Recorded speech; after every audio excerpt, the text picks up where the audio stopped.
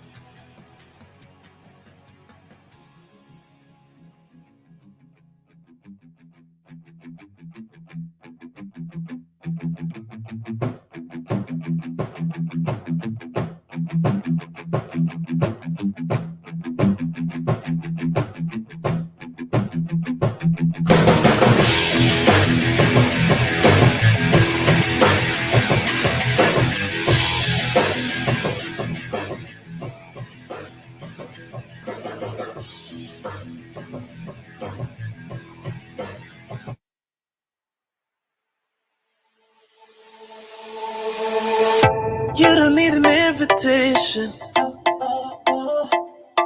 I already know what you're saying. I love the little conversations, and I don't want you to go changing. Cause girl, you're just so comfortable. Girl, you're just so comfortable. Girl, you're just so comfortable. I hope that you just feel it all too. Cause girl, you're comfortable, let's go. Feels so good just when I roll through. And I just think it's so crazy what you do to me. Girl, you're the best thing, you know it.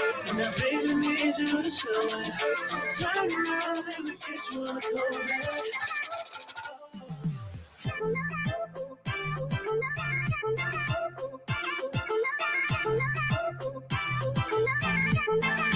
Girl, you're just so comfortable.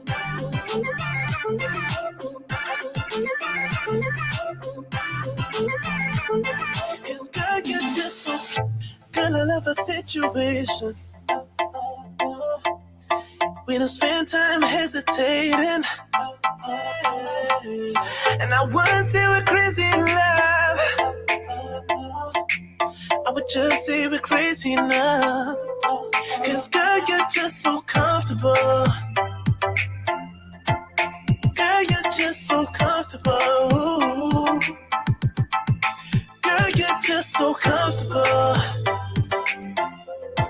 I hope that you just feel it all too. Cause girl, you're comfortable, let's go. Feel so good just when I roll through. And I just think it's so crazy what you do to me. Girl, you're the best thing, you know that. And I really need you to show it. So turn around, let me get you on the cold back.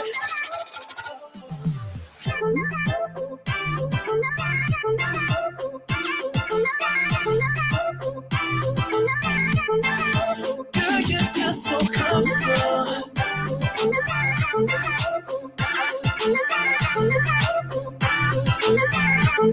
Cause girl, you're just so. We ain't gotta slow it down. Jeans on when we hit the town. We don't really care who's around. But baby, I'm with you if you gon' be down. 'Cause girl, you're just so comfortable. Girl, you're just so comfortable. Girl, you're just so comfortable. I hope that you just feel it out. You're just so comfortable. 'Cause girl, you're comfortable. It just feels so good just when you're on through. I just think it's so crazy what you do to me. Girl, you're the best, say you know that. It's true. And I really need you to show it. Turn around, let me catch you on the cold air. I don't know what you do. Yeah. Let me get you on the cold air.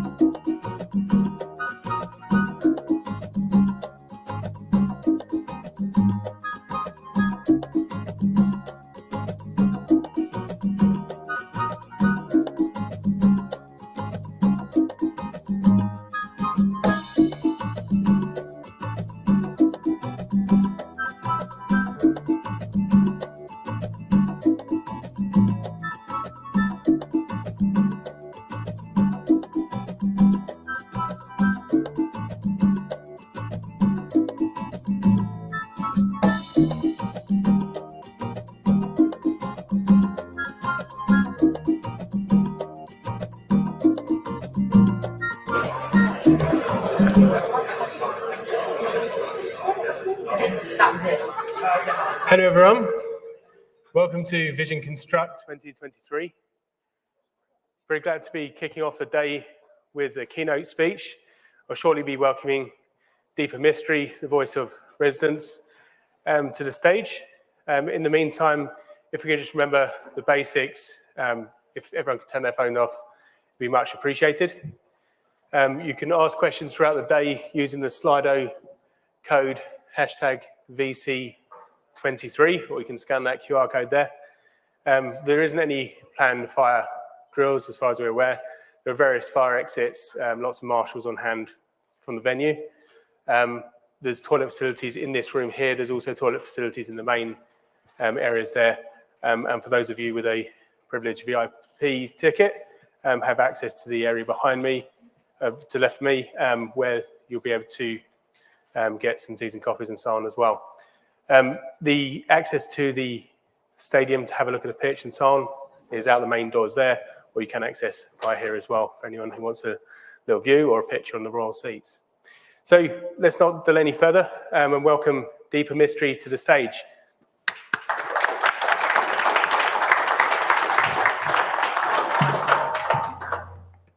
Good morning, everybody.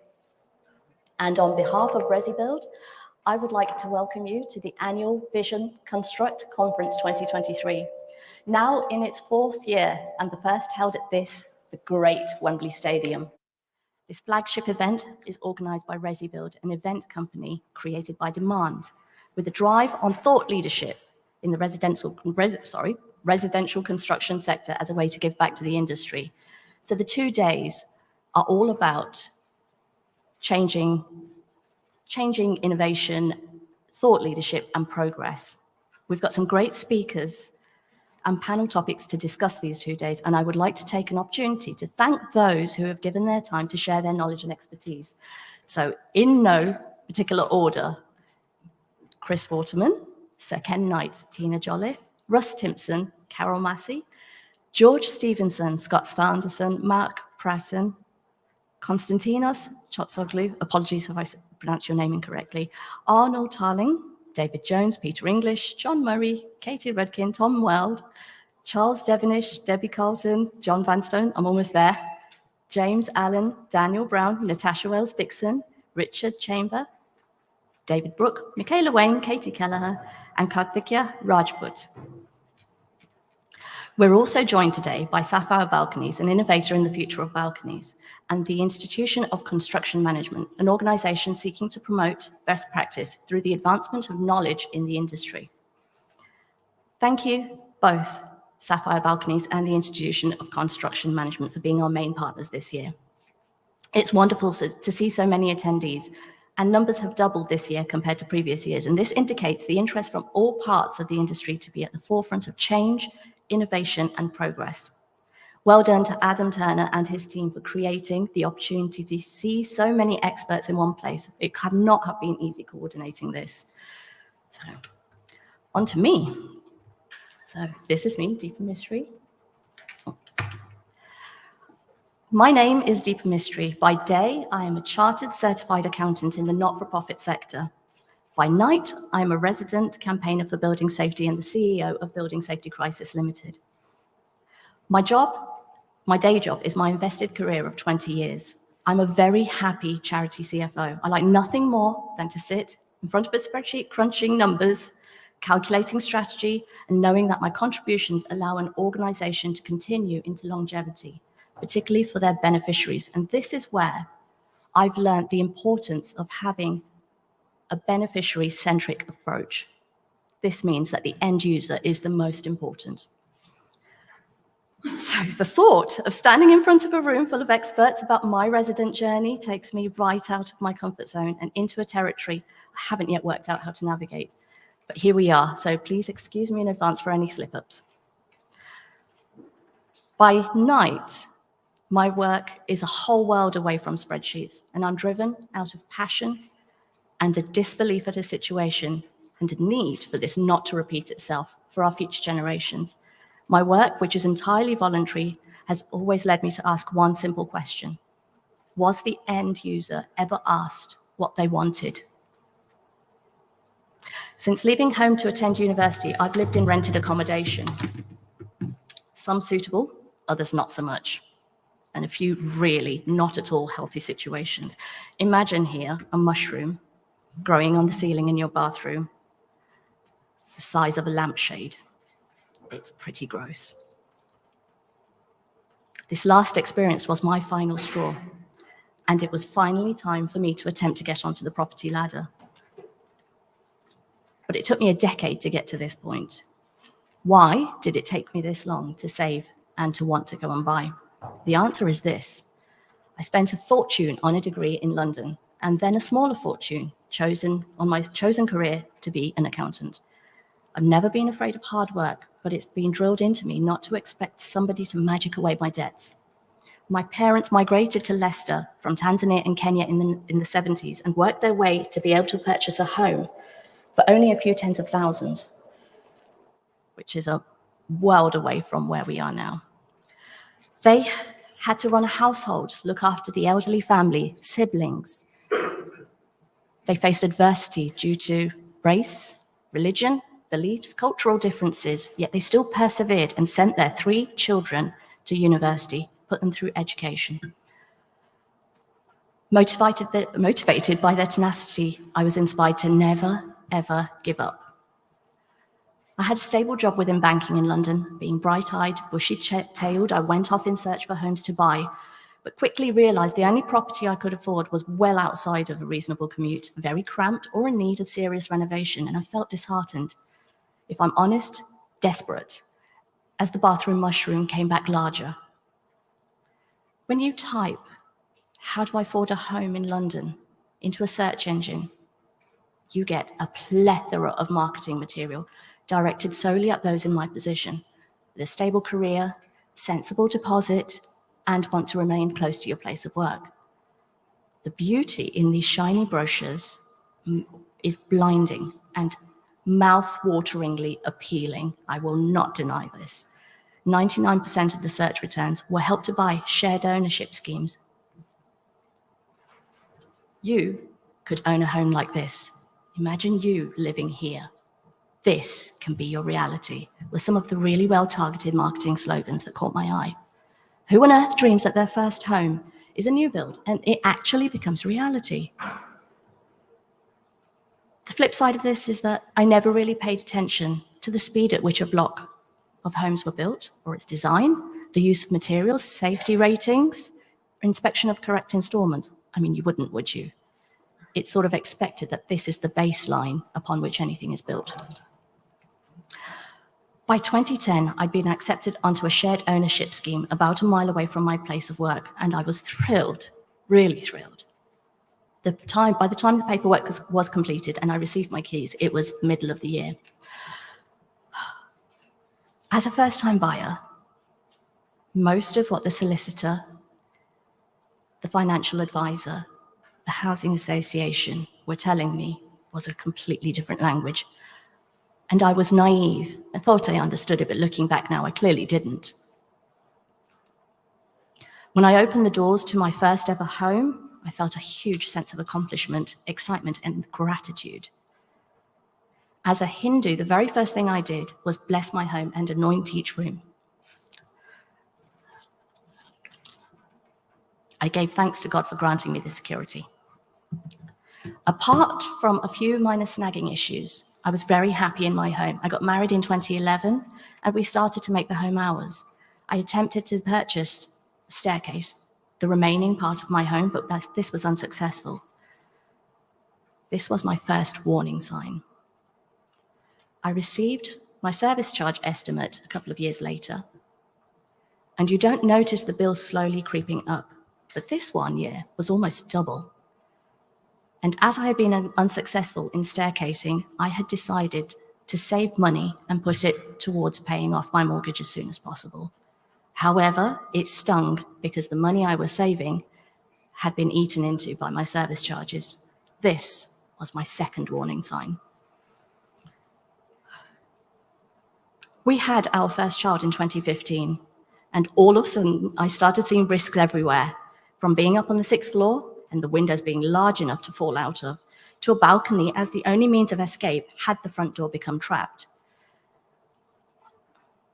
There were also issues with the lift breaking down on a regular basis, the only lift, and stair railings often being rickety and perhaps not in their best state.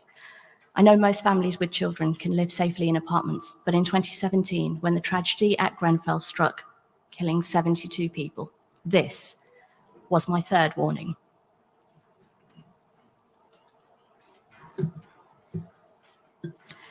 It took the London fire in 1666 to kill 6 people, to change legislation for the protection of buildings and residents. That's the 1667 Rebuilding Act. It took the Lakanal House fire in 2009 and 6 deaths to investigate and look at building regulations. Unfortunately, no action was taken on the recommendations aside from simplification of approved documents B. We're yet to see the outcome of the Grenfell inquiry. It's been 6 years, and so far it points to weaknesses at most points of the industry. It shouldn't take a catastrophe to lead to improvements. Safety should be a baseline. And as homeowners, I expect this and much more.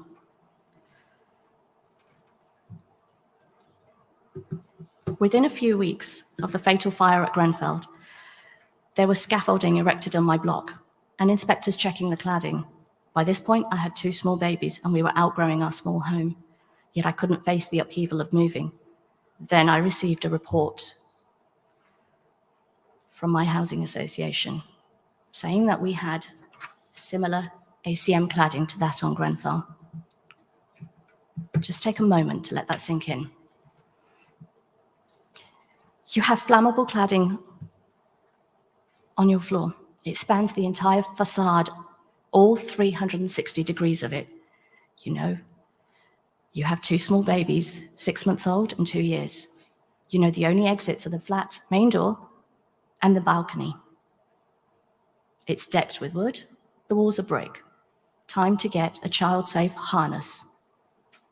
You look at the flat front door, the distance to the stairwell, and imagine yourself running down 6 flights of a potentially smoky stairwell carrying 2 babies. But there's a stay-put policy. So you have to make the decision whether you run or remain. With the full seriousness of this digested, I lived in a state of panic. I knew we wouldn't be safe in a fire. I knew I could be like one of the 72 residents who couldn't exit in time, yet we couldn't move. I couldn't afford to. And as much as you are reassured by your housing association that they take your safety seriously, at the end of the day, it's not them who spend time unconscious sleeping there. I barely slept. I would wake up in fits of panic, constantly running to the children's room to check on them. By the end of 2017, all of the cladding, including the insulation on our block, was torn off, and we spent 5 months under the cover of membrane. It was designed to keep out the weather on a virtually naked building, whilst the Housing Association went back and forth on deciding the replacement materials. This meant that all through the winter, the block suffered extreme temperatures, and with the heating on, it was still cold. The heat escaped fast. And the lights were on most of the time, as it was very dark under that membrane. Our bills that winter were painful. I have openly spoken about how painful this journey has been, and as a resident living through remediation, but I got to see some of the things done well and some of the things done not quite as well. Briefly, I'll go into some of these. One of them was communication.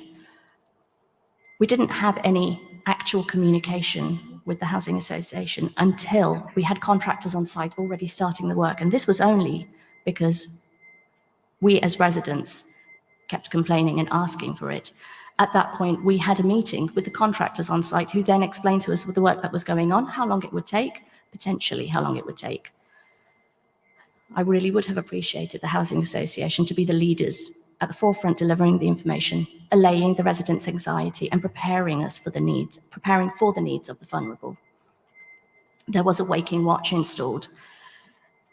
The role of the waking watch is to patrol and monitor the relevant areas watching for fire during the nighttime. Often, I'd find them asleep with headphones in on the top floor of our block. Without the patrol doing their job correctly, it's impossible to trust in our safety. As they were only around at nighttime, calling the Housing Association to log an ineffective watch was a pointless exercise because the out-of-hours service do not report this until the following day, and that could be too late. There was a lot of intrusion from early morning till evening. They appeared without warning at my 6th floor windows. I couldn't escape or get any privacy. It was uncomfortable nursing my 6-month-old, changing my 18-month-old. And in the middle of summer, it got excruciatingly hot because I couldn't open the windows. There were fine dust-like particles, metallic particles from the cladding blowing in, and a certain health risk for the children. The balcony was often covered in rubbish. And I'll never forget the grating, screeching sound of metallic cladding being torn from the building, the clanking of tools, shouting, and the not safe for kids, rude jokes, inappropriate language. It was horrific at most times, and my breaking point came after 3 weeks. There was a great deal of stress, frustration, and anger, and I requested that the work on my floor was scheduled to allow some downtime, but unfortunately there wasn't time in the schedule for this consideration. I've already talked about how cold the block was, but also those who live in blocks in the summer will know exactly what I mean when I say it's too hot. In the UK, it's not the standard to build homes with AC. However, in the summer, my apartment often reached 43 degrees. I couldn't cook. We couldn't sit, we couldn't sleep. When I opened the windows or the balconies, the heat rose from the street, letting in more heat and pollution. There was no escape. Just as a side note, I took part in a study with King's College where they monitored the pollution inside my home and on my journeys outside of the home. And I was shocked to hear that the pollution inside my home, with the windows open for ventilation, was the same level as on the street, 6 levels down, next to the bus stop, with a bus passing every 2 to 3 minutes.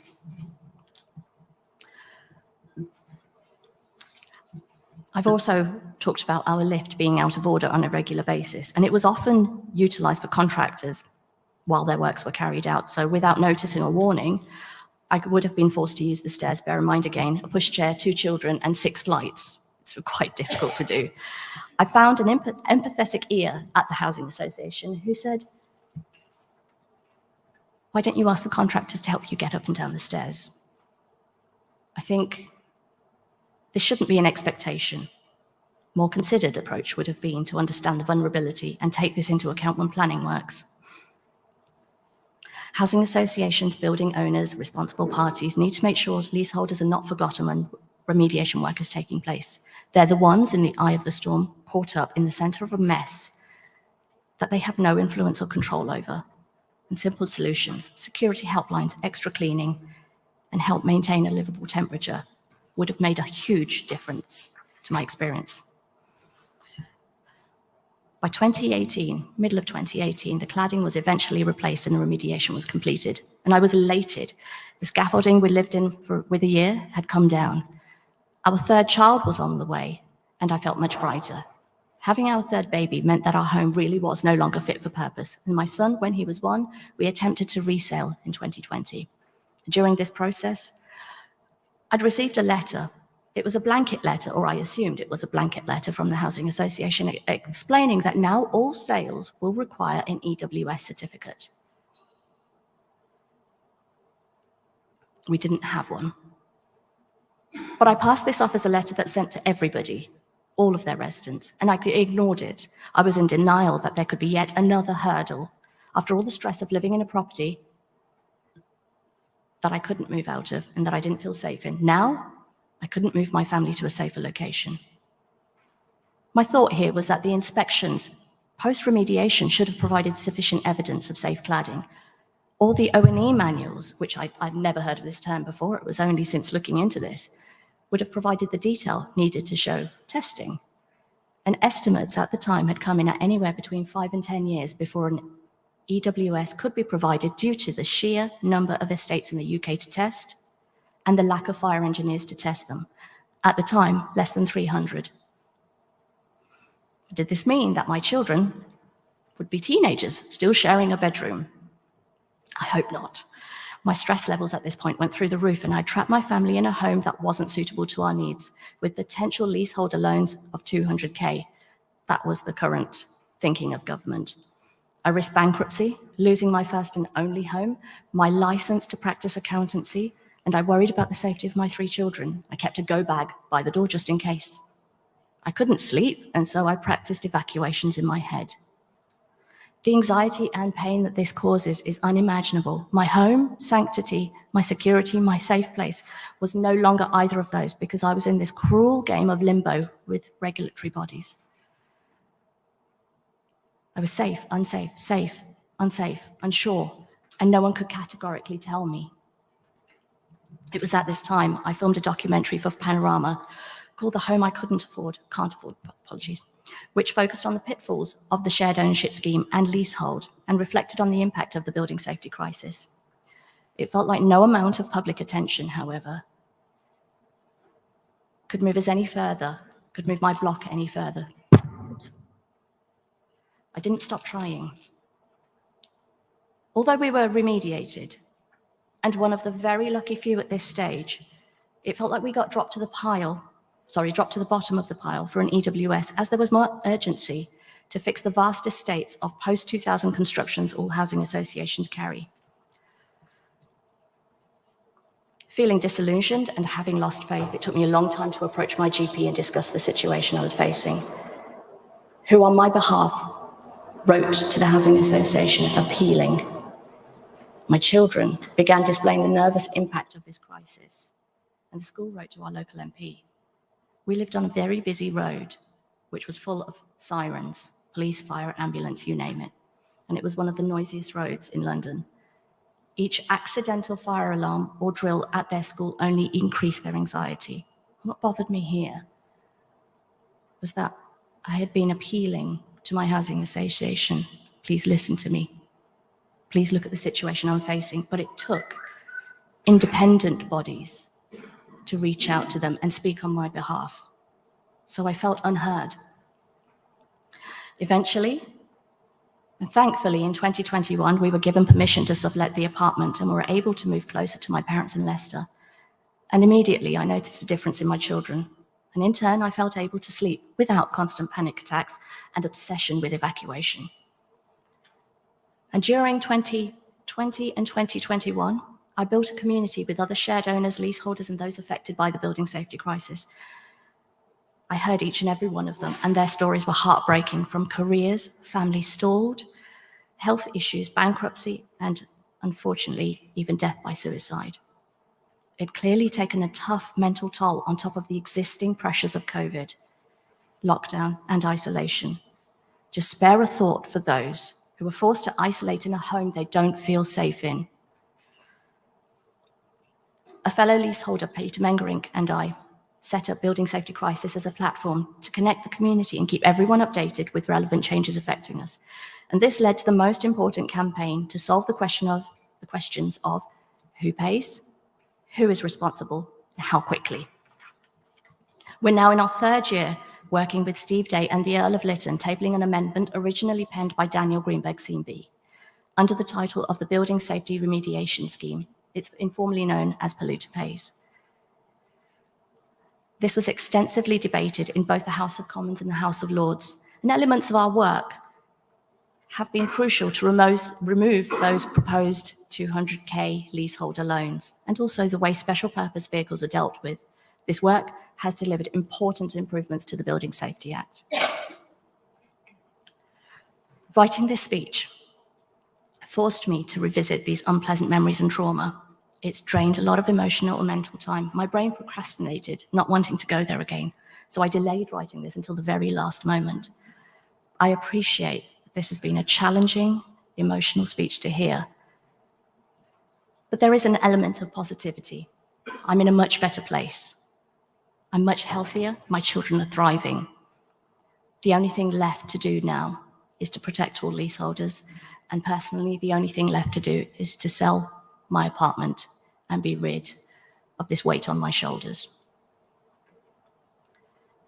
In the spirit of thought leadership, I thank Adam and Resibuild for inviting me to speak to you all today. I hope hearing the resident experience gives you a greater understanding to how every decision from the concept, design, fire safety, materials, build plan, quality, and resident interaction affects the end user. I hope to see more residents engaged in an effective manner to build homes that we really want to live in. I hope to see safety not as the bar to be reached, but for this to be excelled as a standard. I hope to see homes to be built where shareholders and the race to the bottom isn't as important as the lives of those who will live in them. And I advocate for more residents to be represented on boards of organizations that create and maintain the homes that we live in. We are in this magnificent football stadium, so finally, let's just take a moment to pay tribute to the late Sir Bobby Charlton, who sadly passed over the weekend. I know this isn't his home turf, and he's best known as our kid and putting England on the map in '66.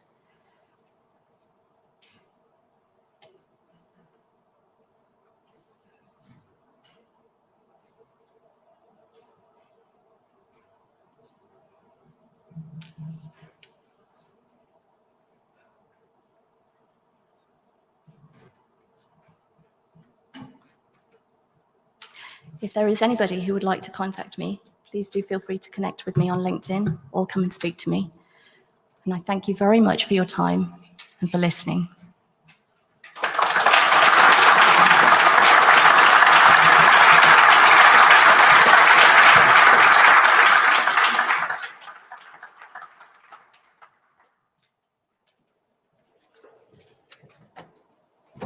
Thank you.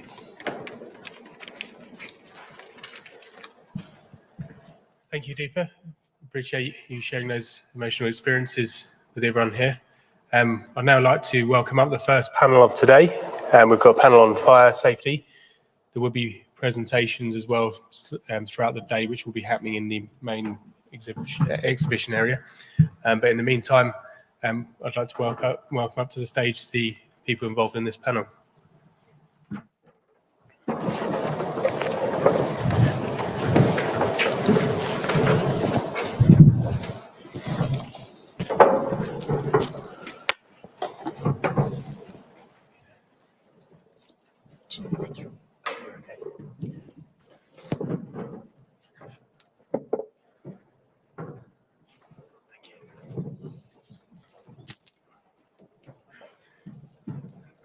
Where would you like me?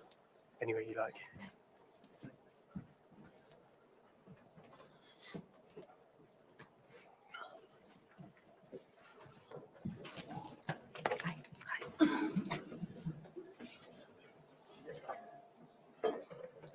So, good morning to everyone here in the room today, and also a big warm welcome for those of you joining us via live stream as well.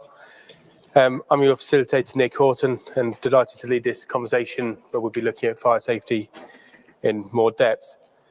We have an esteemed panel. We're going to dig deep and find answers to some of those challenging questions in the industry, and we hope you get some insightful takeaways and some key things you can implement as well. During the whole course of today, certainly through this panel discussion, you'll be able to ask questions using the QR code there, or you can go to www.sli.do using VC23. So without further ado, I'd like to introduce the panel. Perhaps if we could go from left to right here, starting with Arnold, if you could introduce yourself, please. I'm Arnold Tarning. I'm a chartered surveyor, and my main work is expert witness, in other words, finding faults. Hi, everyone. My name is Konstantinos Hodzoglu. I'm a senior fire safety engineer at Effectis. Having worked in many different aspects of fire safety, engineering, testing, and also review of different systems. Morning, I'm Martin Taylor from Local Authority Building Control. I'm also a member of the government's Joint Regulators Group and Building Advisory Committee. Hi everyone, I'm George Edwards. I've been working in the fire industry for about 10 years now in fire testing and fire consultancy, and I'm now the Technical Director for the Fire Protection Association. Morning, everybody. I'm Deepa, Mistry, the CEO of Building Safety Crisis. So thank you, everyone. And the first question, following the keynote we've just listened to, with the word trust springs to mind. And I'd like to just start off with really getting an understanding, as an industry, we know we've lost trust of the public, lost trust of the government and many other organisations. How is the industry currently rebuilding public trust, and what can be done about this? And perhaps if I start with you and your thoughts on this, Martin. Okay. Hopefully you'll all be aware of everything that's been happening with the establishment of a new building safety regulator. I would suggest that the HSE has always had the trust of the sort of wider community. You'll all be aware now that that new regime has actually gone live from the 1st of October, with further things to stand up from the beginning of April, which will include, particularly for my profession, the registration of the building control profession, which I think can only further add trust. But yeah, long way to go, but and a long journey over the last, what is it now, 6 years. But yeah, hopefully we're making the right strides forward now, and yeah, be interesting to see how the wider industry reacts to the new regulator. Konstantinos, what are your thoughts on this? I believe the main thing here is to all of us understand that there was we failed. The whole sector has failed from A to Z. There is no question about that.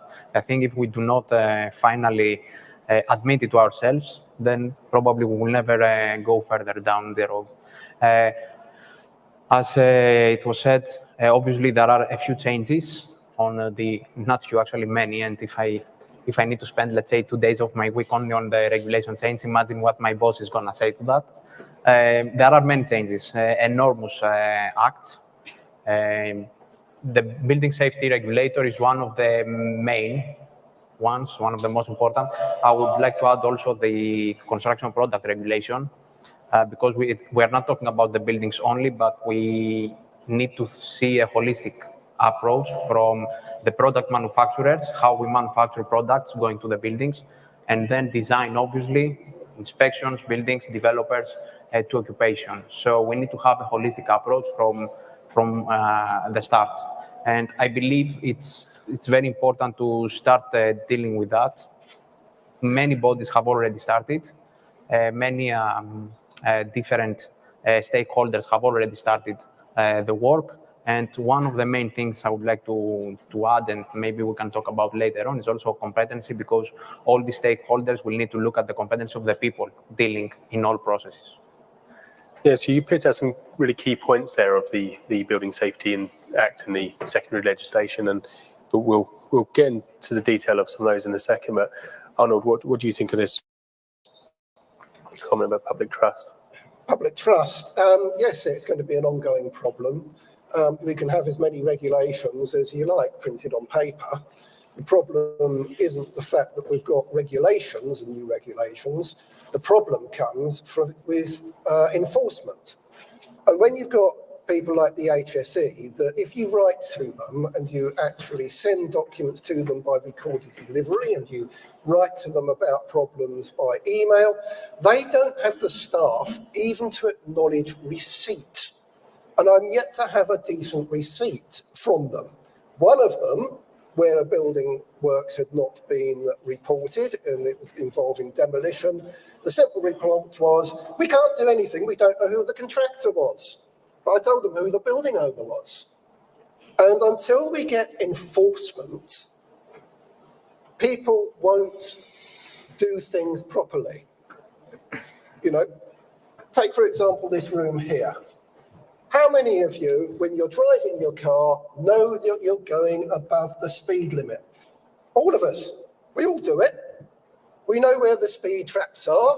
That's a regulator. We slow down, then we speed up in between. It's natural. It happens all the time. And it's going to continue happening in the building industry until we have proper regulation and the regulators properly funded. They are grossly underfunded. We don't have the manpower, and it's everything to the products which are being produced. We don't have the people checking them. And then you get people like BRE, where it becomes obvious from the Grenfell inquiry with Moore-Bick that they faked a report on insulation to get it onto high-rise buildings. You know, they need regulating too, because they can hide, all these test stations can hide the information of the failures. They should not be able to hide the information of the failures. Everything should be public knowledge. Then we will start to get somewhere. Deepa. It's interesting that you say everything should be public knowledge. I've often struggled to actually get hold of any information that I should be able to see. And I never understood the reasoning behind it. So instantly I lose trust with whoever it is I'm speaking to when you're not honest. So I do agree there. When listening to the Grenfell inquiry and everything that came out of it, it was clear that there is a cultural issue. There is a blame culture, and there is probably no trust within any part of the industry between players. As a resident, I felt that I was very naive to all of this until I started delving. And the moment I started delving, I actually saw that, I don't know. Can I trust the solicitor to tell me what I need on my building?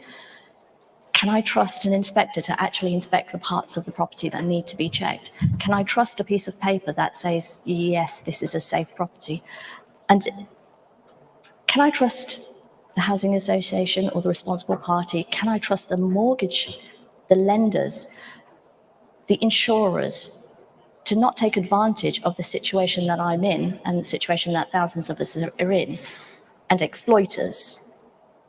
So yes, unfortunately, there has been a huge loss of trust, and I'm just hoping that we're on the turning point of where more information is transparent, that there's more involvement with those people who are really affected to start restoring the trust.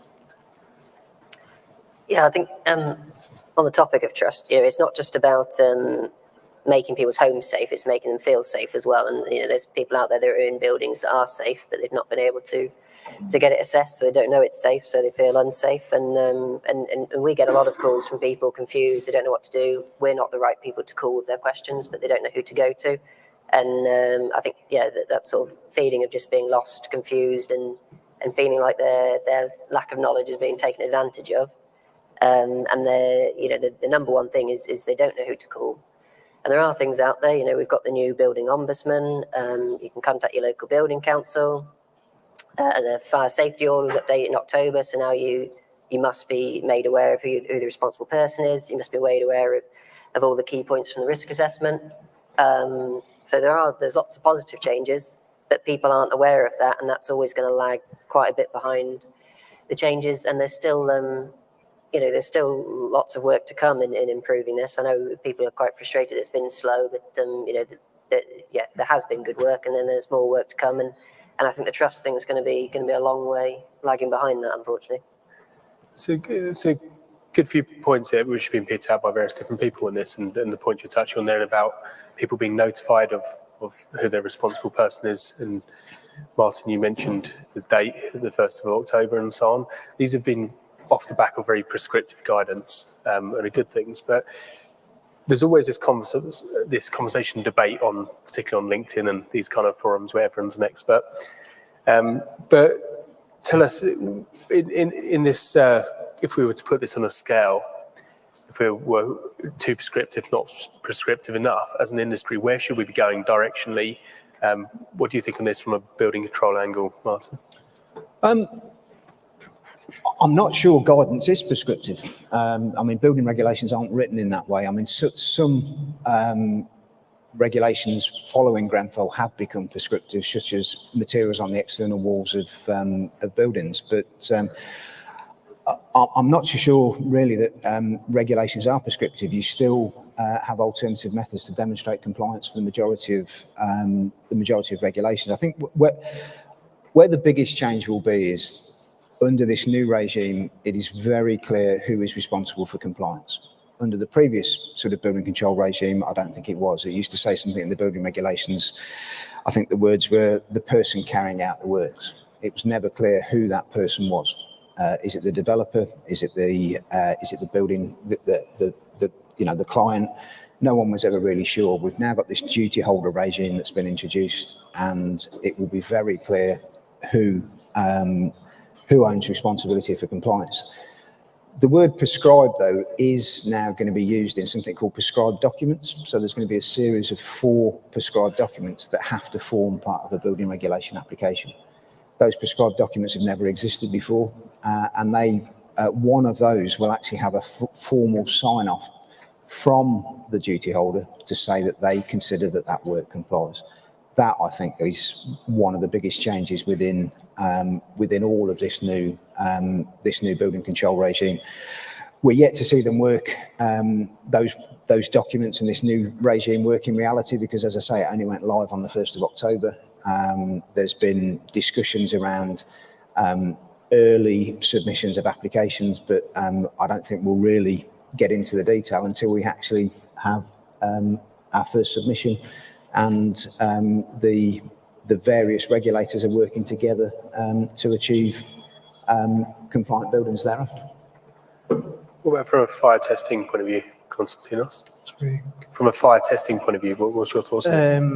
First of all, I wouldn't agree more on the regulation part, because indeed, since 1980s, the building regulations has transitioned to performance-based. The requirements, and I need to mention that the requirement for B4, which is the fire spread on the external walls, it has the word, if you look on the requirement, adequacy, which means you have more than one ways to show compliance. So yes, the prescriptive part is, as mentioned, on different reaction to fire class or a specific fire resistance criteria for the building. However, there are many options. It's not only the approved document B that you can follow to show compliance with the regulations. This is one thing. And obviously, everything, as you mentioned, for testing labs and also fire engineers who work on the test reports, it's very important. It's very important because if you have performance-based solutions, you need to make sure that you have the right benchmark data from testing. If not, then you probably won't be able to apply that correctly. And this is something we lose, let's say, on the way probably, how every product is tested, how can be applied, and what's the field of application finally for the products. Not only products, but systems as well. Thoughts, Arnold? Ooh, being the person to sign it off. When I used to run contracts, there's a release of retention at the end of the contract, and I wrote into contracts that the contractor had to warrant that all the work carried out complied with the specifications, the manufacturer's requirements and building regulations in order to have the release of retention. I never got a signature, ever. And you're expecting somebody else who hasn't actually done the work to sign it off, that it is compliant. Anybody signing that document must need their brains examining, because you cannot possibly do it. It's a ridiculous document, and I, for one, would never sign it, because there's so many expletive deleted people who haven't done their job properly. And you haven't been there breathing over their shoulder every day. I do surveys on properties with insulation. Oh, we've got the insulation in, it complies with building regulations. I do my bore scope, it's missing. Or it hasn't been put in properly. The insulation will never work. Oh yes, we've got a fully compliant, highest regulated thing, blah, blah. It's a load of rubbish. And you cannot expect somebody to put a paw print on a sheet of paper saying it complied. They're going to be absolutely wiped off the face of the earth as soon as the solicitors get hold of that. George, have you got any thoughts on this? Yeah, on sort of prescriptive guidance documents, I suppose. I mean, people would love for it to be very prescriptive, telling exactly what to do, but it doesn't work with innovation. And there's, the two big issues in the construction industry at the moment are, one's fire safety and the other is sustainability. And at the moment, they don't really coalesce. All of the nice sustainable products are highly combustible. And so, I mean, with all the guidance in general, the reason it's not very prescriptive is to allow people to innovate and find innovative new solutions to meeting the requirements of, must not spread fire along the external walls. So we've talked about trust. We've talked around the point you made, Arnold, about there being a distinct lack of people and workmanship to be trust in the industry. And that's obviously come right to the fore in the Grenfell inquiry and so on. But there are also people in this industry which do want to do good, companies which want to be making the right approaches. So for those who might be watching, either as an individual within a bigger company or a management position within a company which want to actually steer their company or roll into an area which is actually making meaningful change, how can people get an understanding of the new regulations which have come out? Because we've had thousands of pages or tens of thousands of pages published of various different types, and we've touched on a few of the key parts. But how do you get that backdrop understanding, if you like, on this? Martin, perhaps if you could kick off that conversation. You keep going first with me, don't you? So keeps teeing Arnold up as every time I go first. But yeah, I'm not so sure there are tens of thousands of pages of legislation, but yeah, there is a considerable amount of legislation, and as I understand things, there will be further guidance to follow. That guidance will need to be considered, but I mean, we're certainly training all of our members in accordance with that new legislation. And I think we had about 5 weeks from that legislation being published to actually coming into effect. So we've worked as quickly as we can, but in 5 weeks, we couldn't appraise our members fully of absolutely everything. But we have various sessions that we're sort of inviting them into. We've got speakers from the HSE, from DLUC, that are coming along to help disseminate that guidance to our members, and let's bring this regulation into fruition. But I think everyone owns a responsibility to become familiar with that with that legislation, particularly in the areas that they practice. There are some key disciplines that will also have the responsibility to demonstrate their competence. One of the things that we're doing with our members is that profession, our profession, the building control profession, will become regulated for the first time. Within that, our members will have to demonstrate their competence, and there are 3 routes for them to be able to do that. The route that we're promoting is a detailed examination. After that examination, our members, if successful, are then allowed to register with the regulator. Once they have demonstrated their competence through exam, registered their sort of registered building inspector status with the health and safety regulator, with that ongoing oversight by the regulator, then I can only imagine that they will only be completely aware of those new regulations. Otherwise, they won't be registered and they won't be validated as competent. And I think every key discipline within the industry should take their own responsibility to do that. And we are seeing those key disciplines, particularly fire engineers, building control surveyors, they are all stepping up and starting to validate their competence, which is what the overall intention of Dame Judith was. Absolutely. And George, I'm guessing you must have a lot of people fitting into this category within your membership. Yes, yeah, members and our company itself, we've got to keep up with the guidance, and I suppose a bit of a plug here, you can become one of our members and sign up to our journal, and that's one of the ways of staying up to date. But the main way that we stay up to date ourselves, and what I would encourage for everyone, is to get involved in the standard committees behind the work that you're doing, get involved in the BSI committee, get involved in the government consultations, because that's how we stay up to date with these things, and that's the best way for us to do it. And then whoever's involved comes back and trains the rest of the company. And there's sort of a lack of representation from some areas of the industry on there, and that are really needed. And it can be sort of a bit dominated by one side.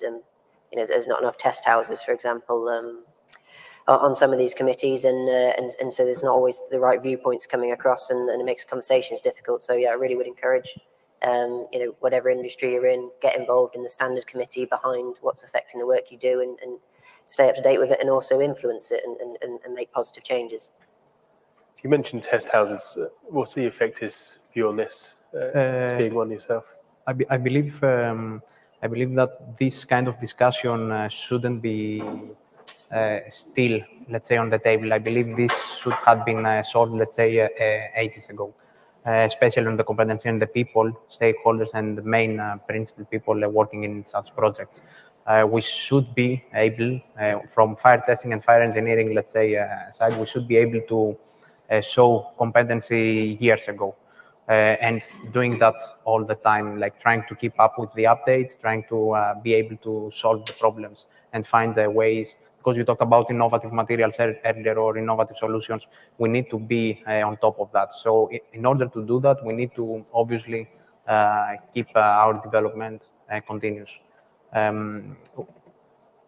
BSI committees, engagement with different stakeholders, in different groups, technical committees, of course. We try to have our staff, personally, and our staff as well, involved always in such committees. It's the most important thing. And of course, hours every year on CPD courses and development, whether it is in-house or out. It's very important for us to stay on top, because finally it's down to the people who sign off documents, who do the work, and everything. So for us, it's also a code of ethics. If you don't work based on that, based off your profession's code of ethics, then probably you will lose that on the way. And this has happened in the past, and I'm quite sure it's going to happen again if we don't raise the bar ourselves. Yeah, absolutely. And we had a conversation on ethics yesterday, didn't we, Deepa? I'll be glad of your thoughts on the conversation we've been having here. When it comes to regulation, I know there are thousands of pages to read through, and interpretation is different from individual to individual. But the basis of this is very simple. Everything that you do everything that you put onto a building must be safe. And the only way to ensure that is to make sure that every single person is well trained from the point at which you are a student or an apprentice, well trained and understanding the reason that we don't put beer cans into a cavity in a wall just to fill the space. I've seen this. Well trained to know that you use the right fixings on a structure and don't replace it with glue. There are reasons to everything, but those instructions need to be followed. And if they're not followed, we end up with Grenfell. So I do think it comes down to training and just an understanding that we don't need to read through reams and reams of documents to understand this. It is just as simple as think about why this needs to be this way and do it that way. Yeah, so the ethics are what's going to drive that training practice and the desire to be trained. That's right. But we need, as you mentioned earlier, the enforcement piece around that, but also the gap in between from regulatory enforcement is probably the companies in implementing systems which support that process as well. And it's the documents behind it. Like you take approved document B, volume 2, 019, it refers to BS 7974. 7974 deals with the actual landing valves, where you've got the rising main for the firefighters to get onto. And you find at page 118, drawing 17.1, the firefighter's shaft. And this is absolutely perfect. You have a staircase coming up. Next to the staircase, you have a lobby with a firefighter's lift in it, and you have your landing valve to attach your hoses to. That mentions BS 9999, no mention of BS 7974 that tells you why you need the landing valve to be in its own enclosed space with a stair next to it, so that the firefighters can connect onto that hose, take the hose 45 metres down the corridor, lay it all out down the corridor to fight a fire, without the risk of a window suddenly failing and doors failing, and the wind blowing a blowtorch of flames all the way down the corridor and out through the door into the staircase because you've had to bring your firefighting hose up from the floor below.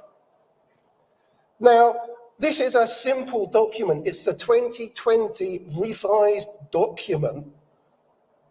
And who's going to be teaching the people that this is why you need that lobby there in that way? And when you look at every other drawing in there with the staircases and dead-end corridors and everything else, there isn't a single mention of your firefighting landing valve. There's a lot more that can be done to make things simple so that designers know how to design properties better. You look at the back of of approved document B, and there are reams of British standards. And when it comes to ADB, 019 says, this is guidance for the fire engineers. Why isn't it put in there for the architects as well? Why do they need to do that? It's a very simple. When you put in a landing valve, have it in a separate unit so you don't wreck the one means of escape, your single staircase. There is so much more that can be done by the officials and the people advising government. They really can. So do you think that's the role of government to actually make that clearer? Or Yes, it is. It was the role of government to make it clear in the first place that you shouldn't be putting materials on Grenfell that were put on Grenfell. The person responsible, Brian Martin, is nicely reported in the Moorbeek inquiry, and he said this to me and a lot of other people, the number of people dying in fires is falling. Show me the bodies. That was the attitude is the top civil servant advising the ministers in this country. And while that remains, nothing changes. And the government, who are responsible for the regulations, who were responsible for making sure that HSE was properly funded, that the building regulations were properly applied by LABC. And what did they do? They simplified it, and they brought in these approved inspectors, and they're making the money off the builders who recommended them. Are they really going to start turning around and saying, you've screwed up this job, and then they don't get any more work from the builders? They're not going to do that. In the past, it was fine. You had one place to go, the local authority, and they were free from being manipulated by people paying them money. Need I say more? You find ourselves in agreement, Arnold. Thank you. Does anyone in the audience have a question?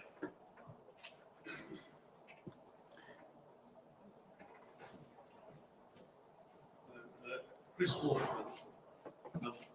I've written the plain guide to the Building Safety Act, which is not plain, it's not simple, but it adds clarity. And what we need is not simplicity, because it's a tough job building a building. We need the clarity from day one. And that is the issue with the approved documents. And also, we need to map who needs to know what from the Building Safety Act, from the principal designer down to the man wearing a high-vis vest digging a hole in the ground.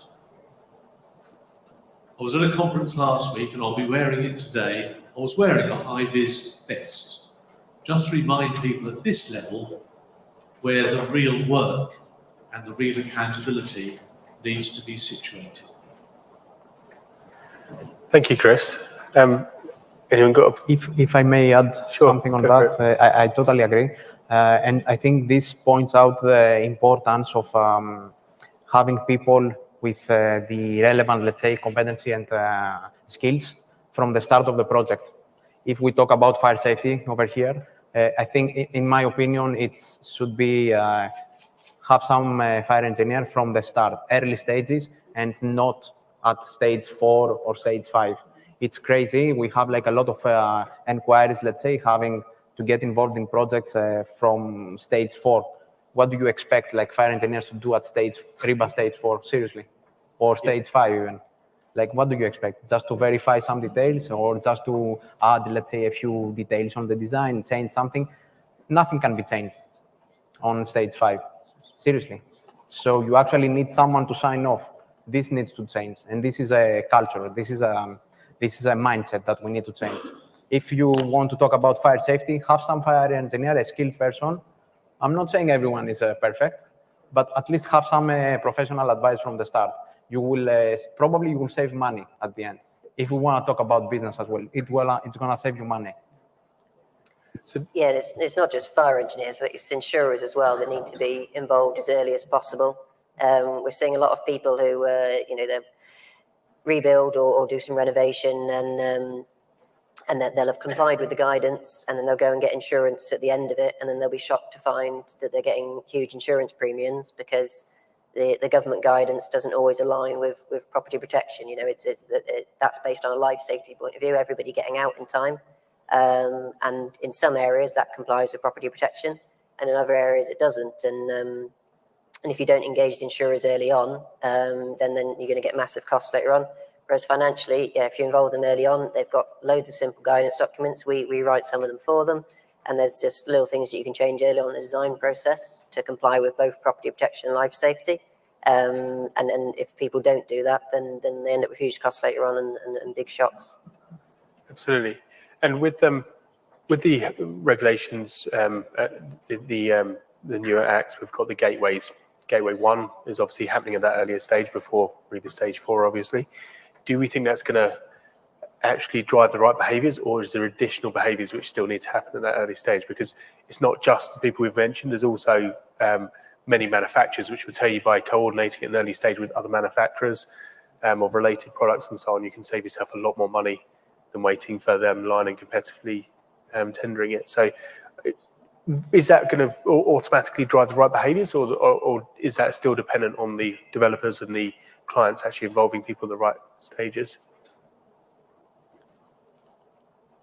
I'll go first. I think it is a promising step. I mean, certainly for any large project that people manage, particularly the gateway number 2 before any work begins, making sure everything's lined up. You know, that's what we would do for any of our testing projects, and sort of a bit surprised. You know, it's not been involved beforehand really, and I think that's going to be a huge step. And I'm not excusing this from anyone regulating, but it does take a lot of pressure off them. You know, when the building's built and it's done, and you're there and you're reviewing it, and you're saying, I wish I would have preferred it if you did it this way. You know, it can change to, you know, you must do it this way, sort of thing. And it does take the pressure off them. Not excusing anyone for making any decisions like that at the end of the project, but hopefully, yeah, just the engagement early on, particularly that gateway before the building gets built, I think's a very promising one, and yeah, I would hope that's some good changes.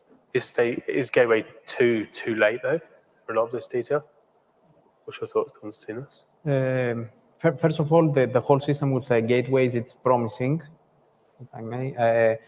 At least from the point of view that you have all the developers have engagement now with the approval body from day 1 to the end of the project. So at least this way there is some kind of tight, let's say, engagement with the approval bodies. Obviously, this brings another question as to the capacity of the approval bodies. HSC, we need to know like whether the capacity of it can actually follow the market needs, the demand, and we need to make sure that also skilled people are hired within HSC to be able to follow all the different projects. When we talk about innovation, complex buildings and everything, we need people to be able to look at these those details. It's very important. And I think following the gateways, it's a first step. However, there are plenty other things to follow and think about. Yeah. I certainly support the gateways. I mean, we've had Gateway 1 for over a year now. And I think the key thing, though, as my colleague here said, is that those gateways link together. So there is a consistency of interpretation from Gateway 1 through into Gateway 2. The regulator has control now. Those gateways can remain closed unless the regulator is satisfied. Prior to this new regime, you could submit an application for building control and start straight away. That application didn't have to be determined to allow you to start work.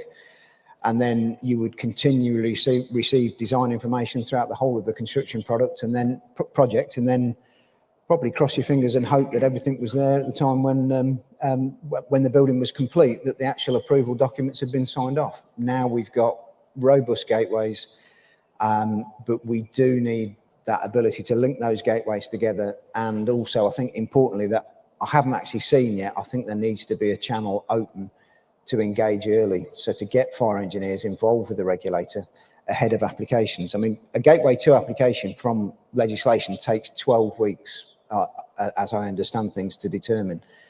You don't necessarily determine a building control application in 12 weeks unless you've done a lot of work prior to submitting that application. So I think there needs to be the channel available to engage with the regulator, but particularly the link between Gateway 1 and Gateway 2.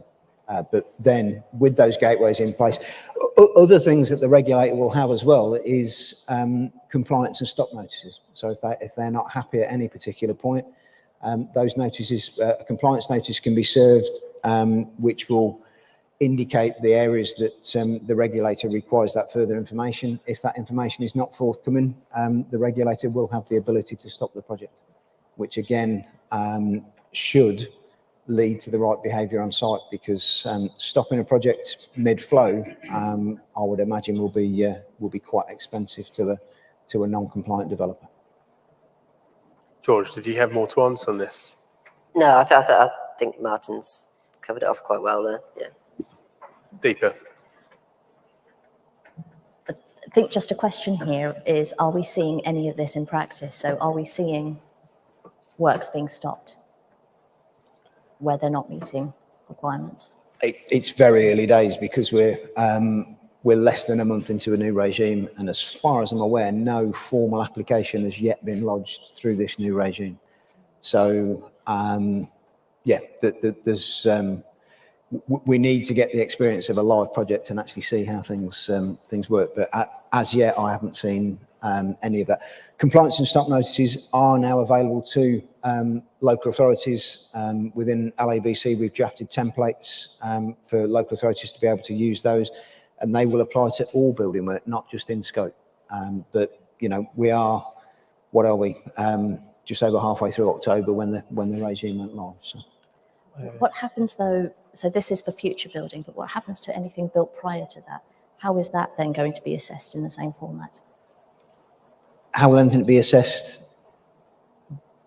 Sorry, I don't understand the question. So could you apply the same thinking behind the gateways to anything that's already built?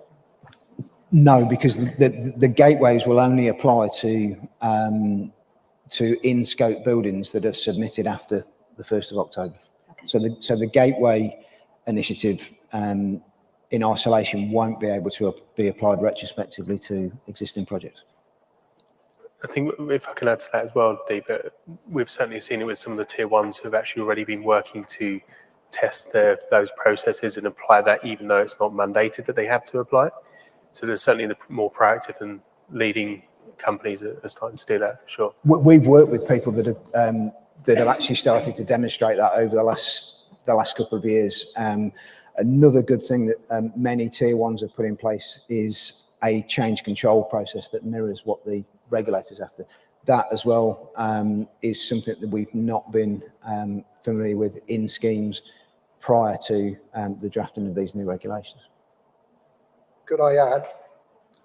Wait and see the first legal case taken against somebody who has served a stop notice by some KC who wants to make a name for themselves and a builder who is losing money. It's just opened up another field for wordsmiths and courts to get clogged to a certain extent. I think local people doing those stop notices are going to be thinking very, very carefully before they do. It's quite a valid point there, Arnold, but we'll have to wait and see on that one, I guess. We've had a question come in from the audience. I guess it's for you, Martin. Does LABC have a defined set of information requirements that a builder must comply with? The only set of requirements that we have are what is published in the Act, and the key areas there will be the prescribed documents to demonstrate compliance as part of a building control submission. So there's no sort of individual documents that we've created over and above what's described in the legislation. Thank you.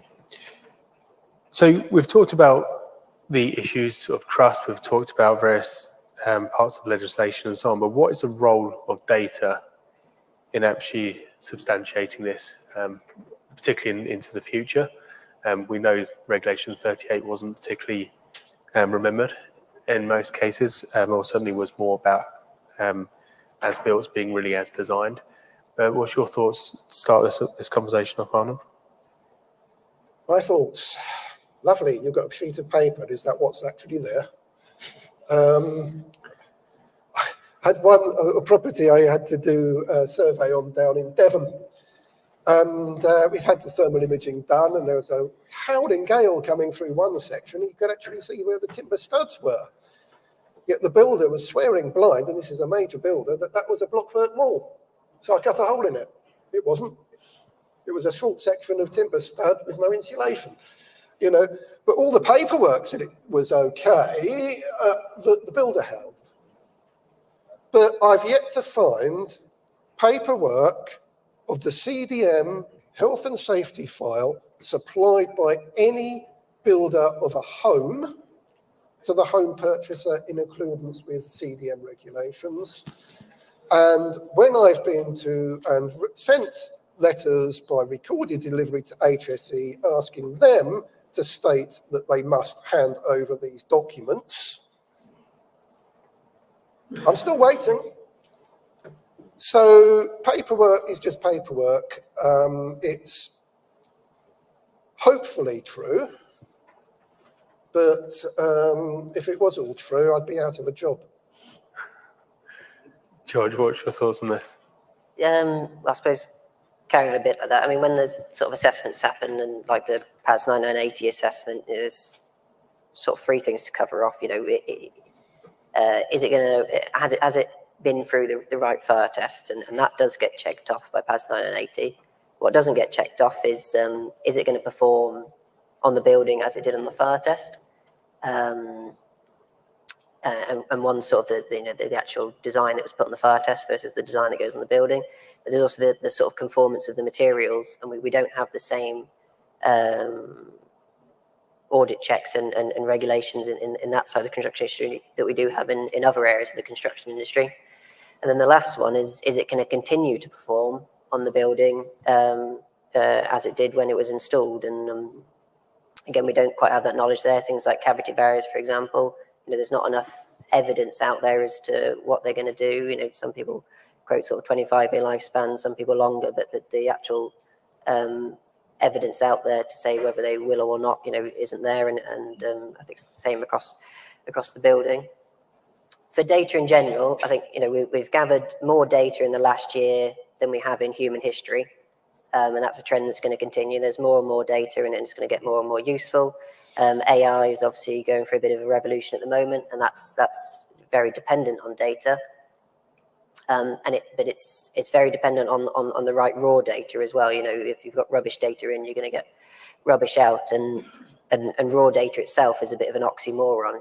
There's no such thing as raw data. At the point when you gather data, you've processed it, you've made a decision, whether you're doing a survey on the street or a fire test, you've made decisions about how you're going to gather the data that affects the data you've got. And so if you don't understand the limitations of your data and how it was gathered, then you don't understand the data, and you shouldn't be using it. But then it comes back to the paperwork. There you are, you've got a test certificate saying it's fine. So how did the ACM get onto Grenfell, and how did the insulation get onto Grenfell? And why was it in the report on the insulation, why did they omit to say that they'd used calcium silicate or magnesium silicate boards in order to rig the test? It's only a piece of paper, but you're relying on it. And this is what it comes back to. Yes, we've got a paper trail, but is that a true piece of paper? Constantinos, what's your thoughts on this? I would say data, it's fine. Having test data is perfect. However, how to apply your assessment or how to apply your knowledge based on this data is the most important thing. And being able to know how all these test reports are made, or how all these tests are designed, because not all the tests actually fit the purpose of what we need. So we need to be careful when we get data to know exactly how have they been tested, what the field of application of the test, and how we can apply those to reality. And that's the most important thing, because finally, having a bunch of data doesn't mean anything to me. I have worked a lot of times as third-party reviewer in desktop studies. You have complete irrelevant data to use. You can give me 10 test reports to use and have an outcome, which is fine, but none of the 10 test reports actually is relevant to what you want to prove. So to me, it comes back to the people actually applying this knowledge. So we've had a question which relates to Deepa's speech, and it talks about, is there enough focus on responsibility and of behaviour? So this is the next piece in the puzzle, isn't it, really? But has anyone got any particular thoughts on that? Just conscious we're coming towards the end of our time now, but Martin, looked like you were trying to say something then. No, sorry if I gave that impression. I misread that. Sorry. So, what was there a question in that? So you mentioned behaviour. The question is, does the panel think there's enough focus on responsible behaviour across the entire industry, or should there be more?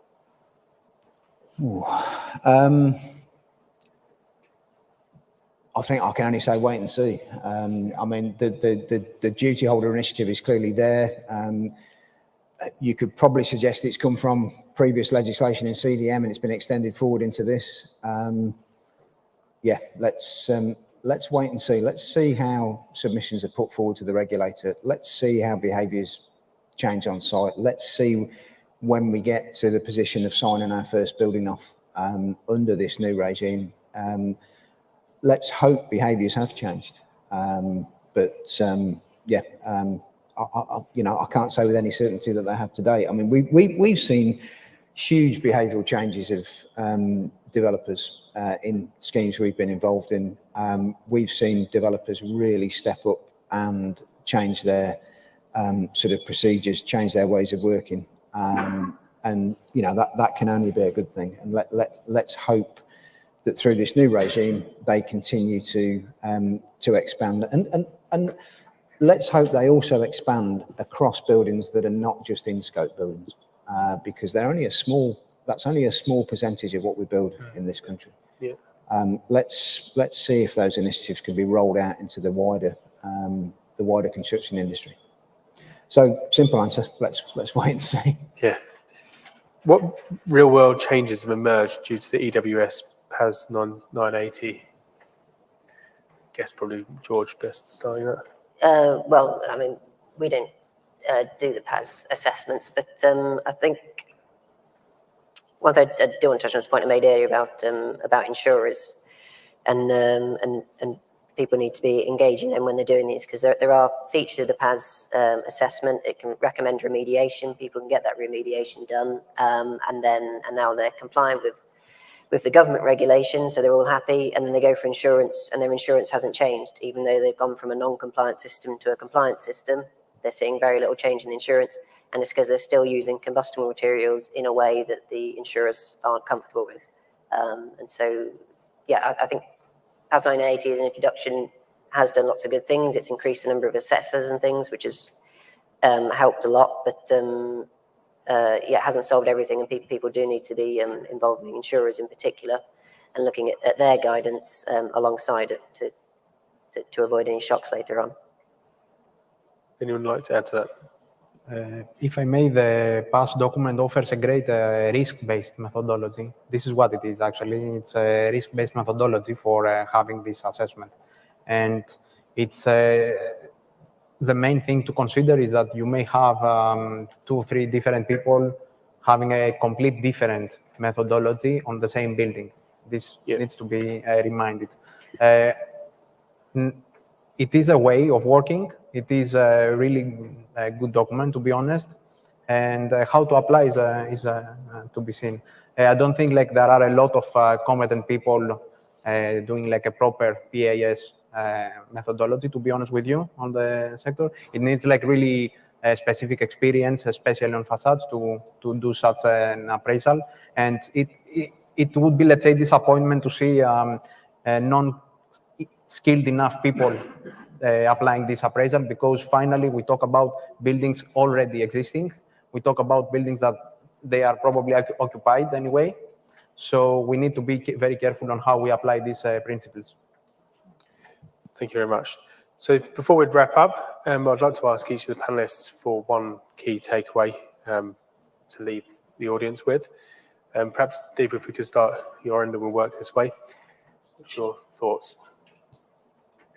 As I spoke about in my speech earlier, I do think that the resident needs to be brought in, or the end user perspective does need to be brought in at a much earlier stage rather than being left right till the end. Yes, the point I've made all along is engage the insurers early.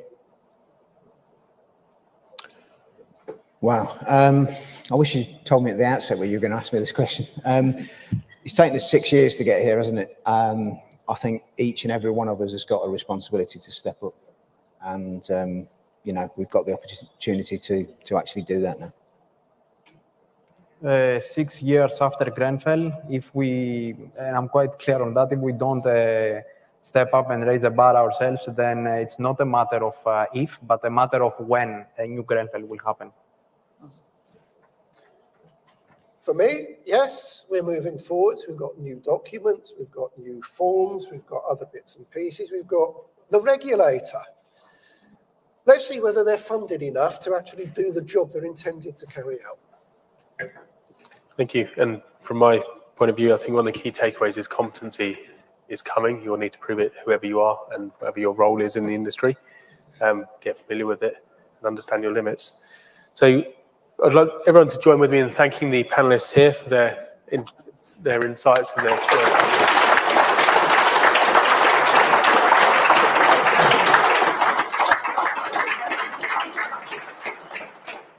So we now have a short break, and then we'll be kicking off again at 15:15 in this room for our next panel discussion, or for those of you who are joining some of the presentations, they'll be out in the other room along with the exhibition stands. So see you again in a few minutes.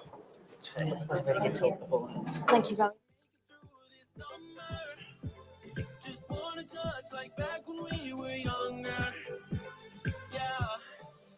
Why don't you love me, love me, love me? Touch me, touch me, touch me no more. Why don't you love me, love me, love me? Touch me, touch me, touch me no more.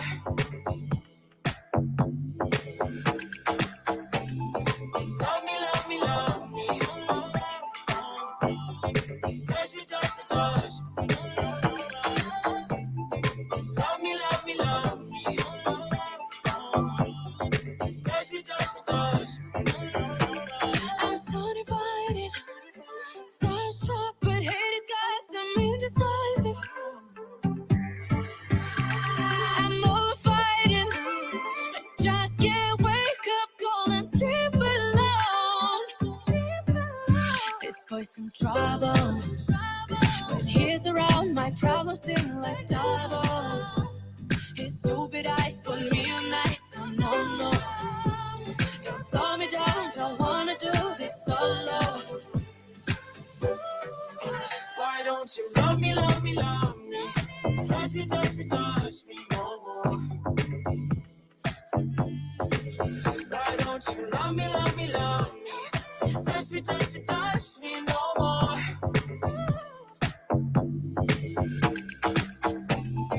Love me, love me, love me. Touch me, touch me, touch me. Love me, love me, love me. Touch me, touch me, touch me. I can't help myself, you're a drug to me. I just can't get enough. I know this is love, so come close to me while we're still young and dumb. Touch me, touch me, touch me more. Why don't you love me, love me, love me? Touch me, touch me, touch me no more.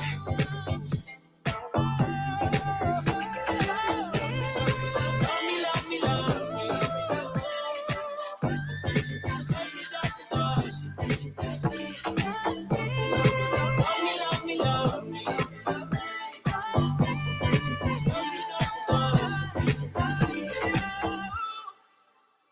When I can't find home, 'cause the stars won't glow, you're the light that guides my way on empty roads. When my burdens show, 'cause I walk alone, you're the brightness in the dark inside my soul. 'Cause I know that I'm the name on your lips, boy. Take my pain with your kiss, boy. Here I'll stay, I'll stay. Oh, I love you, so I follow your heart like a flame in the dark. Yeah, I need you, so I never let go. You're mine to hold, baby. I'm lost without your direction. Won't make it home till I make your call. So I follow your heart like a flame in the dark. I follow your heart.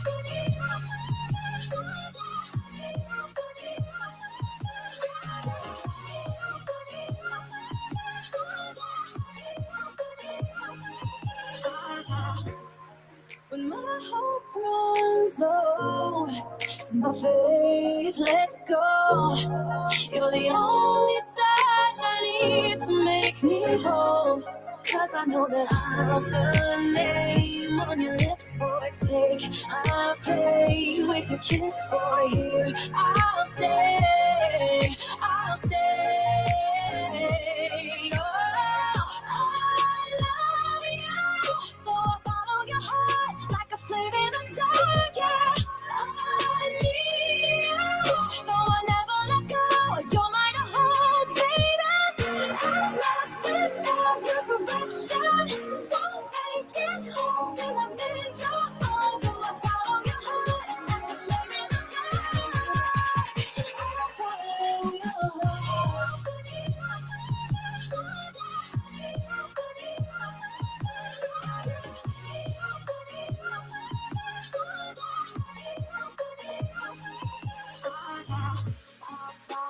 Yeah, I'm gonna follow your heart. Oh, I'll follow. Yeah, I'm gonna follow your heart. Oh, I'll follow. Yeah, I'm gonna follow your heart. Oh, baby.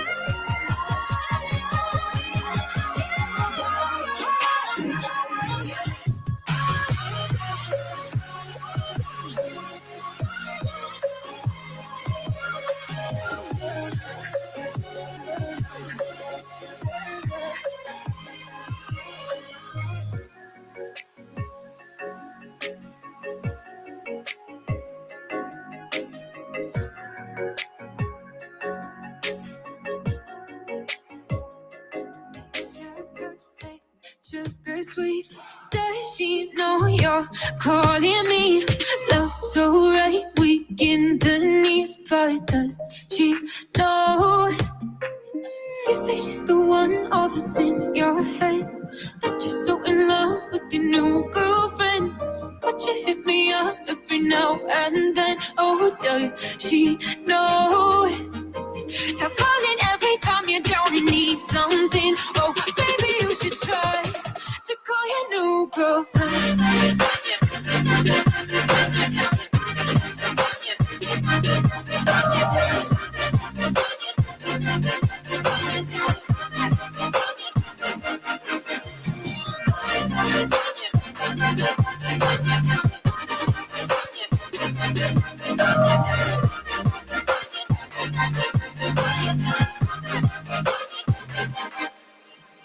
Months gone, never happier.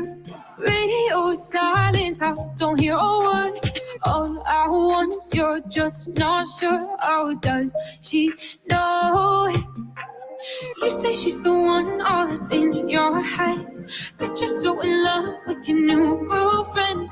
But you hit me up every now and then. Oh, does she know?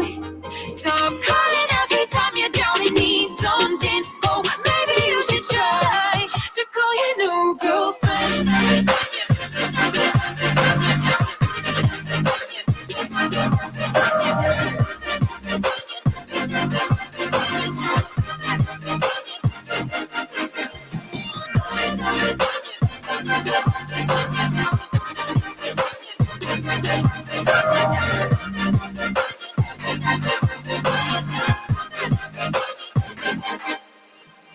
You say she's the one, all that's in your head, that you're so in love with your new girlfriend.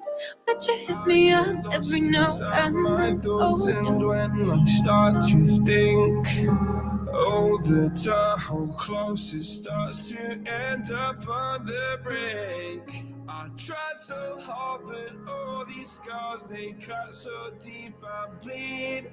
I fell so fast from heaven, it's like someone clipped my wings. Now I'm falling, and I can't see the ground. Can we stop this gravity? It keeps bringing me down. I can't breathe, and I don't wanna die. Can we stop this gravity? 'Cause I wanna say goodbye.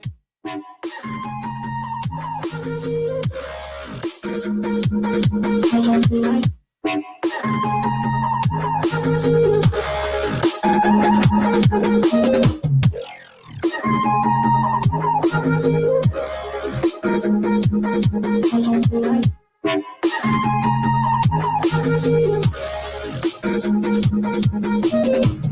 forgive the pain you gave to me so long ago. Sleepless nights I laid awake just begging to let go. I almost got to suicidal thoughts, but you stepped in. An angel sent from heaven showed me how to live again. Now I'm falling and I can't see the ground. Can we stop this gravity? It keeps bringing me down. I can't breathe and I don't want to die. Can we stop this gravity? 'Cause I don't want to say goodbye.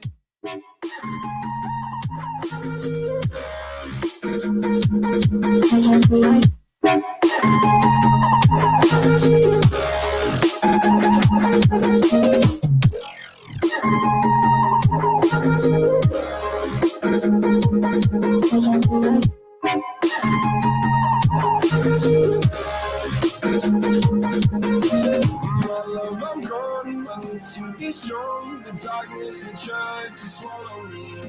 Some days I fall, but I hear your call. I pray I don't hit the ground. Gravity.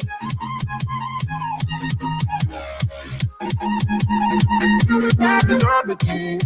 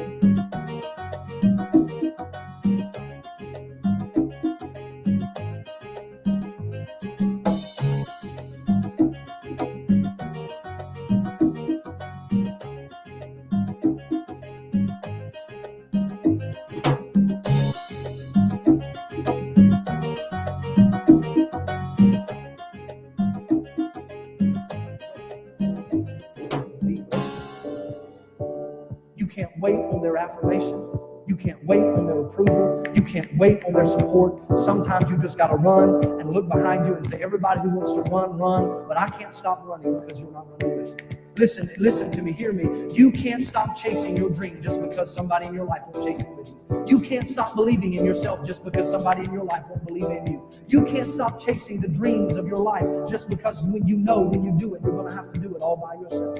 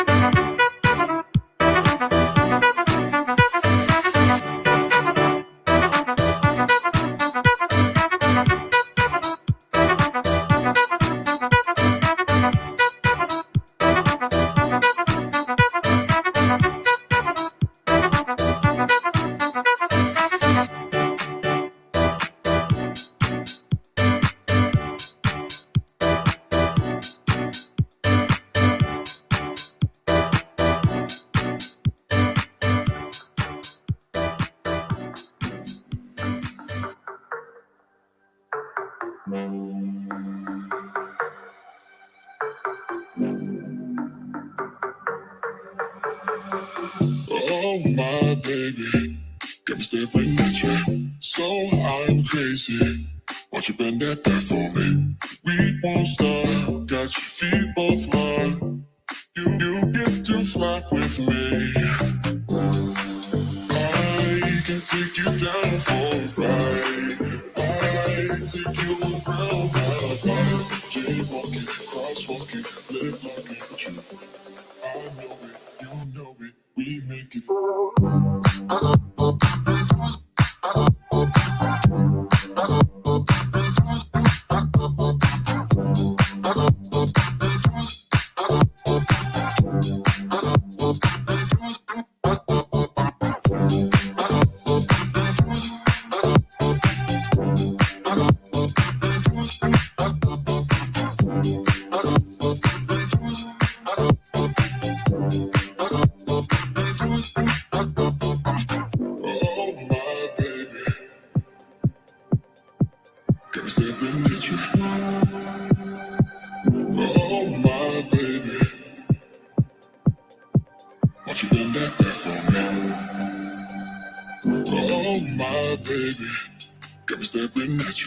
So I'm crazy.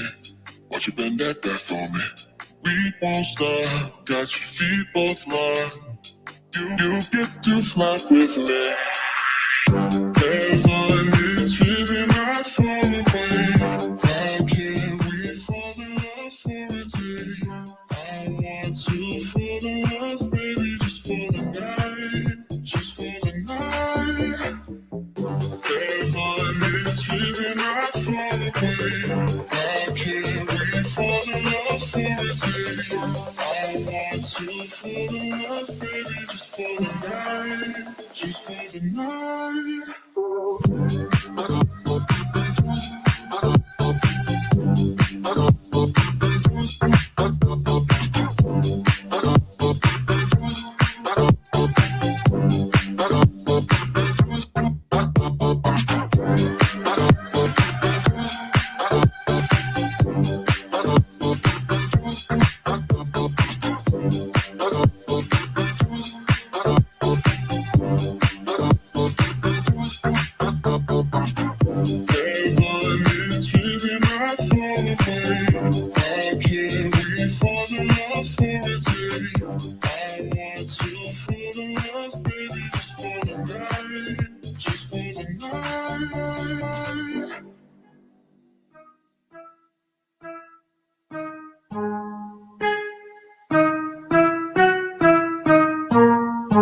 Tu mi to perdoam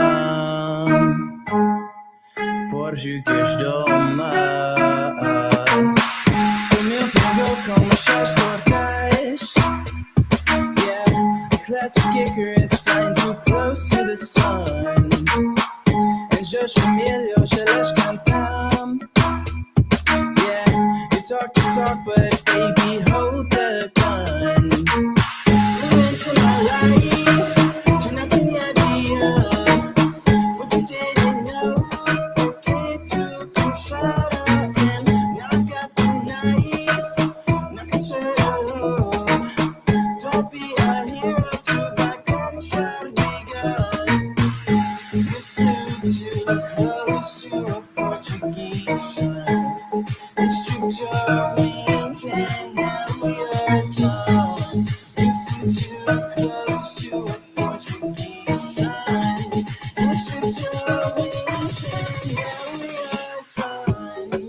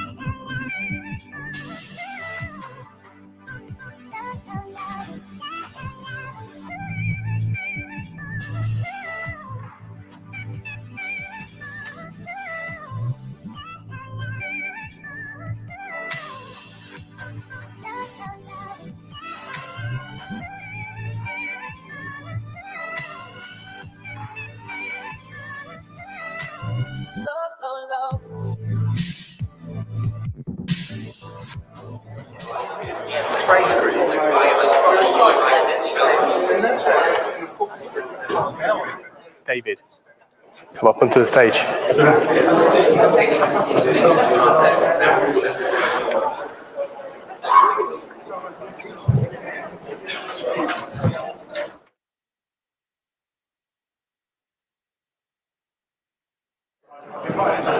Yeah, try it, yeah. Ladies and gentlemen, we'll be starting shortly the next panel discussion. In this room, there'll be the external envelope and remediation. In the main entrance, the panel, the presentation out there is going to be by Dexon, which will be about fire curtains and smoke behaviour. So feel free to make your way to a seat in this room or over into the seat in the exhibition area as well. Thank you very much. And for those on the panel, we'll shortly be introducing everyone. Thank you.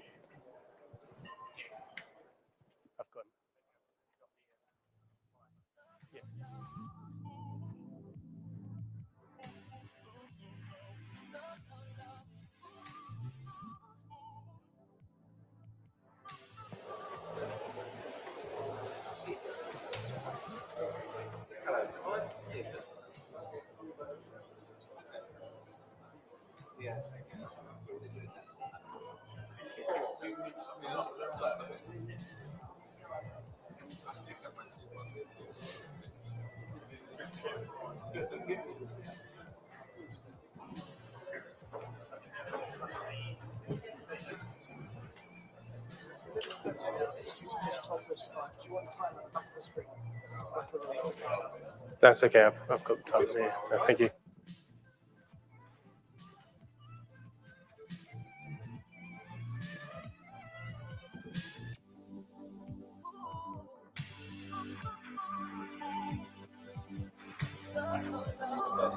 It doesn't say anything on there. You wouldn't know. Well, I know that's where the players come up. So going to make a start. I've been asked to make an announcement that a travel card to Liverpool has been found in the reception area. You should be able to find it behind the registration desk or otherwise on eBay. So if it's yours, you may want to make a move and pick that up.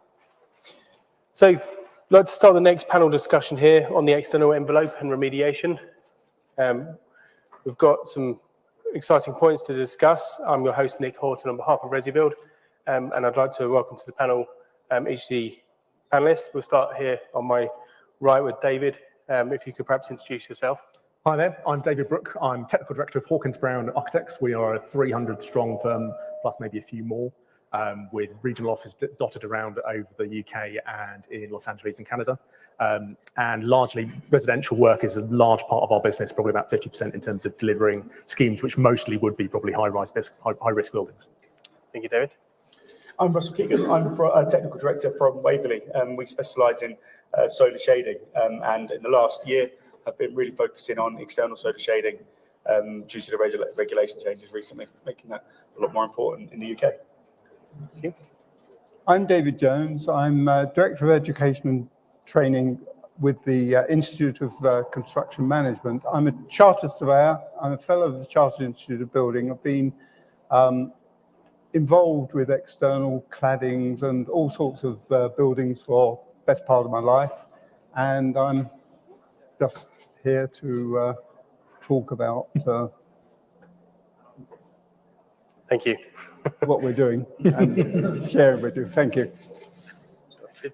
Richard Chambers, Managing Director of DPS Facades. We provide facade solutions nationwide, based in South Yorkshire and an office in the Northeast.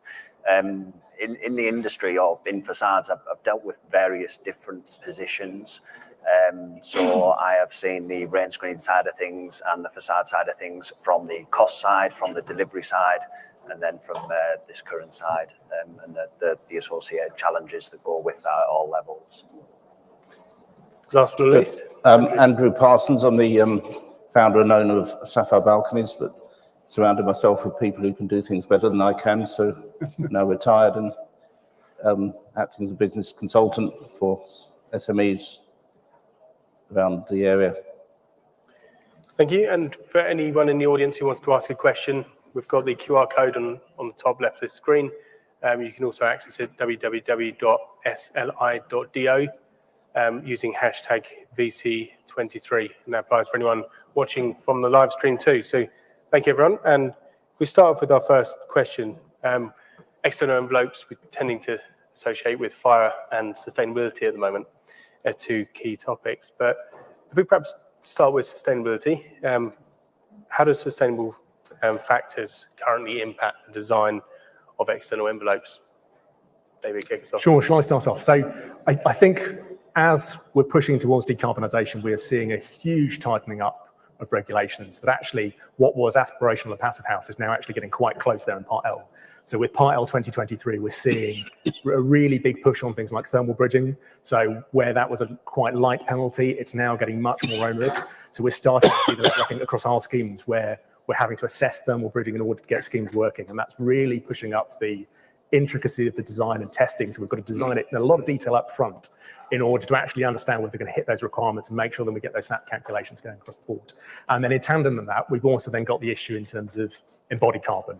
And with cost pressures on buildings, especially with sort of, the interest rates going up, prices of land much more challenging, that we have less to work with on our buildings, and actually that can sometimes sort of tie in with that embodied carbon. The more you add, the more embodied carbon there is. So we have a balance where we count our carbon on our buildings and our schemes. We're really realizing we've got to do quite a bit more with what less that we have. So actually those things that we have to have on our building, those things that we're doing for fire safety and things like how we integrate shading solutions in order to get things passing approved document O, approved document L, we've got to try and make things like balconies work to provide our shading rather than have additional things putting on buildings. Because if not, that all starts to add up on those complexities in terms of adding embodied carbon, and often where we ever fix things to the building, that also adds that challenging, and there we get that thermal bridging coming through under Part L as well. Andrew, any comments on this one? Yeah, I mean, from our point of view, we've been looking at this for a number of years now, and there's a number of aspects. There's the weight of the balcony, the amount of material that's used in it, so there's efforts made, and I think more will be said later on about how to reduce the weight.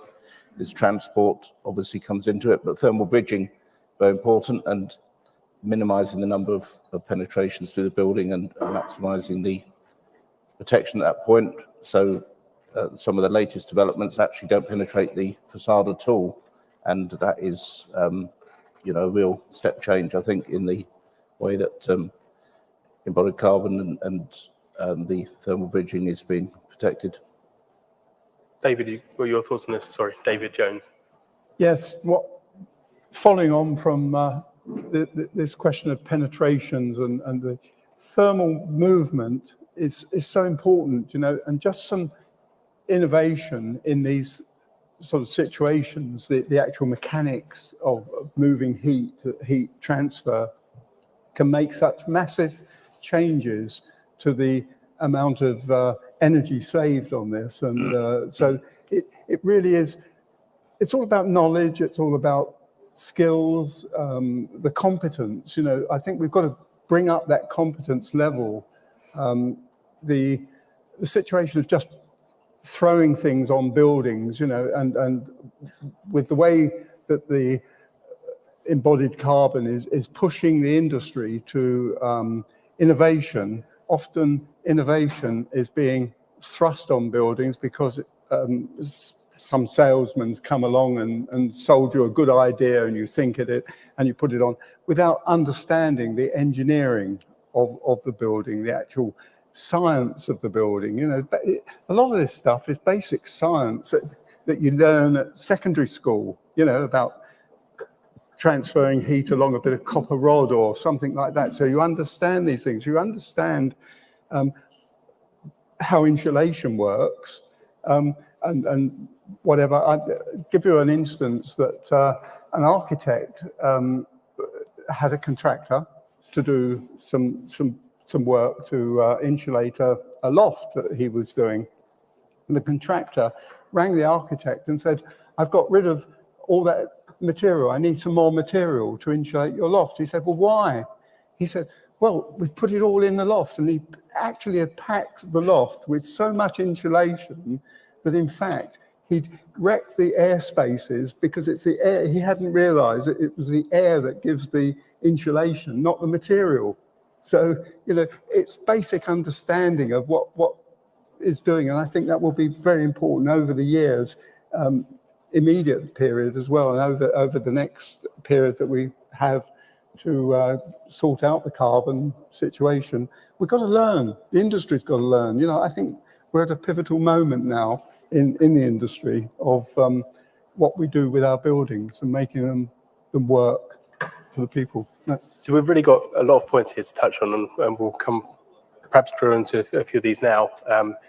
In terms of Part L, there's something you mentioned, Dave.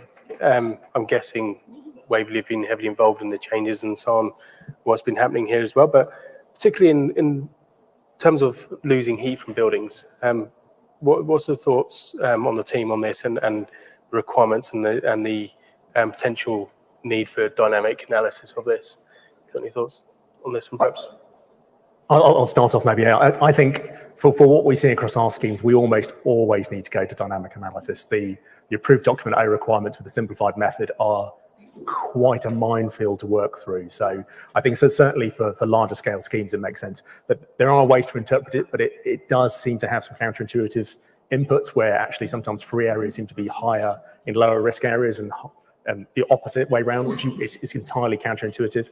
So largely we find ourselves pushing to that TM54 modelling and then factoring that. And I think where that's now put a new threshold on the design, it's calling for us to actually entertain other ways that we might need to approach and say, in the UK market, we don't really look at things like external shading very often. But actually, I think now that's probably something that is quite dominant in Europe that we might have to start entertaining as a way that we can start meeting these requirements of providing some shading and maybe getting some insulation benefit off that as well.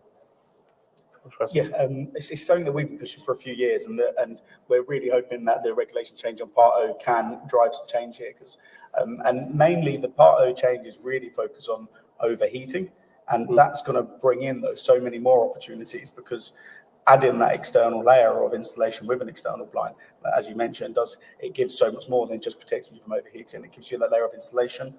It can make you a lot more environmentally friendly. It reduce loads on lighting and heating and air conditioning required within a property to help you maintain a comfortable level of living space. So it's so the overheating is what's going to bring us into the forefront of the thought space here, but I think there's so much more we can get out of it.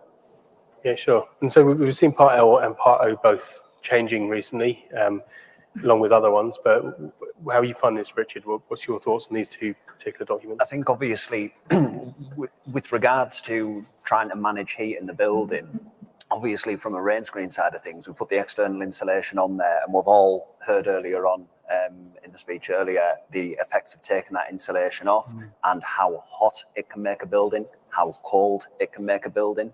But from my point of view, I think obviously we've mentioned on innovation, I think a lot of architects design what they want, essentially. They get sold a product which looks fantastic. So they've already got an idea of what they want. Now it comes to the subcontractor, and the subcontractor has to make that work. From an insulation point of view, we seem to be in a mindset of pre-Grenfell insulation size, but post-Grenfell requirement for compliance, in that they want a cavity size of 200 mil. You need to have free airflow of 50 mil, so use 150 mil insulation. But in order to achieve the U value that they want, you're going to need a minimum of 270. You go back and you demonstrate that one to them. Can't have it, unfortunately. And it's got to be that fine balance. And more often than not, the substructure that we're fitting to, be it SFS or blockwork, everything has been done there what they can. The only other option is then insulated dry lining internally, but that loses living space, so they don't want to go that option. So we have to then demonstrate why you need the bigger cavity to get the insulation in there to provide the performance that they want, whilst trying to minimize as much as possible the impact on the cavity. But essentially something has to give. And this is something that could be very, very easily mitigated at early stages by getting subcontractors involved. I know we've talked about early involvement, early engagement of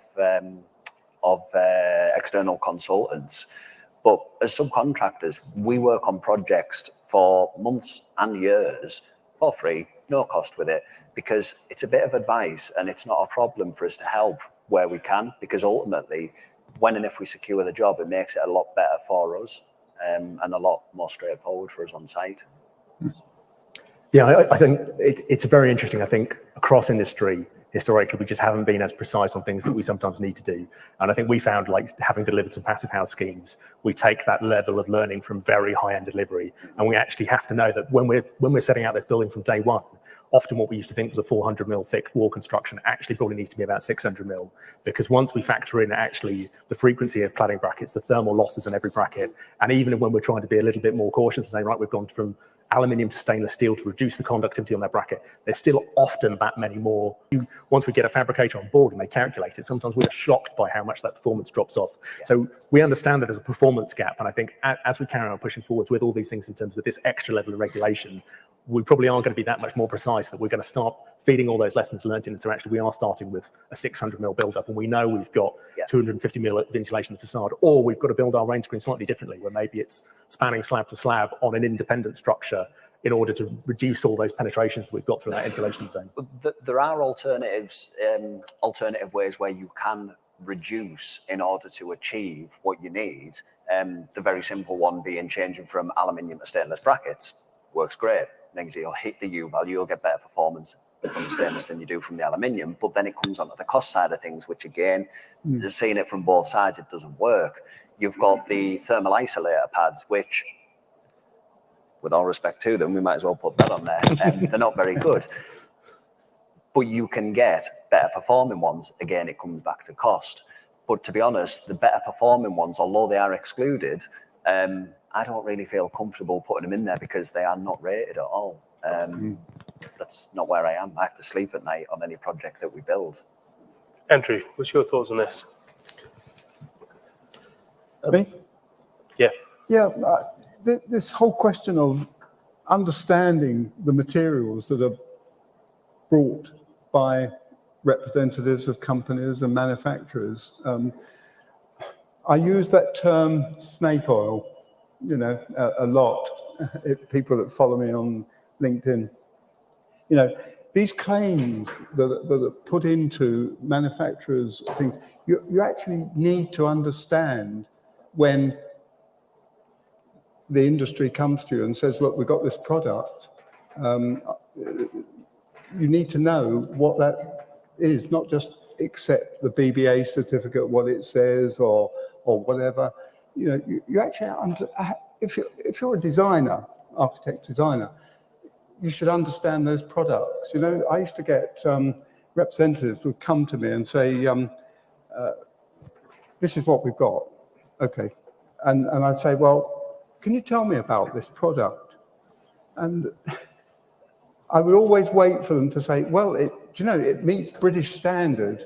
And say, but hang on, if you come all this way to come into my office to tell me you brought me a bit of material here that meets British standard, do you mean you've got other materials that don't meet British standards that we can probably have a little bit cheaper of, a bit discount, And then I get quite angry with these people. I said, don't come into my office and tell me you've just about crawled over a bar with your material. I want to know how far above that bar your materials achieve, And I think we are seeing that change, but it goes to show how complex this issue can be in something like an EPDM membrane. So that's our seal, but actually an EPDM is a very specific organic compound name, like an ethyl polydome monomer. Someone will correct me on that, but that is actually a combustible membrane. But we always refer to them as that because that's what it's the thing that we seal everything with, but actually we can't even use that, but we still call it by the same name. So sometimes even the language we're using to describe things, we need to be correcting to actually saying that's better named as an interface membrane, because if you use an EPDM, you're immediately using something that's a Class C combustible membrane, and therefore you're going to get caught out, and there will only be very exceptional circumstances you can use that. So there are a lot of issues, and it does come down to that. Actually, you've got to understand what it is, and all our architects, we need to understand what it is, that line on that drawing, what is that material. That means people actually need to be going out on site, looking around and inspecting things and actually understanding what that materializes, so then they can challenge and make that level of scrutiny. So taking the conversation back a little bit to where we were talking about the thickness of cavities and so on, Andrew, and what are your thoughts on this one?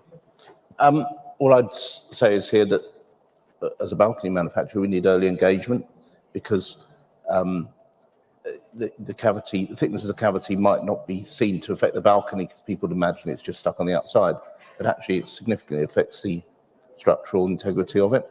and the way that it's connected back to the slab. So I think that the earlier that all the parties in the external facade get together, because it is a very complex and interrelated science, and everyone needs to be engaged early to understand the trade-offs between the different situations and how they affect other trades.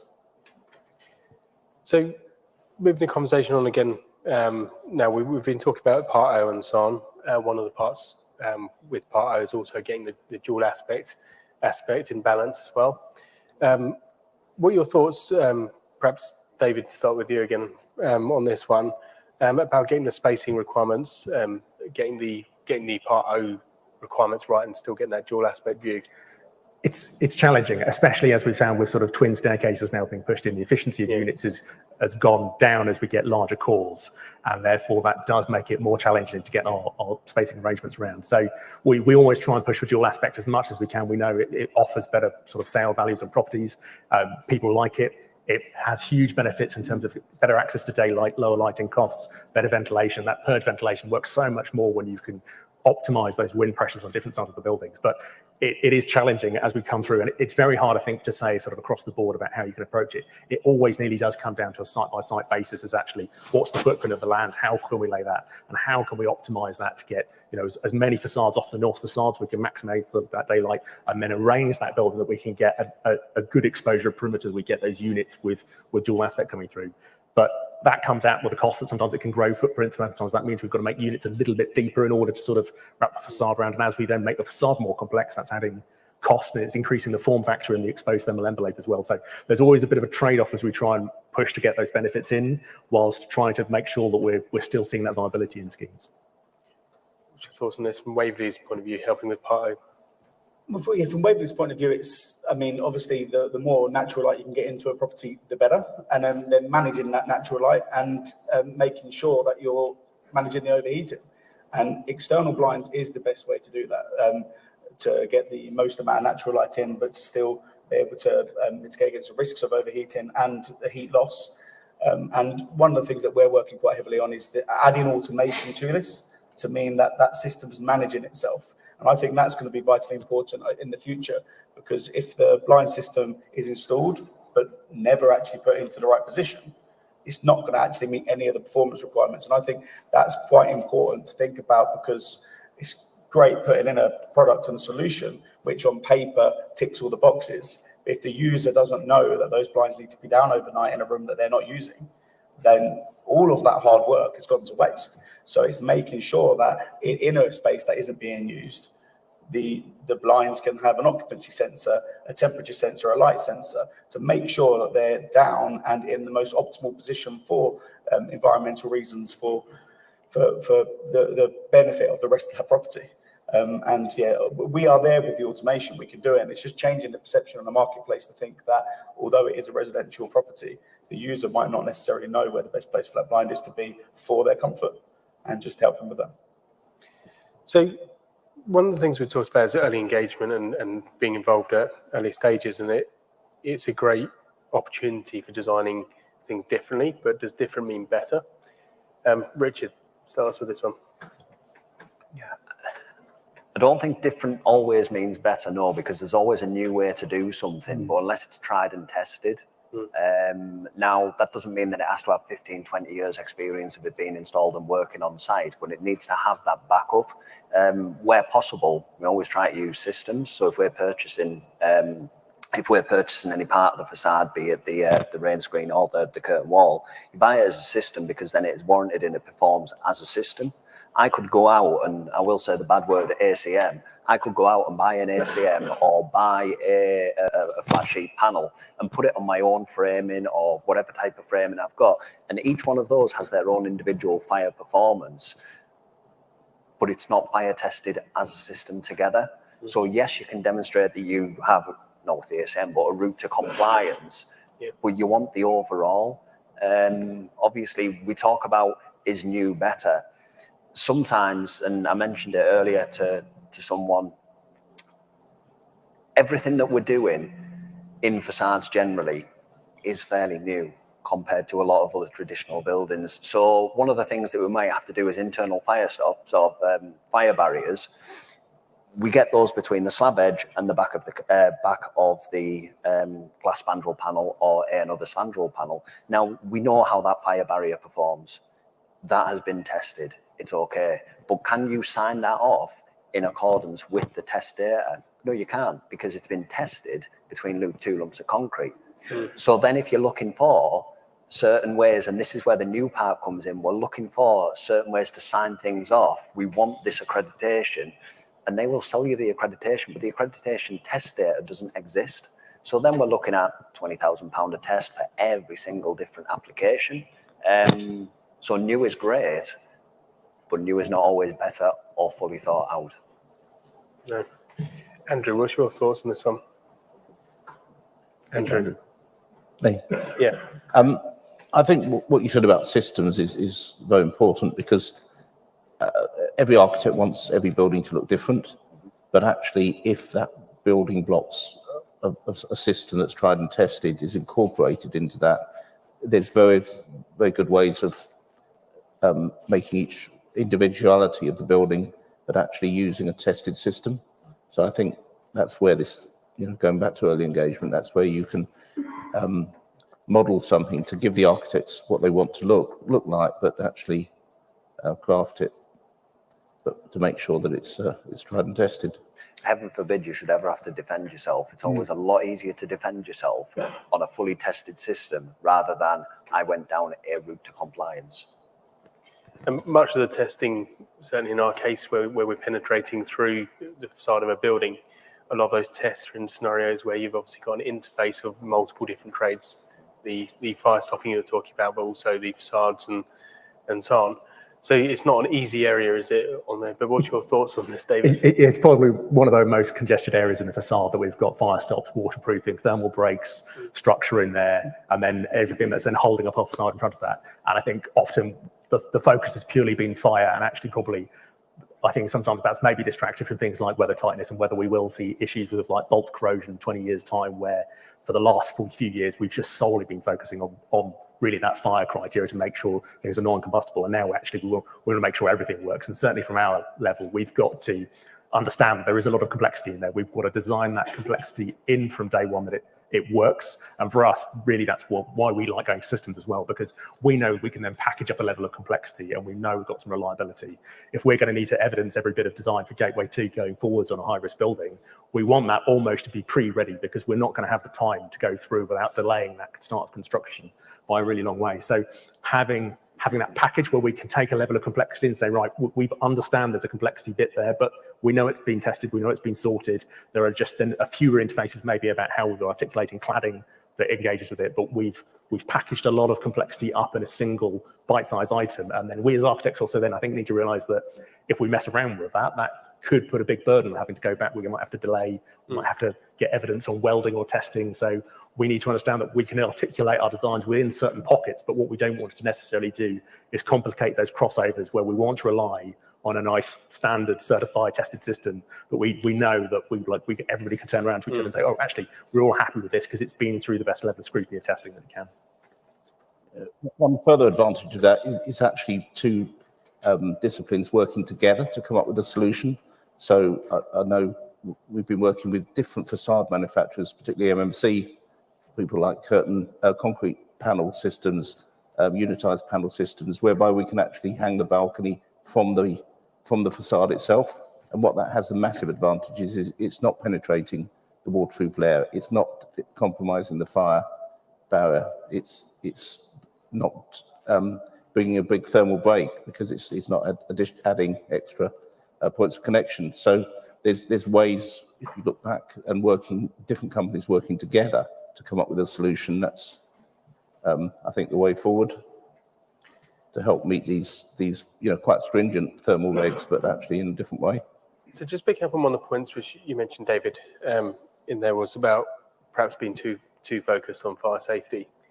Do you think facade safety generally has been perhaps a little bit too insular in its thinking, or facade regulation generally What's your thoughts on that? I don't know, you should never not be too focused, I say, but we've also got to not forget all the other things. So fire is absolutely imperative, but I think with the Regulation 7 changes, everything's now quite combustible.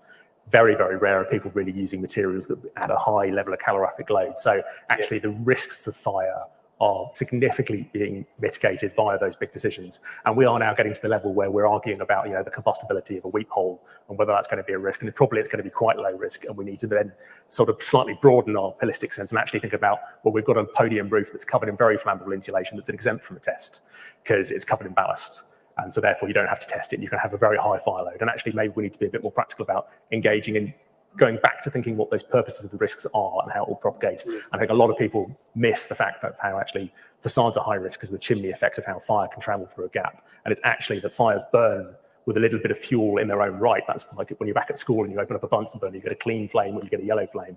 That fire will get into a facade and it's using it as a chimney where it will then pops out the far end. So actually sometimes it's carrying its own fire load. It's really hunting for oxygen. And that's why the importance of sort of fire barriers to actually shut down these zones. So you're challenging the airflow to that fire in order to mitigate that fire load and actually understanding those holistic principles. I think sometimes this is something that's not really covered. We as architects aren't talked about it. We've sort of pieced this together as we've worked through things post-Grenfell. And actually, as we see these competency standards coming back in and they're pushing this basic understanding of the fire, it's understanding those rules to help you inform how then the design is safe and understanding actually what is the balance of risk in this rather than it just purely being a checkbox exercise. Because as we found out with the fire testing on fire stopping, lots of things aren't tested in these exact conditions. Something is not going to perform to sort of, an hour's fire rating if it's just against the back of an aluminium panel. We then have a building control officer or maybe we won't have the regulator going, well, is it installed in as accordance with the test? And of course it's not, because we test things to destruction in concrete blast furnaces and no one's ever tested a T-junction of a partition. Like there is no three-sided blast furnace that's tested. So we as designers who need to be responsible and competent need to understand the limits of those testing and work out when we can say, actually, do we think this is going to be acceptable or not? And that's quite a hard burden to do. And it requires a lot of reading of ETAs, of technical assessments and looking at the fire testing standards to actually understand if something is B-Roof T4 to 3501-5, what does that actually mean? What's it being tested to? And actually, what can I use that to inform the judgment when I'm specifying it, when we're designing it, or when we're coordinating with other consultants? So risk and limits are two really important things, aren't they? We've seen it with laminate glass in balconies where they were inadvertently banned, not based on a risk approach, but based purely on the fact that the material was a certain, or not achieving a certain level of performance. Now, on the flip side of that, we've also seen products being brought to the market which, from laminate point of view, which achieve a Class A to S1D0 certificate in a certain scenario. But unfortunately, most of those scenarios don't work practically, and so you've got a different type of safety risk. So it is more important than just focusing on one aspect, and it's understanding what that genuine risk is, because certainly we've seen it in that, and the flip side, which we're seeing now a few years on, is that we've got metal railing systems. First things residents do, put something combustible to stop the wind coming in and so on. So we've got this holistic approach. David, I'd be interested in your thoughts on this one. Yes, this some MMC and unitized construction. I think the science now is when these units come onto site, you're mentioning the chimneys and the cavities, how those cavities between the unitized modules that come on site, how they're fire braked and how the cavities are protected with fire on that is very important. And I don't think a lot of focus is being made on this. Everything's being made off site, bringing large units together, stacking them together, and forgetting that there are these cavities that need to be protected around the outside of the containment of the individual units that are brought to site. So there are further issues that need to be dealt with there. So it's a holistic, as the industry moves more and more to off-site, bringing them to site needs a science to understand how they go together, to understand the fire paths and things like that around the units. And I think a lot of that just comes back is that if it can be simpler, that's probably easier. But the less complexity you can get in some of these arrangements, then the easier it can be, because we're not having to look at the interface of 7 different products, 7 different materials. Yes. If you can have something where there's only 1 or 2, 3 bits coming together, you've got that level of reliability. And certainly for us, as we look to take projects to Gateway 2, we are focusing on concrete frames, masonry facades, traditional standard rain screens with bolt-on balconies or the odd inset balcony, because we know those methods work. We don't necessarily want to be taking incredibly complex lightweight steel frame systems, which could be challenging to do now. There will be fire testing out there, and there's probably solutions, but it's something for when we're designing bits of it, that's a harder threshold to do, and we're probably going to try and maintain those schemes for low-rise projects where we think they'll be much more successful than if we're going to do 20 stories and actually have to rely on lots and lots of plasterboarding only to provide fire protection when we otherwise can rely on a very heavyweight concrete frame that's going to have that inherent level of resilience. Yeah, sure. I'd like to ask if any of the audience have got any questions. If you have got any questions, you can put them on the Slido app again, but has anyone got a question they'd like to ask? One person? Well, oh, sorry, Chris. Thanks. I appreciate that you haven't got perfect testing in a laboratory. How good are we at learning from the testing that took place in the Shetland Islands, where 2 buildings were razed to the ground?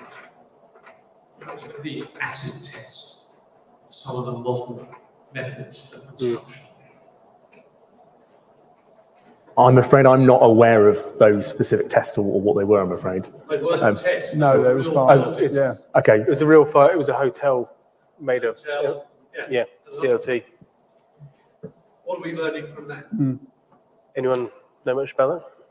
I'm not familiar with that specific fire case. I could probably talk to another one. And one I often tell our architects is about the Cube fire in Bolton, and that was a cigarette in the back of a fiber panel construction. It's a Class E material, and students, residential building, quite likely someone shouldn't be smoking a terrace. We know they shouldn't be smoking a terrace, and as a designer, we could say, oh, that's a managed space. But if you catch someone smoking, the first thing they're probably going to try and do is hide their cigarette, tuck it out the back. That fire spreads so rapidly on a classy material, we've got to understand that. And we quite happily put these in our roof constructions on podiums. And we can say, actually, the testing fully allows that, because it doesn't have to go through a TS 1187 test, which is a system test for roof build-up, because if you cover an inverted roof with ballast or concrete pavers, it's exempt by different judgment. So we might then say, actually, well, is that then appropriate? And we then work with some manufacturers who do then test it, just to prove that even if it is exempt, they can justify this. So, and we have to then say, actually, well, although this testing regime might cover these certain circumstances,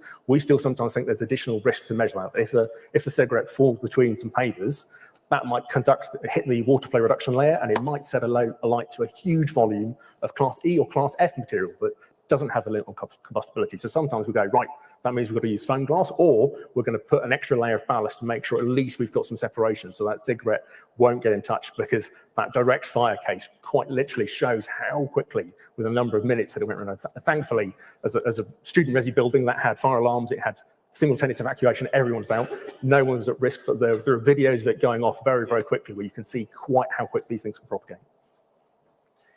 Sorry, just regarding testing, the 2 points I'd like to make, obviously, I'd like to see testing, the requirement for testing rigs, I'd like it to be a bit more real world. Currently, it's a standard size section, it has a hole at the bottom, the fire goes up there, it passes or it fails.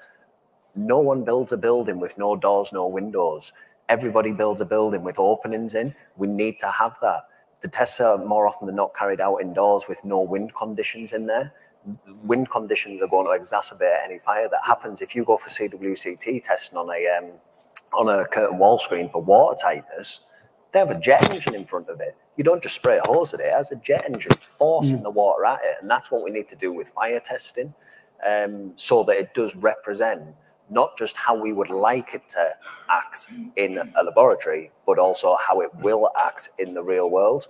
We touched on off-site construction. The reason why we do off-site construction is for speed, is for quality, so that we can absolutely manage everything. There's a reason why cars are built in factories as opposed to in fields, so that we can manage the quality and how things go together. But that's not real world. It's not real world as to how it'll perform when it's on site. Just jumping back, obviously, with regards to the flammable roof, with regards to rain screen on the similar side of things, I'd like to see them move away from open jointed systems, because people are absolutely terrible when they're standing out in the street and they're having a cigarette, or they've got a little bit of litter, they can't find a bin, or a bin's a little bit too far away, I'm a bit lazy, I'll poke it in that hole. Now, with us carrying out both installation and remediation works, the amount of time we'll take off panels or take off a facade and the litter inside, the facade itself is non-flammable. All of the crisp packets and the cigarette ends and everything, all of the debris that blows in is highly flammable, and it's just a cause for a risk for a potential fire that we just don't need. And how can we solve this? Insect mesh. Put some insect mesh on, change the system to a closed joint system. It's not rocket science, but these little things push it over and above for fire safety for everybody. And yes, there's a little bit of a cost. We spoke about snake oil and crawling over a bar. We're not interested in crawling over a bar, and we're not interested in what the standards are. We're interested in what standards we work to above that. There is the standard which is acceptable, and there's the standard that people should be working to. You shouldn't be looking just to comply. You should be looking to exceed. Yeah, taking your car analogy there, you have to find a manufacturer which has a MOT as a benchmark for their new vehicles. Yeah, we're in a modern day construction industry, and it never ceases to amaze me when we have another fire, say in student accommodation, and I look at that. The first thing I look at it, and what is it? It's got timber cladding on there, or some designers thought that it's wonderful to put 45-degree timber planks on the building, timber balconies and things like that on buildings. You know, I go back to, just a quick share with you, back to 1989. I was doing a lot of claddings and working with architects and design stuff over claddings and some quite notable buildings and in the city. Croydon Council, one of the councils had, they were councils that were early adopters of social high-rise rented buildings for that. And I got a call one day, and it was nothing about energy, nothing about fire or anything like that. My brief was, David, we've got 8 blocks of social housing. They were rented because they weren't selling them. They were social rented housing, high-rise blocks in Croydon. And my brief was, could I pretty them up? That was seriously the brief. So I said, yes, of course I could.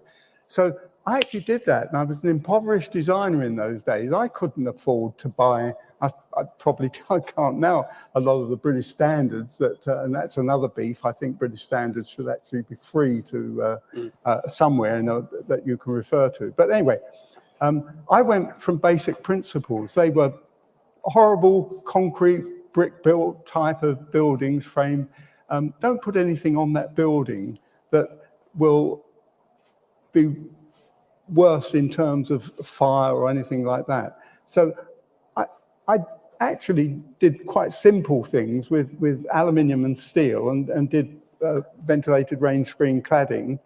But fortunately, I went to rock wall insulation because it doesn't burn. It's a volcanic stuff, and it's already been burned. It's no hydrocarbon. So I put it on there. Okay, moving forward now to Grenfell, the fire happened, and about the building research establishment did that first tranche of looking at about 13,000 high-rise blocks around the country. They actually found 12 or 13 blocks in the whole country that were fire safe, and BRE said, we don't need to look at those, and 8 of them were in Croydon. Now, I've got a hollow pride for that, because I hate my industry, I hate my profession, because I actually got invited to the big build project under Westway to meet Grenfell survivors. It was most horrendously emotional meeting that I've ever had in my life, you know, many decades. We sat in a horseshoe and they were saying, David, how is it you can design fire-safe buildings and 95% of your designers are actually killing us now? So I had no real answers other than I could just share them. Those original thoughts. Don't worry about what's said in the British standards and all this sort of stuff. Work from your own principles, you know, when the early architects that built the pyramids, that built the Roman stuff, they wrote their own Architecturus. They wrote 10 volumes of the stuff. He needed a set of instructions and wrote them himself. Absolutely. It's really interesting how technical innovation still needs to be checked to make sure it's coming up. It's going to be measured. I think one of the next one we've seen, we had great insulation materials. These performed fantastic. They made our buildings more sustainable, but they added a fire risk. And what we need to be mindful of is when we do make that technological leap, we're looking at it correctly. And I think the big new one is probably electric cars and battery fires, that you put a battery fire out, it might reignite. We are moving away from putting car parking underneath our high-risk buildings because that fire could be very, very contentious, and the level of sprinkler requirements. Really, electric cars have to be now outside, away from our buildings, because that's that next threshold. So we always need to be mindful as we move to things and start putting on electric charging points across our schemes. We need to take that extra step of going, well, what might the next steps of implications be this on how we act as a designer? Is one of the negative outcomes of the Grenfell thing is that very experienced engineers are scared to make engineering judgments, which they used to in the past, were quite qualified. Nick will know that I'm a great believer in testing and testing to destruction, so you get an understanding of how materials behave, and then you can apply those rather than just a very prescriptive test that it either passes or fails. You actually know how far things are from passing or failing, and it's building up that knowledge that I think will help allow us to be more creative but safe still. And it's no mean feat. Even 13501, the things that sets our A1 and A2 combustibility, relies on 4 separate subtests. So to understand that there's a waste paper basket simulation fire for the single burn ignition item, and then there's a small blowtorch test, and then there's bomb calorimeters in 2 separate tests. To understand that there are 4 individual grades of tests, that if you open up one of those certificates, you can read those values and understand the fire growth index rating or smoke growth index rating. It is complex, but actually once you get to that level, you can start to understand actually that this testing is giving us something that can inform us to make our choices about how we pick something and how we select something with design so we can make things safer. And it's a really important role for those who are actually testing these products to understand where the limitations of those lie as well, because there are certain things which can achieve. For example, if it's a certain mass, you can exclude it if it's less than 1%. Now, that's great in the context, but if you're not using it in that, you might actually be using a Class B material with a Class A certificate for a different application. So it's really important understanding the limit of this as well. Absolutely, like site installation, or say, you have to powder coat something 6 times because the architect wasn't happy with the finish or something got scratched and damaged. And actually, are you then adding enough polyester onto that face of that it starts to become a fire hazard? Now, thankfully, I think after we've made so much of the building non-combustible, that's probably a relatively low risk and we don't need to worry about it too much. But you still need to understand that, actually, if someone liberally applies adhesive on something, then actually does that then create a route for fire propagation? It is, and it's all of these little things where we use marine grade powder coating because it's over by the sea, and we add in this sealant there, which is very low risk, and we add this one in, which is very low risk. Eventually, all of those minor things can build up to break the camel's back, and then cause a genuine fire risk. Obviously, I think we all agree that there's quite a lot of information that needs to be communicated, but it's not just about communication to the correct people, because it's all well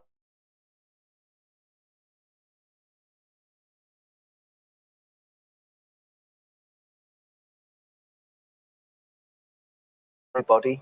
That's not everybody in this room. That's everybody involved in construction. So we talk about raising the bar. If the bar standard's there and we want to raise it higher, we shouldn't just be raising the bar for the people who are already at that level and making them better. We should be raising the bar from the bottom up, from the people who are apprentices just coming in the industry, from our designers who are just starting off, from our procurement people. We need to bear in mind that procurement people don't just place orders. The moment that they choose a product to use, and they pass on the information, they become a designer. They have design responsibility at that point. They are not aware of that. And we need to make sure everybody is aware of 100% of their responsibilities, but moreover, understands it and is competent to do what they're being employed to do. It's a great point. If I can just reference one thing, I know talking of the use of non-combustible materials in the outside of buildings, I understand there's been an interesting court case about external blinds. It was really interesting. So the Part O regulations, as an industry, we got quite excited when the change came in, because the opportunity to work on the external part of the building just, and like the whole of Europe has been doing for the last 15 years, it just really increases our opportunities of work in that sector. And but shortly after the Part O regulations came in, the fire regulations outlawed pretty much immediately any external products. And that was without any consultation from anyone within our industry. So the trading body for our industry, the British Blind and Shutter Association, then went through a court case with the government to fight that, because bringing a regulation in to advise people to look at external shading as an option and then outlawing any product in the world to meet any regulation was an issue. But the regulations have now been changed, and the British Blind and Shutter Association won that court case. And it went back to review, and the latest news that has come out, there is a lot of changes to it. Now, there is still some really strict Which regulations do you mean? Sorry. So the Part B regulations. Part B has changed. And there are some still strict rules to follow, but there is a route to a good product and a solution that meets all of the requirements. And that's part of that's down to the change in how the regulations focusing on the fabric needing to meet the requirements of the A2 standards, but not all the moving parts, the motor, and some of the bits that make it impossible to meet the A2 standards are now exempt, as long as it's put in the right way. And so there's a lot of options out there. One of the things we're finding, though, that initial confusion has made the industry very scared about what decision to make. When the Part O came in, we were reached out by quite a lot of architect practices for advice, because everyone was worried about this sudden change and thinking that we need to completely learn a new trade. This goes back to something about what you were saying earlier, and I think yourself mentioned that learning something new and making decisions based on no experience. But this has been done across Europe now for 15 years. There's been legislation across all of Germany, France, Italy. So we've got a lot of experience there we can reach out on. So it's not learning from new, it's just applying the sciences that have been learned to the UK market. David, did you want to make a point? Sorry, I've just had a question from the audience, which I think would be good to answer, but did you want to make a point? No. So as a designer, how do you feel the current methods of specifying products defined merely by a British standard reference work? How do you think it could be improved? Quite a challenging one. So yeah, I mean, as architects, when we specify things, there's all sorts of different levels of certification you get. We've got to understand the exemptions of those. So even if you've got a BBA certificate or a third-party certification, understanding quite what extent that means. And just because it's got a sticker on it doesn't necessarily still means it works. You have to still read every item on that certification and come back to it. We as an industry rely, as architects, hugely on sort of specification writing software that bakes in all these British standards to know the number of standards are. I think Paul Bussey, who heads the design initiative on health and safety, says there might even be something like about 400, 800 standards which could relate to fire design alone for different components, because every different material might have a different testing standard. And sometimes interchanging materials that we might think of as the same purpose, like a breather membrane, one might be a woven polyester, one might be a foil-based product, they might have different standards. So to get to the bottom of every one of those standards is very challenging, and it is too much for any individual really to know. So especially if you're a small practitioner, if there are only sort of 20 to 30 architects, you know, we're quite lucky we've got 300, we can sort of put our heads together and actually cover a lot of ground to try and get our heads into these standards. But we do have to rely on the fact that those frameworks are in place that ensure that actually we're specifying things within a realm that we've already set, the ladder is 5 rungs up rather than us starting from ground level. So, and that gives us lots of guidance and interpretation, but it still has little holes in it. And that's why I think, again, we need to start closing those gaps, and we're trying to work with our industry who sort of build these tools to make sure actually we plug those gaps and we make the information more streamlined, we make it clearer, we make sure we draw attention to the bits where it's important. So in the design and build world, where we might just say, oh, it's an equal product and approved, what was actually the performance criteria when we cited a specific system? We need to know actually this is the reason why we're setting out each one of those performance requirements that really matter to us, to make sure that then if that is going to be substituted, people understand what they need to select for it. And I think that's certainly going to be a changing world as we go into this Gateway 2 process, where actually we're probably going to have to be prescriptive about everything. So we as designers can't hide behind the fact that a product might be substituted. We're going to have to know that it's going to be right, we're going to have to be correct, and we want to stand by that. And therefore, if anybody challenges us, we need to have the backup to go to that. And that means we need to understand the various associated standards and all the different gradings for different performance categories across those standards. So talking about that kind of whole complex labyrinth of regulation and standards and all the new various other guidelines and so on we're getting from different people, do the panel feel that the new regulations are actually encouraging innovation or stifling innovation? Andrew, what's your thoughts on this one? I think they're encouraging innovation because the companies that are looking ahead and have got the money and resource to investigate are actually coming up with some incredible new solutions, and they are needed, because what's got us to here won't get us to there. So I think innovation, and I think it's encouraging it. But I don't know what others think. I think prevention develops innovation. Prohibition develops innovation. If you say that you cannot use something, you have to come up with something else if you want to continue. 100 years ago, aluminium balconies instead of timber balconies wouldn't have been thought of at all. But we're at a point where we need to develop something new. So somebody came up with something new. Yes, this whole question of appreciation of the phrases that designers use. This question of limited combustibility. Now, wow, they're hydrocarbons. Petrol burns bang. There's other hydrocarbons that, like a candle, will burn a little bit slower. But they're all burning, and I take people, do you understand what the fire triangle is? It's fairly basic. You've got 3 things. You've got a fuel, you've got oxygen, and you've got an ignition.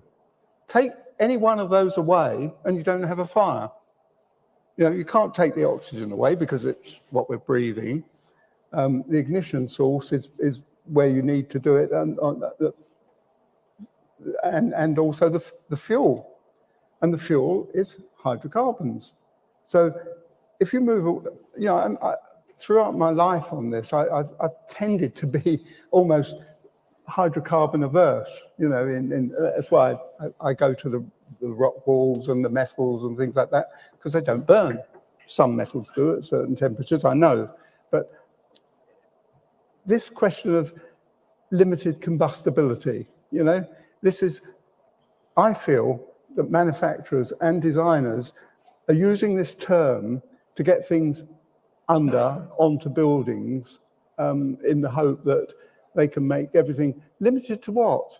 You've actually got to, again, set these bars and set these levels of what you're actually limited to, not just come out with a glib phrase, it's limited combustibility, and stick them all on the building and then hope that the whole thing works. It doesn't, or it can do, but the risk is free ranging there. The probability, the likelihood, the risk metrics are all over the place when you just say, oh, we've got limited combustibility material and things like that. Go for a better solution, incombustible, and you understand that a bit better. And I think the industry's got to go there first before they can actually start learning the science of where they can push the boundaries to. Yes. Yeah, go for it. Yeah, thank you. Hello, yes. I just want to come back to the sort of complex web of standards, yes. And obviously, organisations like BSI have what they call their smartification agenda, trying to make standards more intelligent and machine readable. But my question to you is that going fast enough? Are they involving the right stakeholders in that? Is it actually going to offer the level of making the meaning of things explicit enough to actually be useful and reduce the burden on everybody in the construction and design process? Thank you for your question, Debbie. Who would like to take that on? Yeah, I might start. It's interesting. I think these tools are hugely useful when we've got so much information we need to pass. It's very important that you can get access through all of that. But then you need to understand the limitations of the tool. So, if you search through a standard and aren't looking for the right word or a slightly different interpretation, you can miss some information. You can miss that critical bit. So we still need to have an overall sort of comprehensive understanding of those standards, but we still need to then actually get in and read them.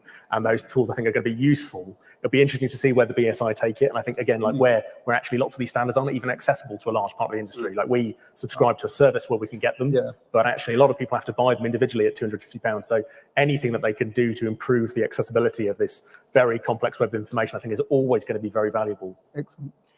So we're out of time now on the question set, but I'd like to welcome the takeaways from each of the panel members. If we start from your end, Andrew, and work this way.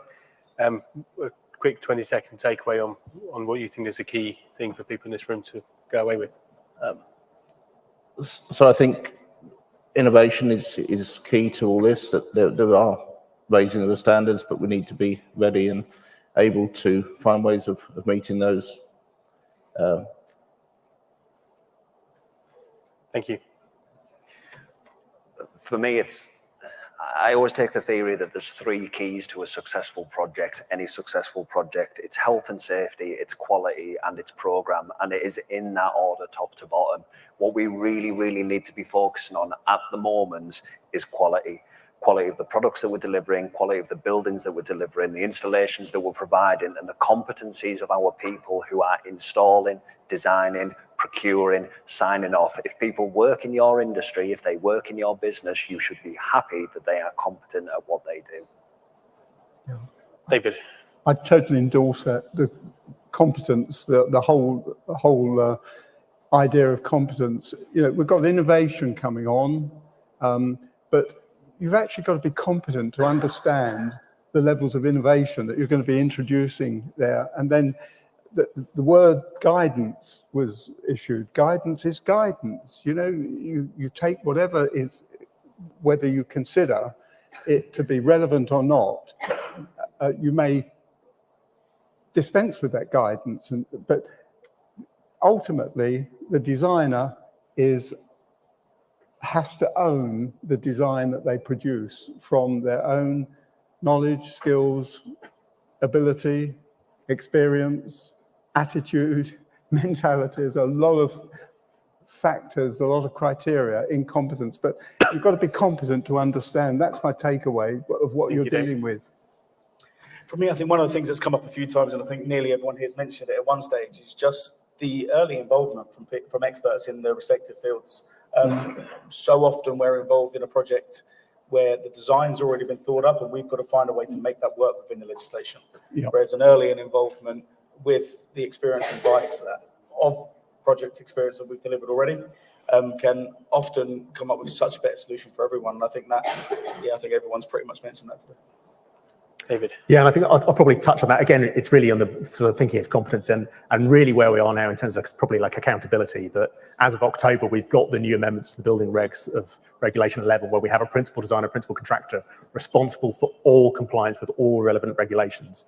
The design must comply, if it's built in accordance with that design, with all regulatory requirements. So now that really is pushing that full level of accountability. Someone really needs to be stepping up across each of these design teams for every project, on all projects, not just HRBs, to then say, we are competent. So you've got to challenge, you've got to understand, and you've got to be able to say, I don't know. And if you don't understand something, sometimes that's the biggest thing we need to go, actually, I've got no idea what you're getting there. And we can't be experts at everything. But we need to collectively bring it all together to bring the right people at the time. We need to be very careful about how we're going to program that out, because it's going to be a world of pain to bring that design together, already fixed in how our industry works. But we've got to be accountable. We've got to understand that those working for us or those that are making those decisions actually know what we are doing. And certainly, my key takeaway from this is the same as what you've just touched on there, really get the right people in the room and get the right conversations going in the room and do it early enough. So thank you very much. And if the audience could join with me in thanking the panelists, thank you very much.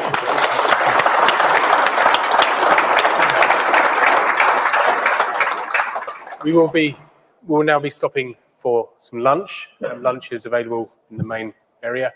We will be back in here at 1:30 or into the presentation areas for those who want to watch the next set of presentations instead. Thank you, everyone, and goodbye for now. Thank you. Thank you.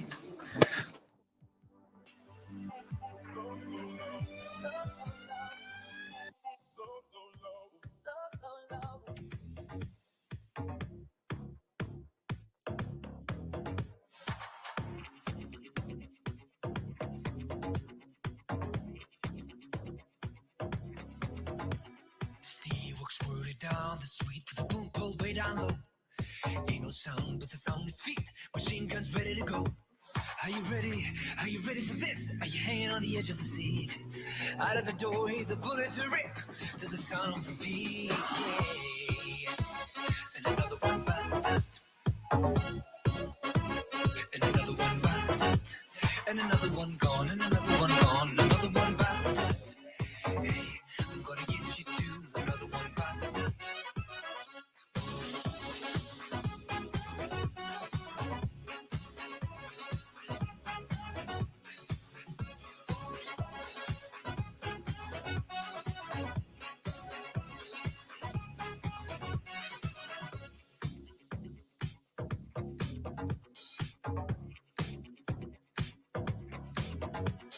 How do you think I'm gonna get along without you when you're gone? You took me for everything that I had, kicked me out of my own. Are you happy? Are you satisfied? How long can you stand the heat? Out of the doorway, the bullets rip to the sound of the beat. Yeah. And another one bites the dust. And another one bites the dust. And another one gone. And another one gone. Another one bites the dust. Yeah, yeah, yeah. I'm gonna get you too. Another one bites the dust.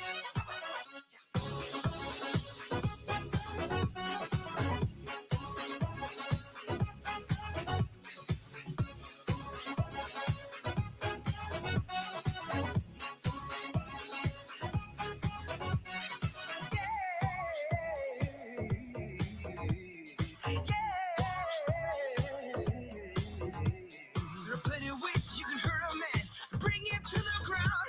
You can beat him, you can cheat him, you can treat him bad, leave him when he's down. But I'm ready, yeah, I'm ready for you. I'm standing on 2 feet. Out of the doorway, the bullets rip, repeating to the sound of the beat. Yeah. Another one bites the dust. Another one bites the dust. And another one gone, and another one gone. Another one bites the dust. Yeah, yeah. I'm gonna get you too. Another one bites the dust.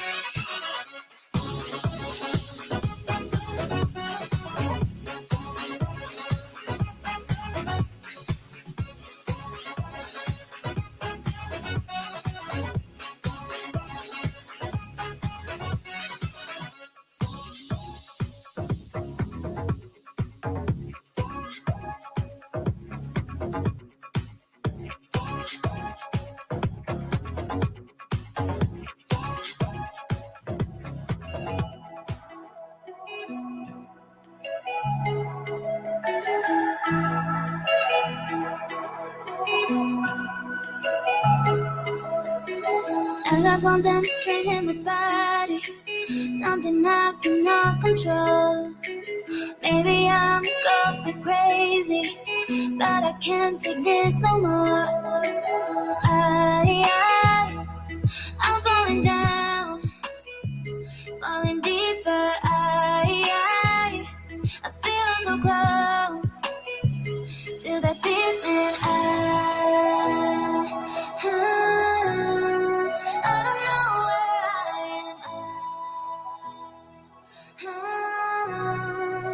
I'm lost and I'm frozen. I don't know where I am. I'm lost and I'm frozen.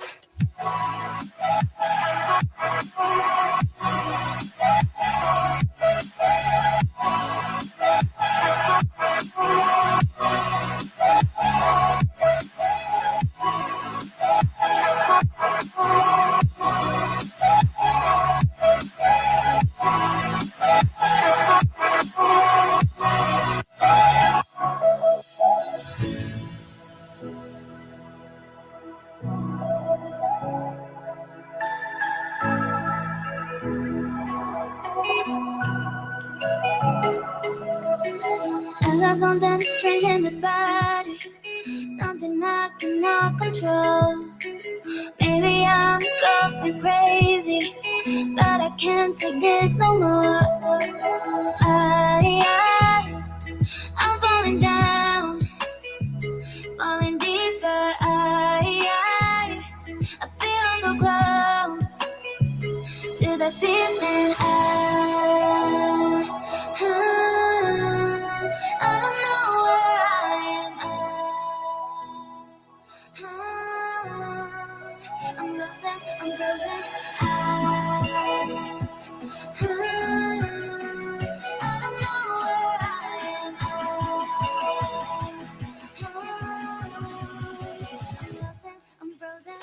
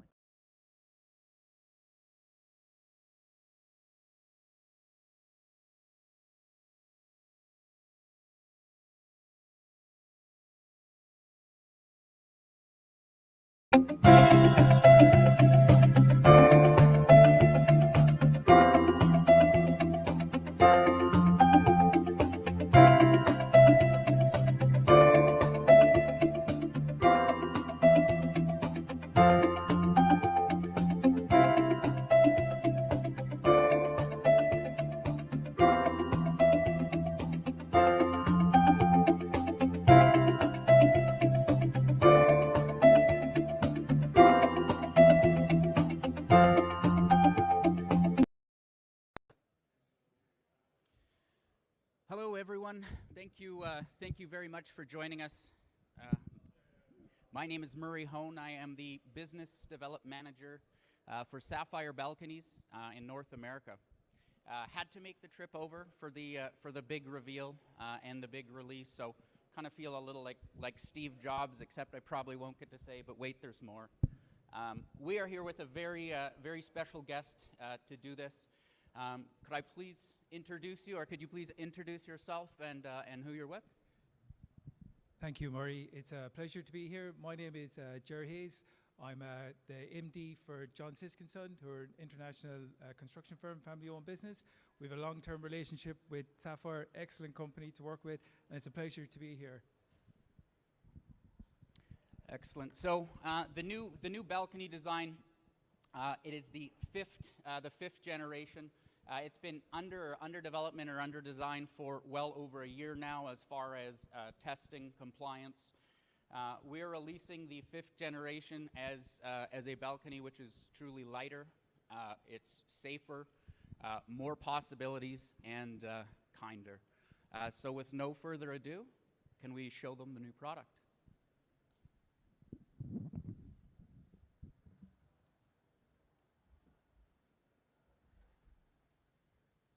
5, 4, 3, 2, 1.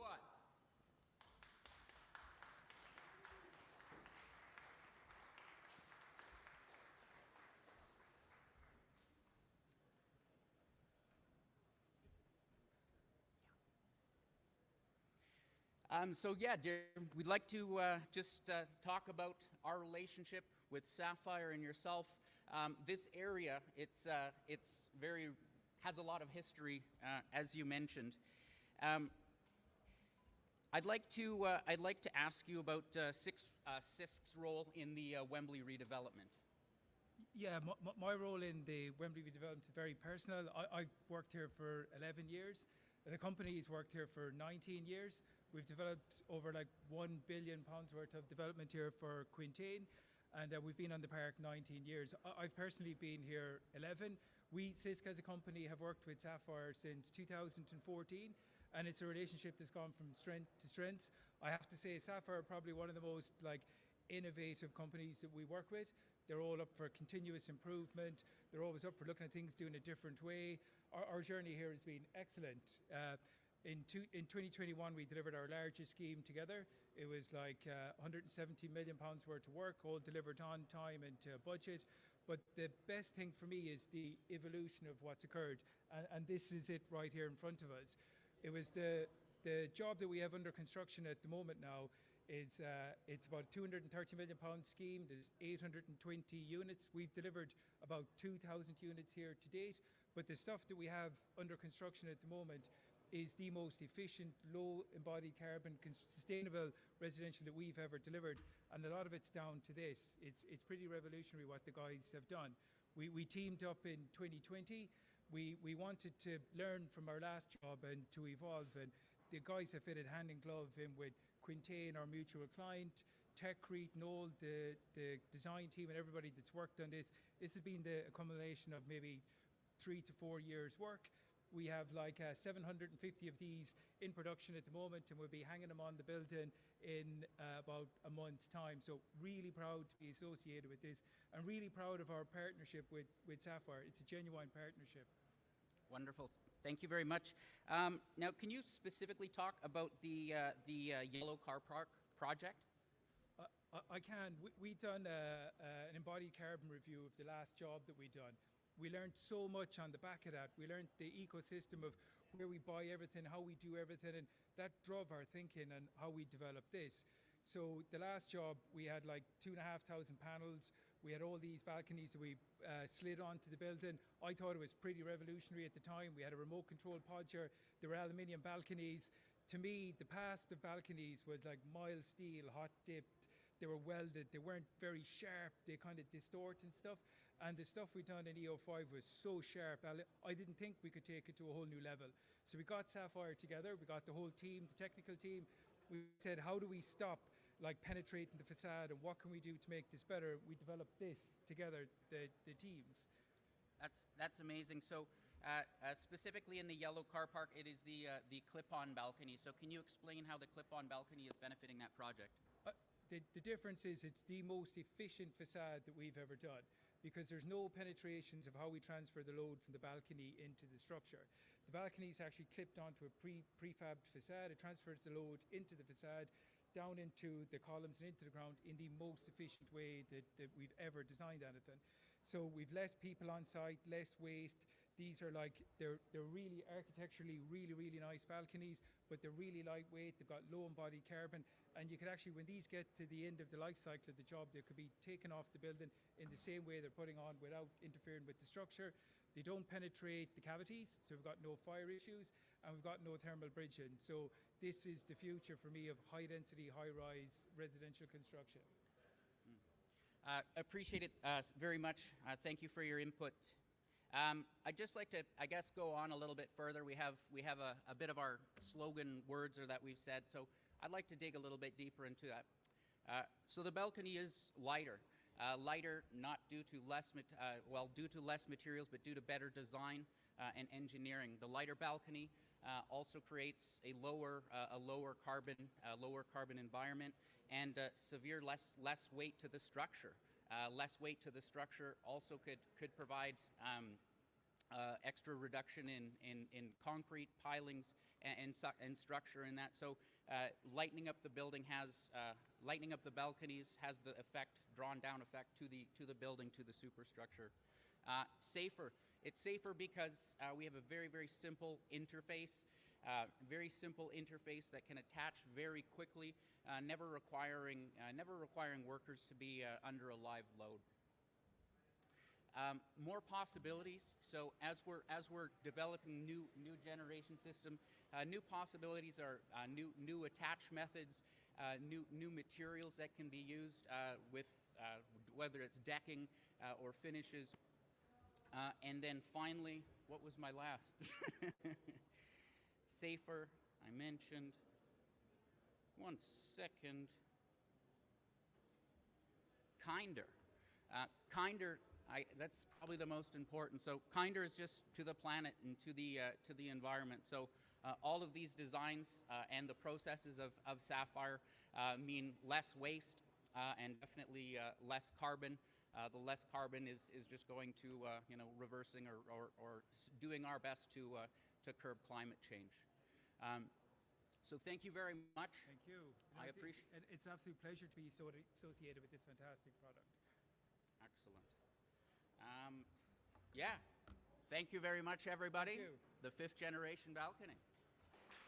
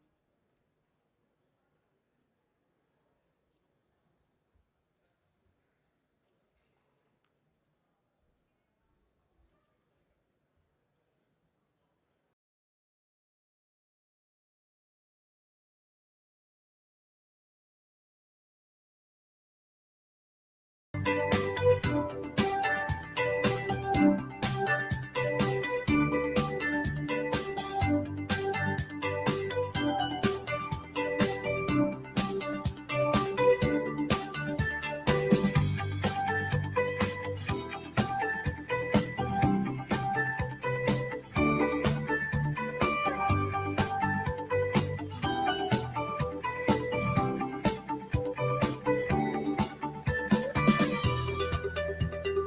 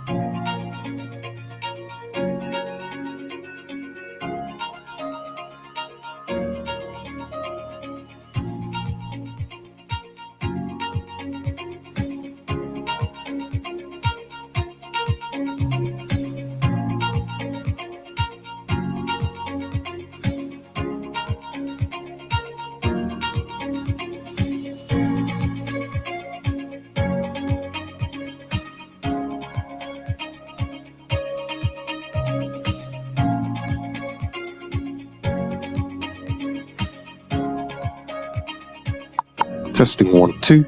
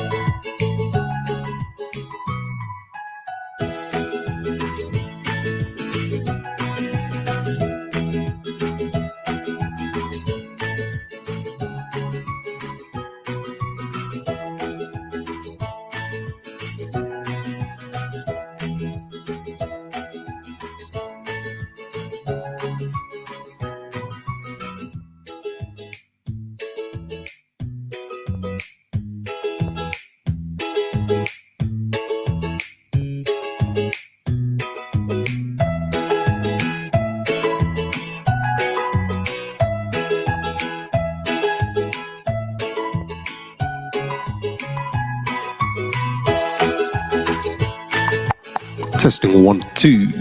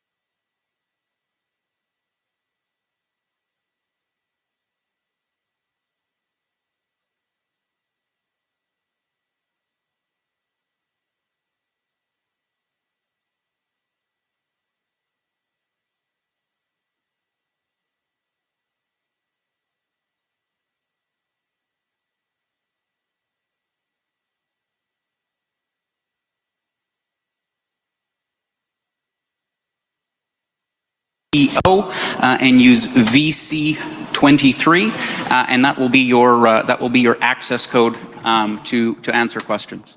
So today the topic is net zero or not zero, washing out what's actually sustainable.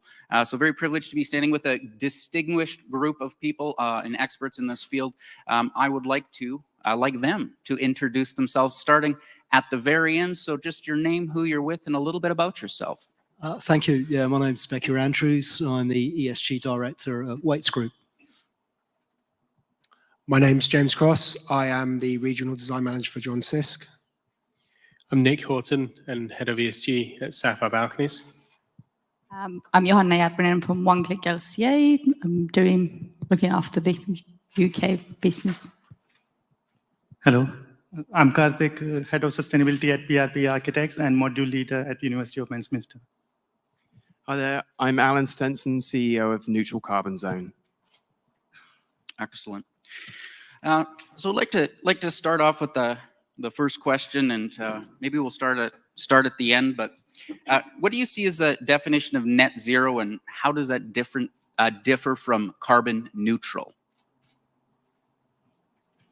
Okay, so net zero is all about decarbonising your emissions as an organisation in line with the Paris Agreement, so that global warming doesn't exceed 1.5 degrees. And so what that means practically is that you have to reduce your absolute emissions over time and bring them down. And depending on when that net zero target falls, it'd be that 2040, 2045, 2050, whatever you pick as an organization, you will by that point have to have reduced your absolute carbon emissions by 90%. And then the remainder you can offset. So that's that 10%, but it's all about absolute carbon reductions. Conversely, with net zero, what you're committing to do is to measure your carbon. Sorry, not net zero, carbon neutral. You're committing to measure your carbon, reduce your carbon emissions, but then you can also offset as well. And there's actually no limit to the degree you offset. So, I mean, everything, carbon offsetting has its place, and I would say we're probably at a place now in time where the climate crisis is so severe that what we actually need to be doing is everything. We need to be reducing our emissions, we need to be offsetting emissions, we need to be doing everything at once. Thank you. I'd just like to add to that as well, because the scientific consensus to ensure that industries are achieving a certain level of reduction in line with what the science stacks up to be. And it's not necessarily just about balancing of emissions, it's about getting to the point where you have followed the guidelines, you have an independent assessment agreed and approved, so that you have a commitment to do things within a certain time frame. Carbon neutrality is essentially, in its simplest form, balancing the emissions by finding carbon savings equal to the emissions that you're emitting. So that can happen as an ongoing policy. It can be something that you can environmentally responsibly deal with the part of your footprint that you can't currently do anything else about. So often you start to see more terminology and more consensus moving towards clearly reducing your impact, so that you're not just relying on offsetting, but then offsetting is finding a part to play where you are reducing the part of that footprint that you can't currently do anything else about, rather than just not addressing it. So there's been a lot of inconsistency with terminology being used. A lot of people are stating that we are net zero, when in actual fact, certainly from a science-based targets initiative, net zero can't be claimed unless you have a science-based target agreed and you have targets set in place, and that's the policy that you're working towards. Whereas carbon neutrality can also have a lot of variation. Some organizations will say we're completely carbon neutral. They might be looking at their scope 1 and 2 and haven't even started on scope 3. And scope 3 for most organizations, not all, but most, will form the largest part of their overall carbon footprint. So it's really important when you're communicating on your achievements that you're clear on the boundary of assessment, because action is good. We need action, and we want people to take that action, and it shouldn't be looked at as not doing the right thing. It should be, that's what we're doing right now, and this is what we plan to do in the future, and this is how we're going to get there. So it's really a way in which you can follow best practice within your current opportunity. I kind of continue with that then. What roles do science-based targets and EPDs play in achieving net zero? So I'd say the Science-Based Target Initiative is an international framework which provides a robust scheme for validating the targets that organizations set, and it's depending on whether or not you're a large business or an SME, there are two different routes, and for an SME it's a lot simpler. And an SME in the world of Science-Based Target Initiative is any organization with up to 500 employees.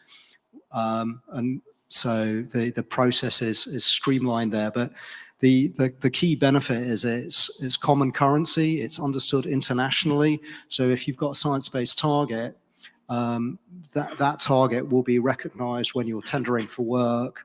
So certainly we ask our suppliers whether or not they have science-based targets, and it's a key criterion in sort of our tender evaluation process. So now you can have near-term science-based targets, so that's looking at the immediate future, the here and now, so up to 2030 roughly.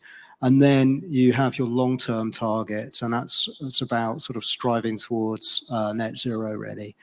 But if you've got a net zero validated target, that means you've been through a very robust validation process.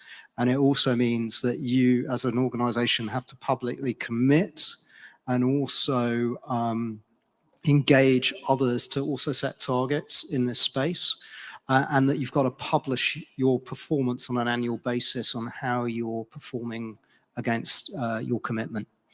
And there's a two-stage process. So initially you commit to setting a target, and then once you've had that target externally validated, and you've got 2 years to submit your actual target, and often, as we were saying earlier, it can take a bit of time to understand all your emission sources and then come up with a plan as to how you're going to reduce those emission sources. You've got a 2-year window to then actually set those targets. And once those targets are set, you go through the validation process, and then you're in. So if we're looking at carbon neutral being a milestone on the journey to net zero, as opposed to being comparable apples for apples, which unfortunately isn't the interpretation of probably half of construction. But the role of science-based targets and EPDs in that question for us is very much about it being data-driven and actually making sure you got something reliable and provable, because everyone in this panel must have seen many claims about net zero, carbon neutral, and quite frankly, a lot of them don't even know what those claims that they're making are. But data, I think, is a really important part of a proper sound strategy. Completely agree. And also, one of the things to factor in with regards to things like science-based targets is that in order for the Paris Agreement to still be achievable, according to science-based targets, we need to have a 50% reduction by 2030. Now, everyone sees that 2050 figure of we need to be net zero by 2050 from an absolute emissions standpoint. But the reality of making that transition and enabling that to happen is so much sooner than we think. So 7 years left to achieve a significant reduction. And it's something that, people need to address. There is no longer that opportunity to say, well, we will get to that when we get to that. It's something that has to be addressed now. We have a carbon budget. Essentially, that means that that's the total amount of emissions that we can emit between now and 2050 in order for 1.5 degrees to still be achievable. And that actually requires a 1.4 gigaton reduction of annual carbon emissions. So to put that into some form of perspective, rather than just say that's an awful lot, that is the amount of carbon being emitted globally in 2020. And as you all remember, in 2020, most of the globe was in lockdown. So, that's the level of change that needs to happen. Or perhaps one of the only possible positives that came out of lockdown was the fact that people could see it. People could see that whilst we didn't want a lockdown to happen, change did happen, emissions did drop, nature came back. It actually brought it into the forefront, and it brought it into the mainstream. So people realized that actually this isn't something that people talk about, some conspiracy theory. This is something that can literally be done. We just need to find the way of doing that.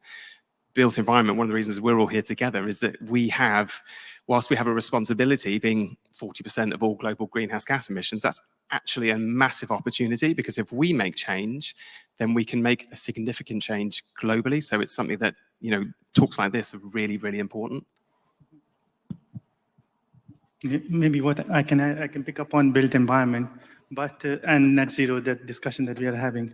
One important thing for us to consider is that these definitions are not same at this time. We want it to be consistent, but they are not. A simple example is when we talk about net zero and when you hear the building is a net zero, what does it mean?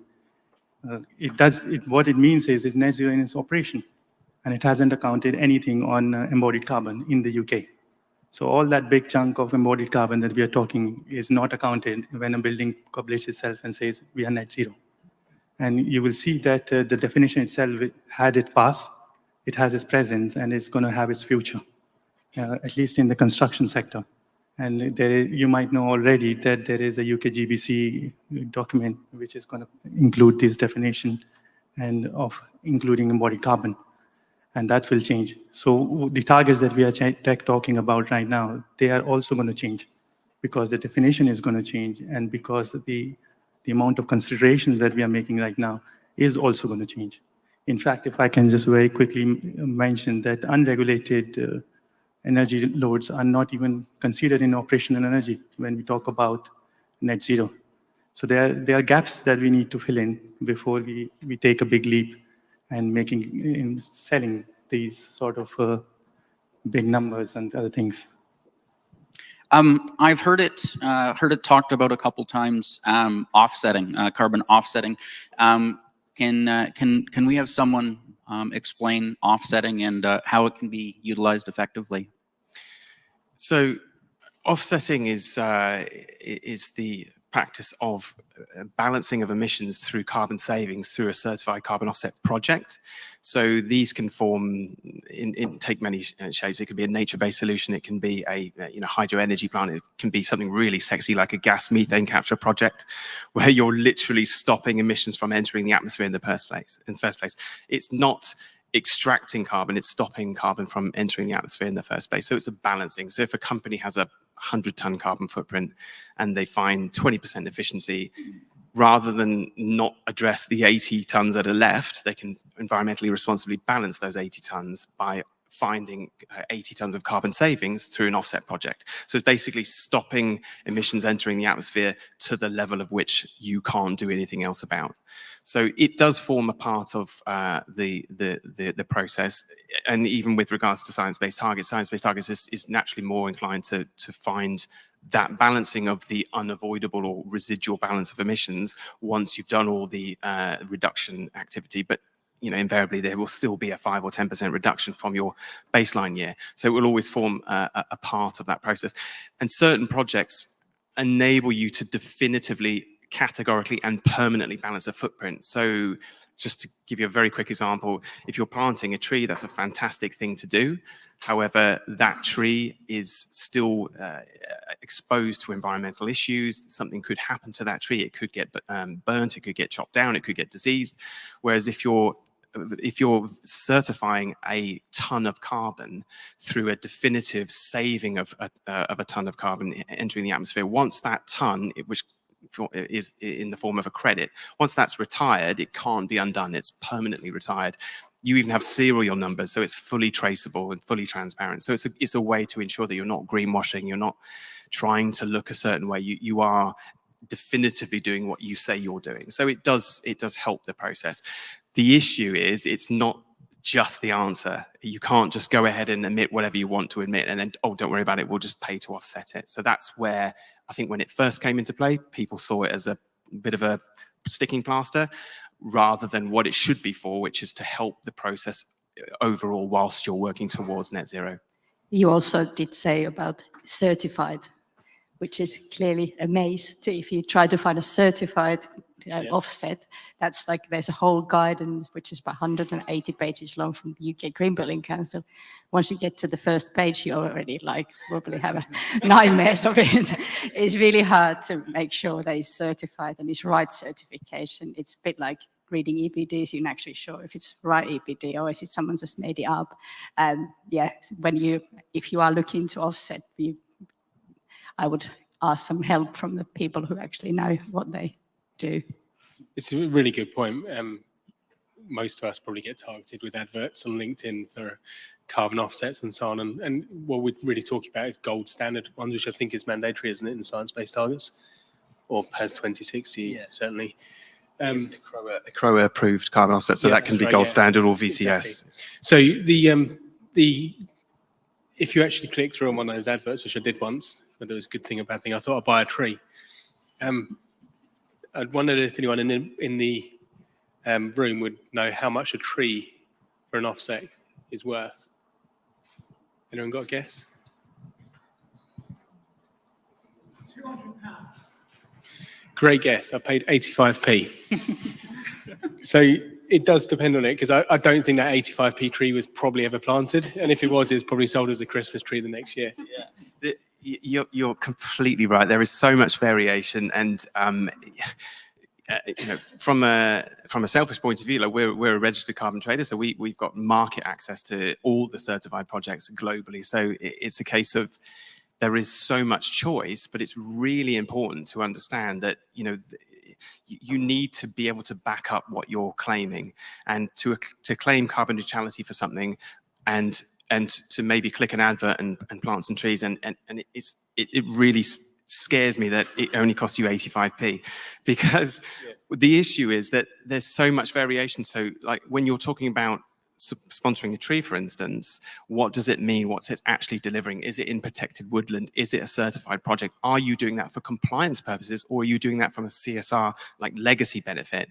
So there is so much variation. So definitely get advice.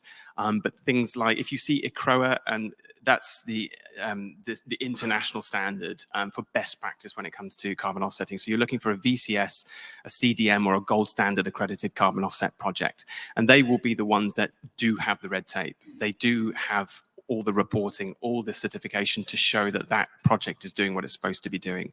That being said, there's also projects that you want to factor in with regards to sustainable development goals that they might be supporting, the extra benefits that they're providing, because some of these projects will literally be delivering infrastructure support, educational support in the local communities that they're in.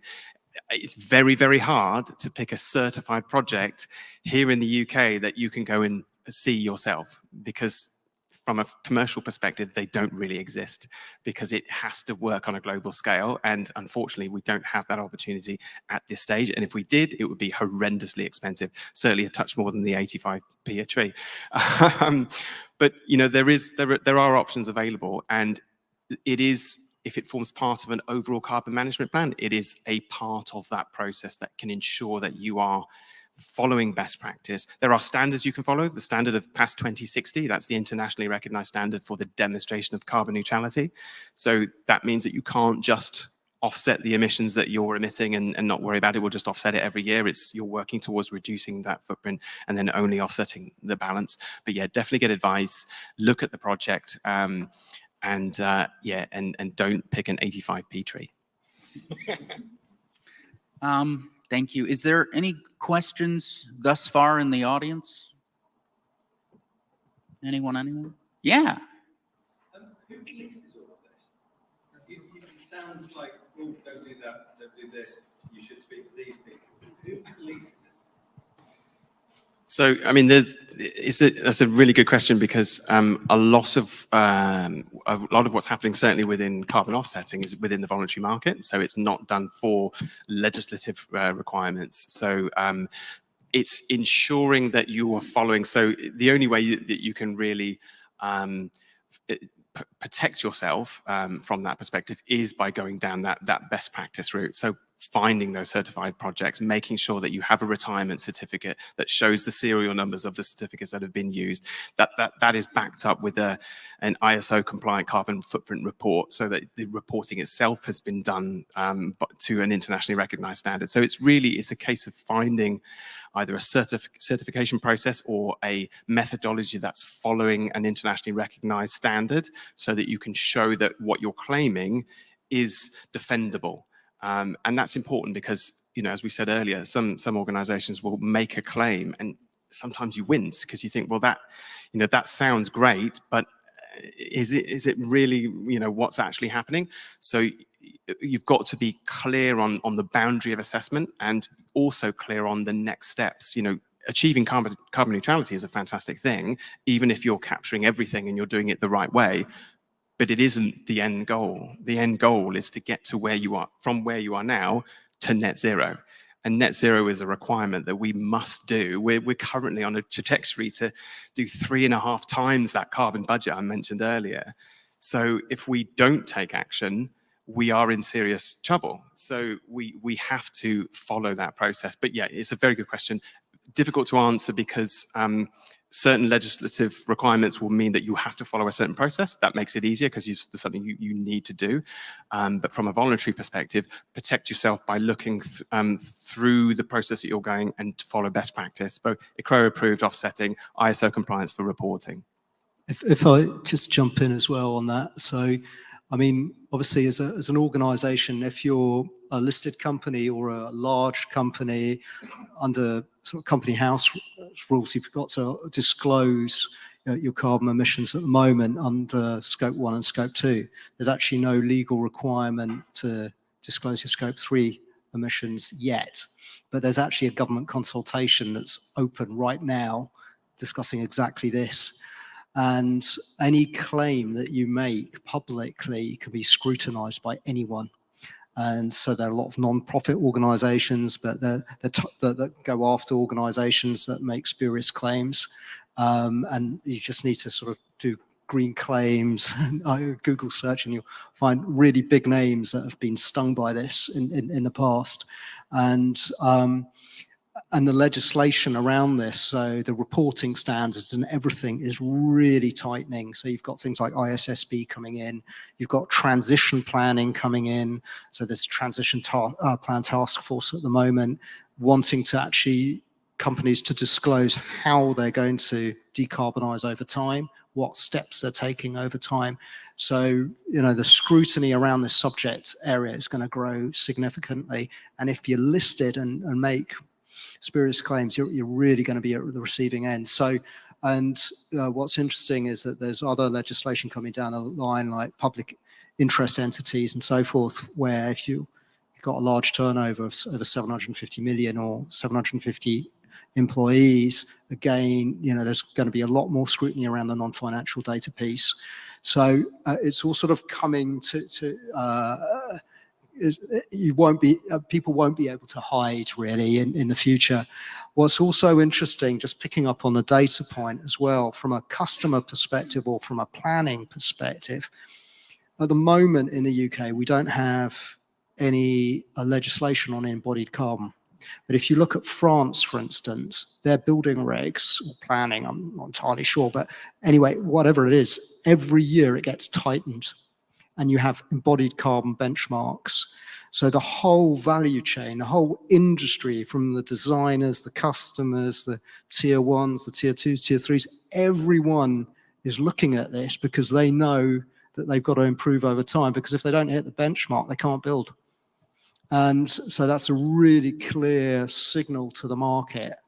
And, you know, there was Part Z that was being muted. Unfortunately, that didn't go through Parliament, but we can't, as a nation, achieve net zero if we don't have something around embodied carbon. It's madness. So I am confident that it will come. And I mean, if you look at what some of the opposition parties are talking about at the moment, they're all talking about embodied carbon as well. So I am 100% certain that if we were to have this meeting next year, this time, there would be a change.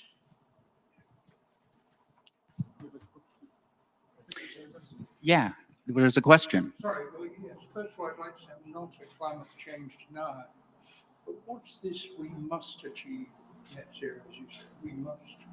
Why must?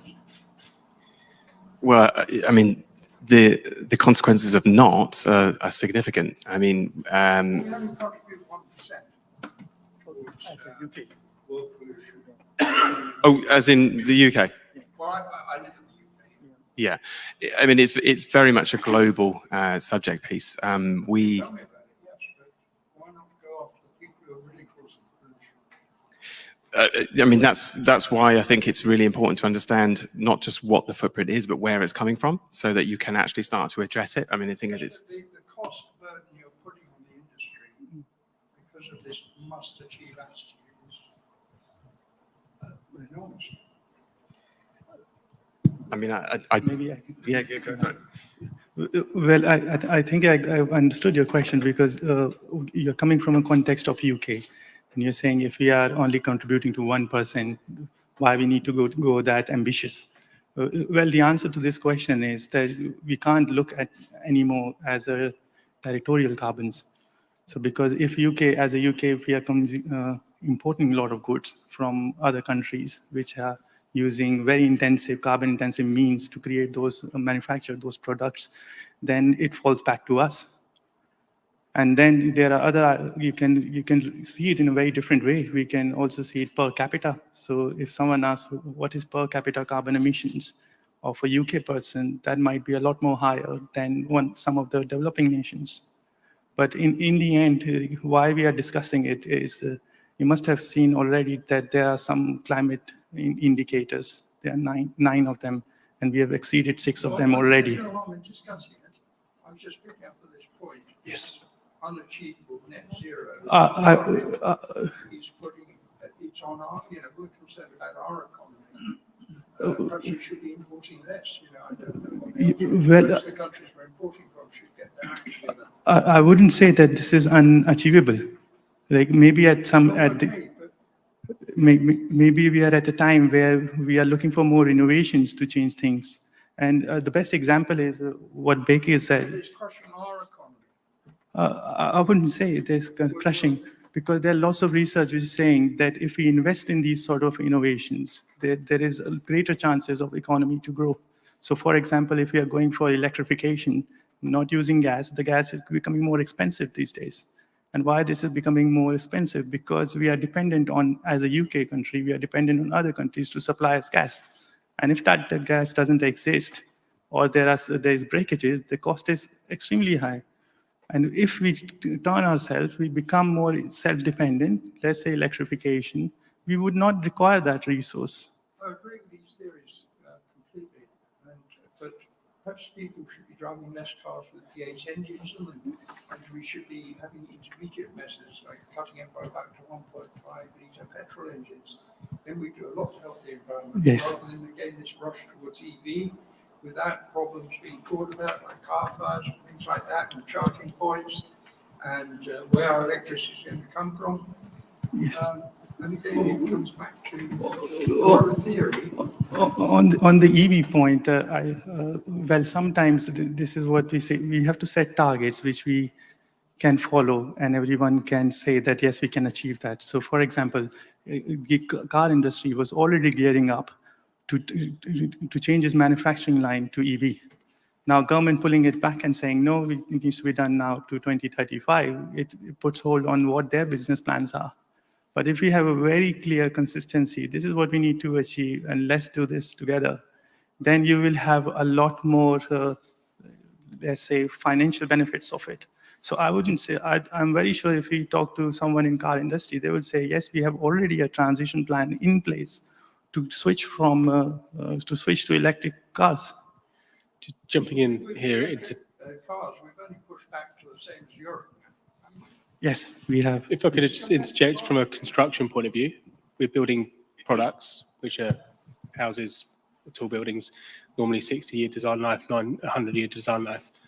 I don't think my car will be running in 100 years' time, or in 60 years or 40 years. And I think that's one of the big points why people are designing things from a passive point of view. And rolling experience back to my personal circumstances. I had a 1980s roof with very poor insulation, switched over, and guess what? I save a lot of money on energy now because it's a much more thermally efficient building. And these are the buildings which will be demanded by the younger generation in 20 years' time. These are things which also, from a funding point of view in the industry, is being demanded by the financial companies which have to achieve certain carbon targets and so on. So think about it from a building point of view. We need to be thinking and designing now for buildings which are built in 10 years' time. We need to be increasing that thermal efficiency. And certainly from a balcony point of view, when we've been working through the innovation piece on that, designing less weight on the outside of the building means less connections through the building. And guess what? That's got a lot more benefits other than just carbon. And so I can believe that. we're quite I'm big just advocates. against targets. There might be two. We have one more question, sir. If you can pass the mic. Good afternoon. I think there are two fundamental problems which are a real challenge to net zero. One of them is population growth. And the more people we have, the more demand we have, which then obviously consumes more carbon. And the other one is basically that from a UK perspective, is to actually upgrade the housing stock to a reasonable standard would take something like 300 years at the current rate that we're going, and we'll never improve that. I just wonder if the panelists have any views on population growth, which then is linked into economy growth, because we seem to be hooked on growing economy.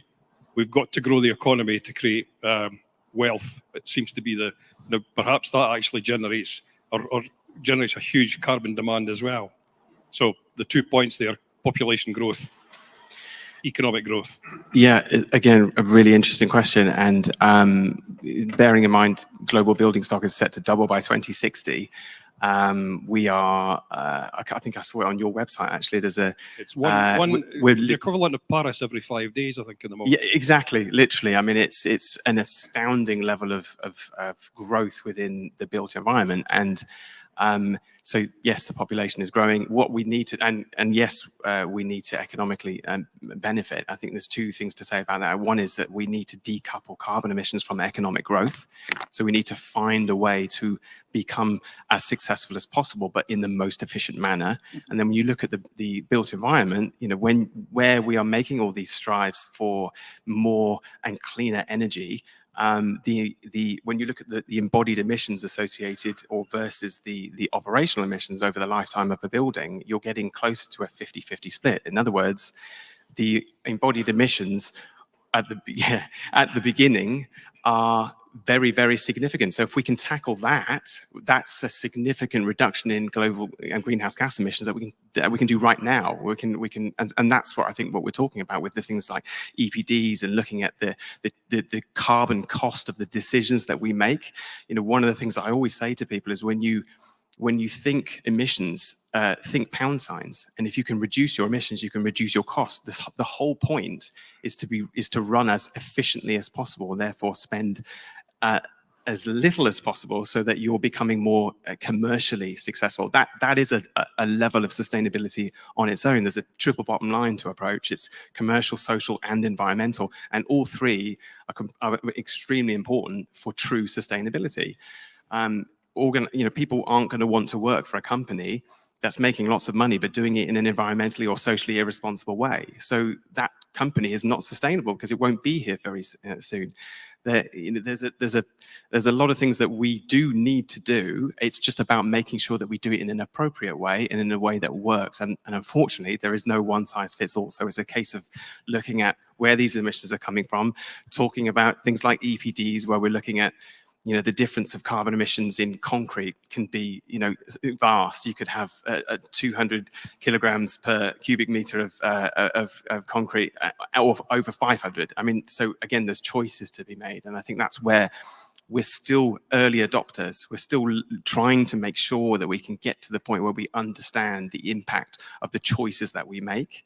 And it's about being able to communicate on those choices so that you're then more likely to be able to collaborate with other organizations who are going to want to use you, and then work together so that ultimately we're we're targeting this whole ripple effect of emissions, and it isn't just us here, it's the whole world, it's the whole infrastructure, the whole value chain. So if we can work together to find a more efficient route and help each other, we will clearly do a lot more than we will be able to do on our own. Well, on the economic point that you mentioned, probably I can say a couple of points. So one thing that we tend to forget, that we have finite resources. We do not have infinite resources. And this is a very important point for all of us to understand, that maybe like a century ago or so, there was a time that we never thought about it, that resources are finite. But we have a clear signs right now that they are finite. And especially in the construction industry, if you talk to any contractors and if you ask what is the cost of materials increase in last 1 year or 1.5 years or 2 years, they will give you the numbers, and shocking numbers. And I'm talking about UK. So we had industrial revolution, and then which led to economic growth, and you could see where that growth happened, where there was innovation, where there were leaders, where they could create products which were different, and the world needed it. We are going to have another industrial revolution, phase 0.2, and this is going to be, we need to create products which can be used for longer, which are efficient, which require less energy, and which has greater durability, and which requires less resource, because we do not have that resource. So there is a very clear connection between economic growth and sustainability, and if we are not seeing it at this moment, you will see it very soon. On your point on erasing the EPC of the building, I know it's a huge task, and especially in the stock that we have got right now. We have got, I think, but if you track what happened in last 15 years, so 15 years back, UK stock, only 10%, around 10 to 15% UK stock had an EPC rating of C. If I ask all of you, like, what do you think where we are right now? Does anybody know? Like, what have we changed from that 15% to now? We are at 46%. So we are close to 50, and where we are going to be in next 20 years, what do you think? We are not very far. So I know, and when we discuss this, and we think that is too difficult target, but it hasn't. It has changed quite a lot. And if I can bring the discussion around materials and embodied carbon in the same context, 10 to 12 years back, we had only less than 1,000 products as certified products with EPDs. So that was a number globally, and this is a global number. Where we are right now, we are 150,000 plus, and where we need to get to. So globally, if you look at products, how many products are going to be there? So maybe in next 5-10 years, this space of certifications, quantification, database, innovation, and efficiency is going to massively increase. And we have clear signs of it. You can see it from everything, how UK stock is changing in terms of its efficiency, how EPDs and data is getting available in terms of quantification and the rest of the things. Sorry. Yeah, I've got a question in terms of the operational carbon and the construction carbon. Because I'm not seeing any evidence of the relationship being carried through. In other words, investing more in the capital side of things to be able to reduce carbon going forward. And I'd be interested to know of any examples of that actually happening. Do you mean that if you build better, the environmental impact of the building going forward is not increasing? I guess what I'm saying is that the operational cost of running the building from a carbon perspective may be affected, or probably will be affected, by selection of different products and materials and solutions during the construction period. The problem is that we've had this with PFI over the years. You've got two budgets, yeah? And to take money out of, even in PFI, which it was supposed to be geared up to actually do that, it became impossible. So therefore, money that was allocated from a funding perspective to the operational side couldn't be transferred into capital. So therefore, the whole objective of the both sides being able to look at things in a more holistic way didn't work. And I see this as being even more serious in terms of carbon. I think it's less transparent. I can give a couple of examples of operational cost and capital cost comparison. So one thing that we are looking at, and I'm not going to just link it with embodied carbon, because there is a lot more focus on how we design buildings as well. And that is a big chunk of discussion. Hopefully we'll touch on that as well. But if someone says how we are going to achieve net zero, and let's take an example of a residential building, what comes to our mind? What would you think that first thing in new residential buildings we should do to achieve net zero? And sorry? Heat pumps. Heat pumps. So, okay, so I was expecting some answer, but this is too quick jump because we have taken a jump to a system. The first thing is that we need to design out cooling. That's the first step. And this was not something very alien to us. Like the people who have been living in UK for a long time, they know already 30 years back in residential buildings, there was no cooling and it was working. But now we're in a scenario where we are adding cooling. So the step for us is to how we can invest in designing the buildings in a manner that you can design out cooling, you can design out heating, and at the same time achieve comfortable temperatures. Now, this is very much possible with good design ideas, strategies in place. And there are lots of traditional examples of it available as well.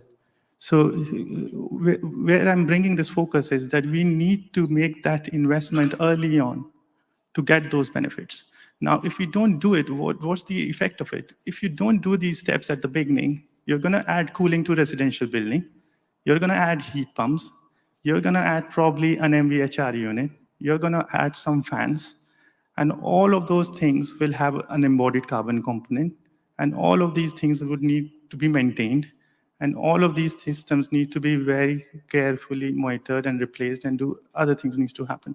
So we are making making a simple, we are making it more complex for ourselves by thinking that is one solution, but it's not. It needs to be looked more holistically. I agree. The only observation that I've got is that the procurement methods, and also the financiers are mitigating against what you've just described.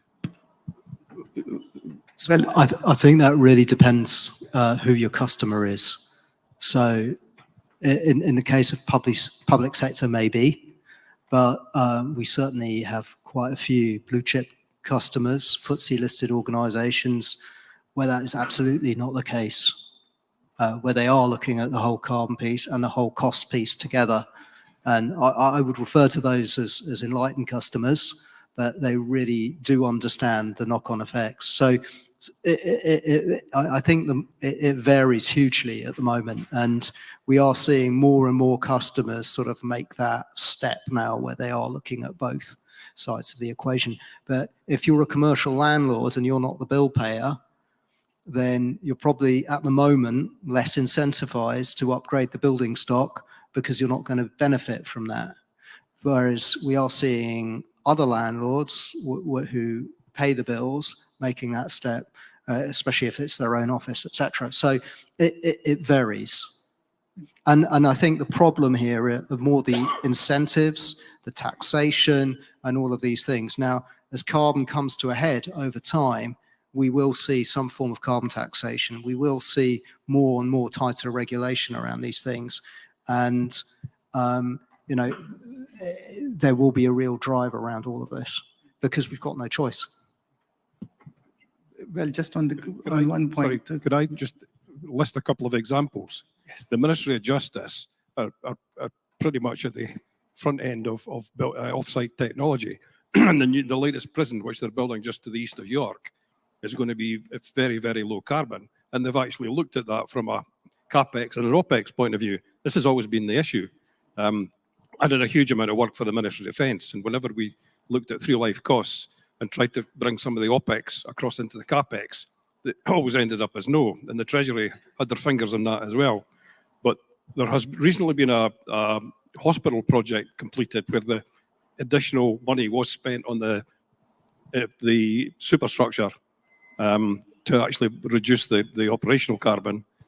So that's actually taking effect. And then, of course, we've got Energy House up at Salford University with the major house builders actually contributing to that experiment of understanding how a house will actually operate from sort of below zero to whatever, plus 30 or whatever, which it takes in the cooling point of view.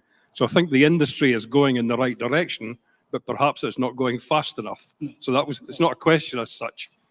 I'm just aware of certain things that are actually happening in this field. Thank you. James, again. I'd just like to say a couple of things. So I've been working down at Wembley with a client for a number of years, and their evolution about sustainability and low embodied carbon has been massive. So when I first came down here, we built a project with 1.5 million bricks, traditional scaffold, everything. Then the next project was a precast facade with a brick slip. And now the third evolution of that is a precast facade, exposed concrete with a hook-on balcony system. And the carbon efficiency and that evolution has been huge. And I think not only are clients pushing innovation, but construction companies, design teams are as well. But I think, there's a moral obligation to do the right thing and to make, and it's not rocket science. We haven't been reinventing the wheel. It's just about efficiencies, but efficiencies drives carbon savings in a big way. Hi there. I'm interested in what 2 points are raised here around the idea of why should we and who's policing it, and then raise it up a level to more the global idea of, do you think the revised construction product regulation and links to eco-design, digital project passports, etc., will actually be a driver for change because we're going to get a consistent level of information coming through from manufacturers and suppliers? Is that worth looking at? I mean, if you get complete mapping of your building and you know exactly what's in it and what you have to replace and how it's being replaced, going on for 20 years, I'm sure it will be really, really beneficial. Getting all that information together, however, is not as simple as you probably think. I mean, if you have a complete like Revit model, which has everything in it, everyone knows when it's been installed, what it is, how it's going to come off and who you bought it then and what it is made of and how it should be removed, because obviously people move forward. Maybe they don't know how to remove a window in 40 years because it has screws and we don't use any screws anymore. So all of that kind of things will be awfully important to have.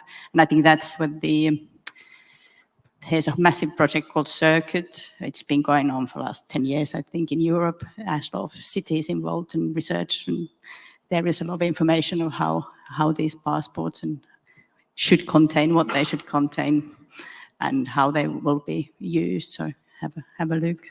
So do you think the CPR database they're looking to provide at that European level will help drive a change then? Because what I'm not hearing really is the fact that what do you as the panel think we should be telling people is the driver for change?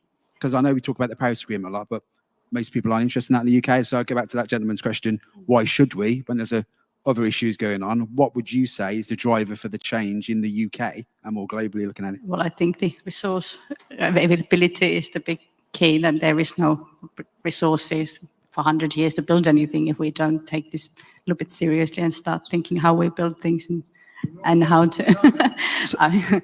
I'm not, yeah. Well, I mean, the resources run out. That's the same style. We don't get it from China either. So we did have a question, and I think it ties in just about resources. Resources is talking about circular principles in construction. How do you guys think that companies and professionals can use the circular principles moving forward? Well, if I can start on this. Well, circular principles, I know it started with a linear process. So when we initially talked about whole life cycle assessment, we were just trying to evaluate what's the carbon of a certain process is. And that led to a question that should it be that way? So for example, if you're using a plastic bottle, you wanted to calculate its all embodied carbon, everything. But what happens after it's being used? That was never answered.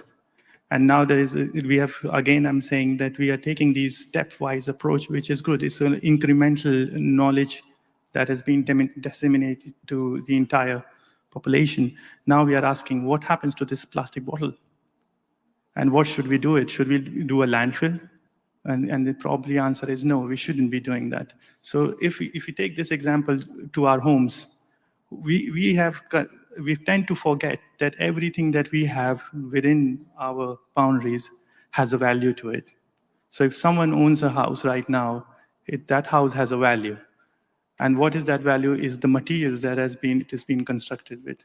So today, if you go and look for bricks, and if it's an existing site, there is probably a lot more cost benefit using those bricks from the existing site than buying a new one.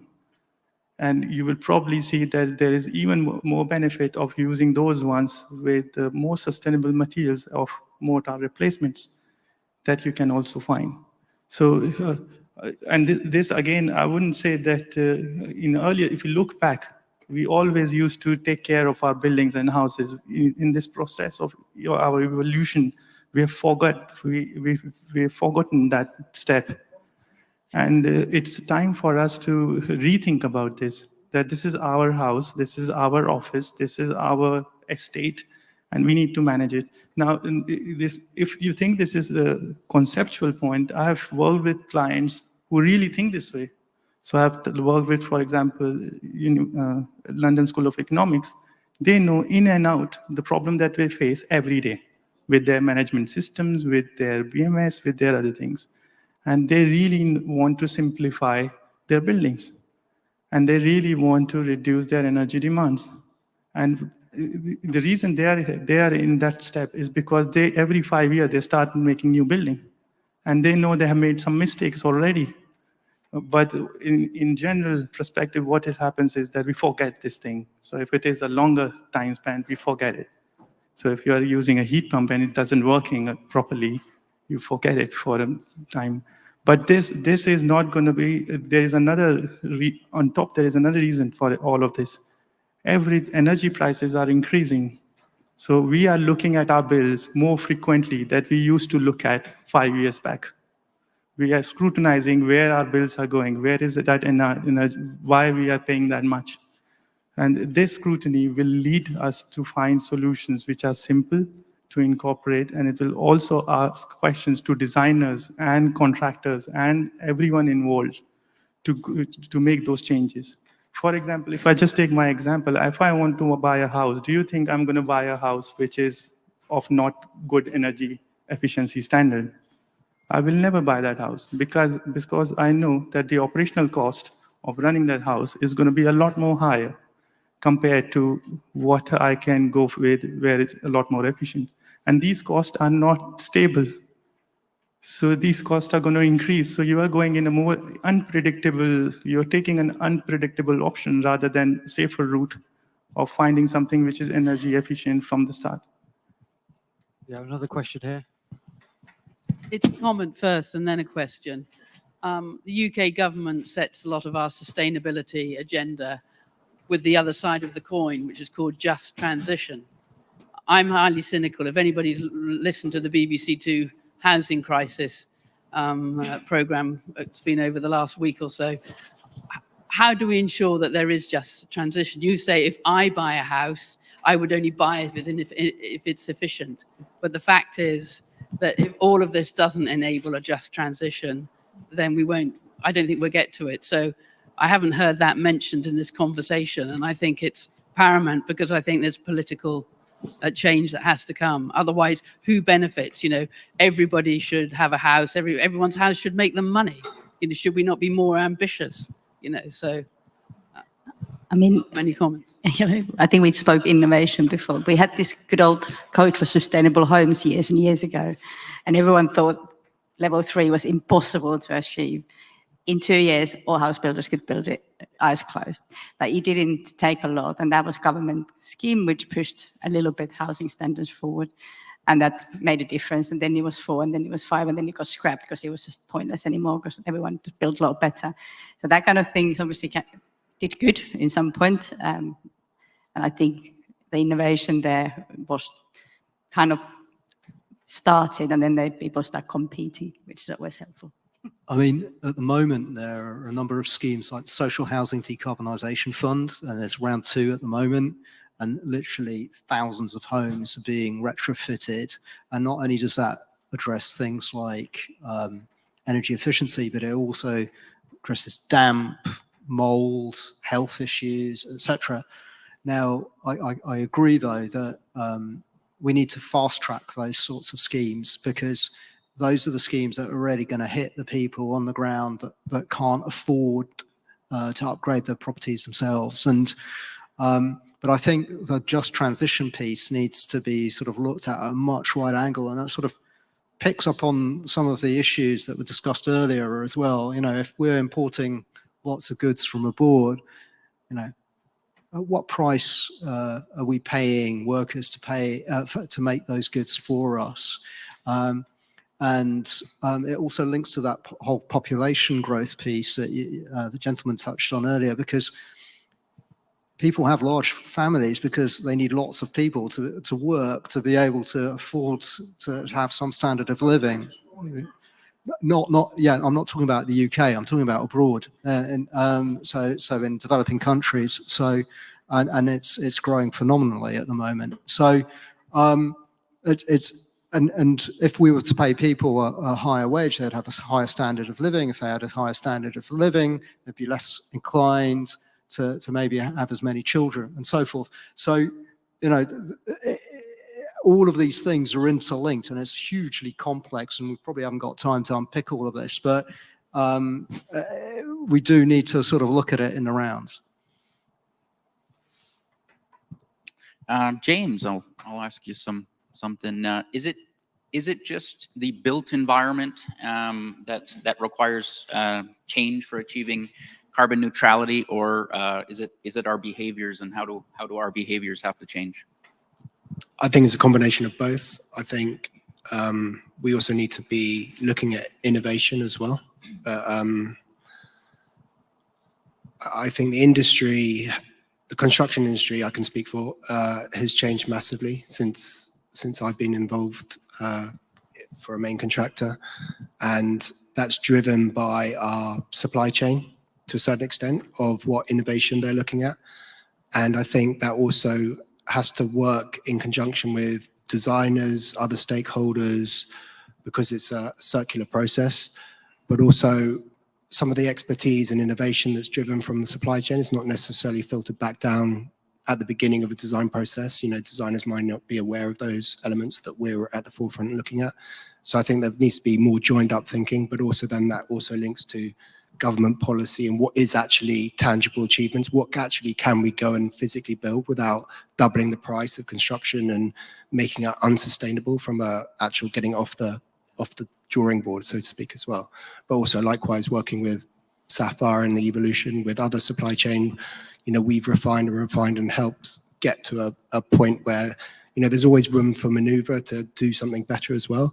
So there's never a point that we're stopping time. It's always about driving efficiency and moving forward as well.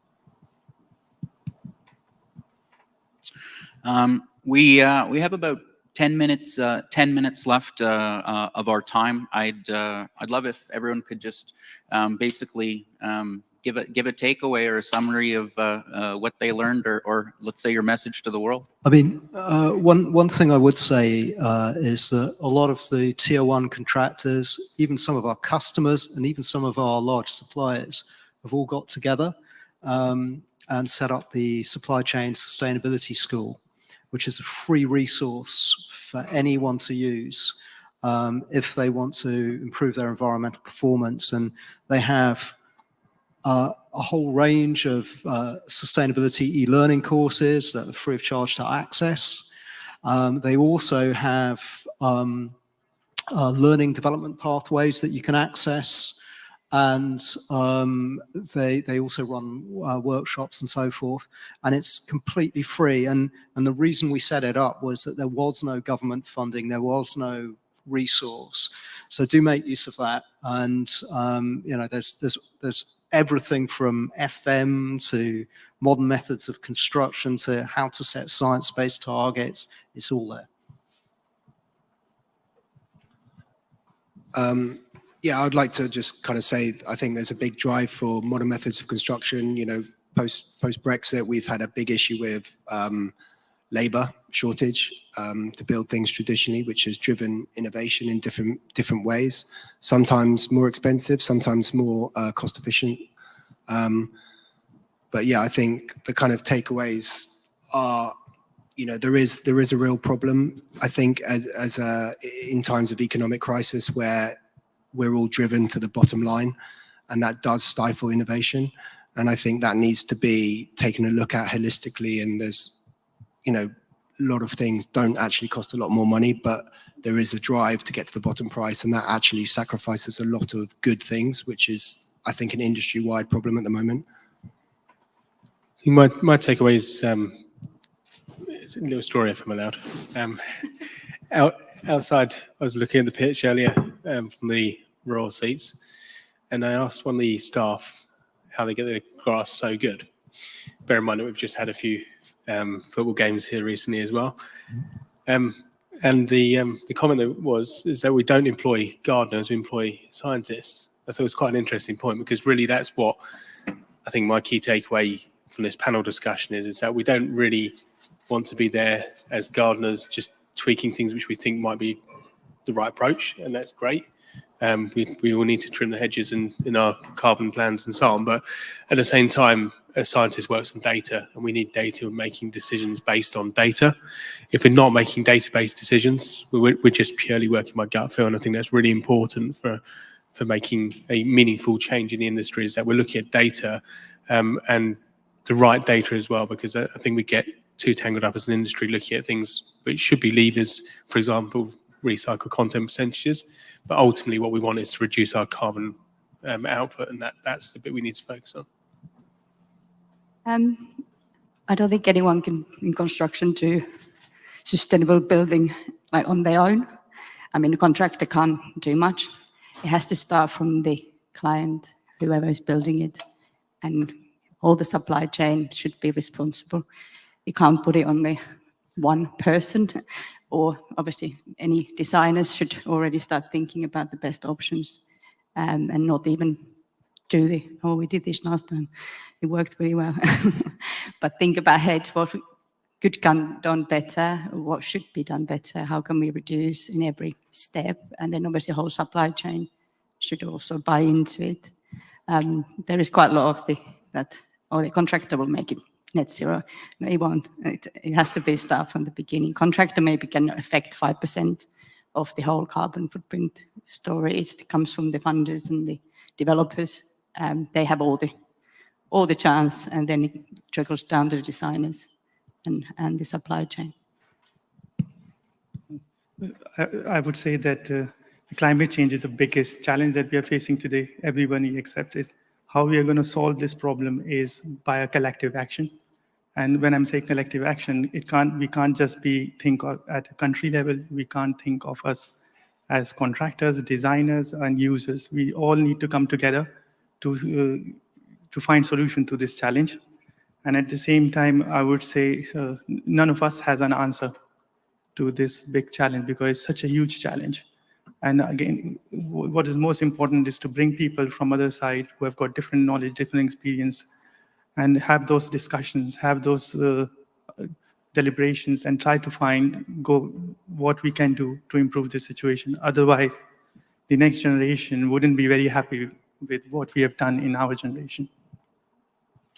Yeah, I completely agree with what everyone said, and I think probably one of the messages keep coming back to me is that we're learning, and we need to be as inquisitive as possible. We need to take action, and we need to learn from that action. I think making it more accessible, so having a database that people can access, is going to make it more achievable. I think making it a simple process so that people can adopt it will make it more achievable. I think knowledge, so people understand the impact of their choices so that they can make informed decisions. People have an appetite to want to do the right thing. Let's give them the opportunity. Let's facilitate that opportunity. Collaboration is absolutely key. There is only so far you can go on your own. So we need to understand that whole circular approach is incredibly important. If we're thinking about the end goal in mind, we're thinking about the whole process and how can that be picked up from the next generation or even from the next service provider. But also see a real value in the actions that you're taking. You know, we do a lot with service providers, and there is a value in being able to provide their clients with insight into the impact of the decisions that they make when they commission that supplier.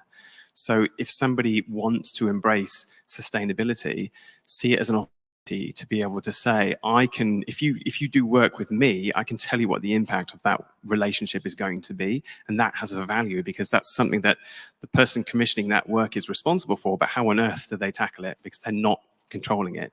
So if you become that partner rather than that supplier, you're infinitely more successful in that approach. But the fact that we're all here talking about it, the fact that we are asking uncomfortable questions, the fact that we are looking at what do we do, did we do something and it didn't work, what do we do next? That's all very, very good. We need to be having these conversations and we need to be taking these steps. Otherwise, we won't gain the traction that we need to. But this is obviously a very encouraging sign. Yeah, I'd just like to add, kind of as my takeaway, coming from the North American perspective, we're dealing a lot with the same style of challenges. We have targets to hit, and we've always done things a certain way, and it's usually more costly, or at least requires innovation, and it takes leadership for that group to kind of say, we're going to go this way, and and yeah, it does take a little risk. So we have a lot of work to do, and as far as progressing, and I think that's my beliefs, it's going to come from more modern methods of construction, modular buildings, and further innovation. But I'd like to thank you all so much, this panel, for joining. There was so much insight, as well as the audience. We had great questions and a lot of very good conversation. So thank you everyone for joining. Just again, if you have any comments or questions, please go to sli.do. And you can enter VC23. You can enter any comments or questions in that. That would be appreciated. Thank you very much to Resibuild Events for putting this wonderful event on at this lovely, lovely venue. That's all. Thank you.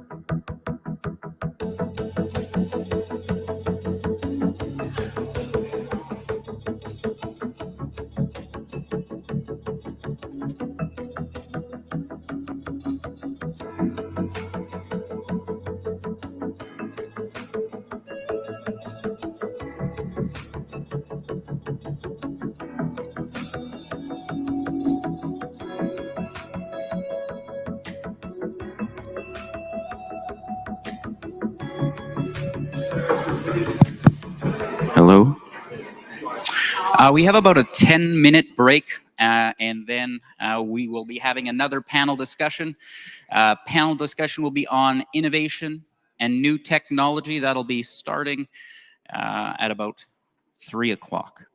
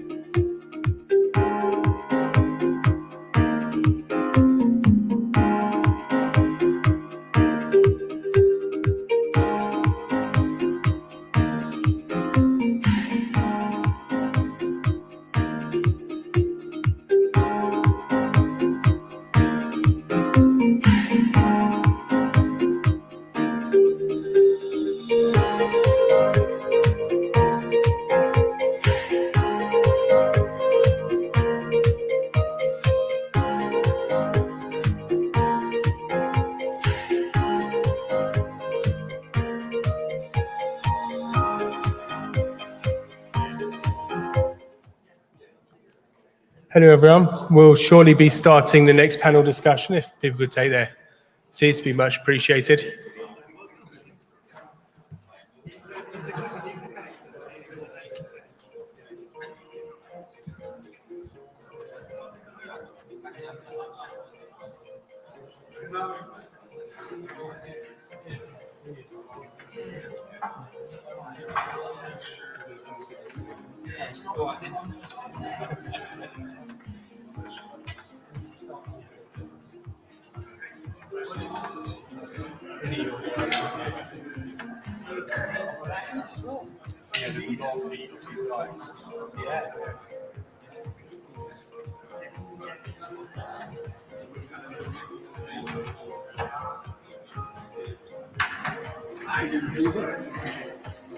Hello, Cam, you've met before. Well, it was one of the other Resibuild events. Yes. I think it probably was. Yeah. It might have been before. No, it was the book watch. Because I did a bit for the book. Right. Yeah. I was supposed to be on the panel before. Unfortunately, we swapped me to that.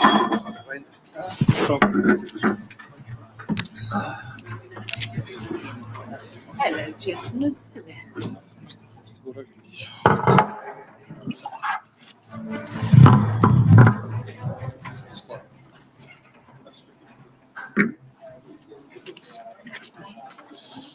Hello, Carol. Hi, Scott. Lovely to meet you. Lovely to meet you, George. Hi, Carol. Mark. Hi, Mark. Yes, thank you. I'm sorry. Nice to meet you. All right.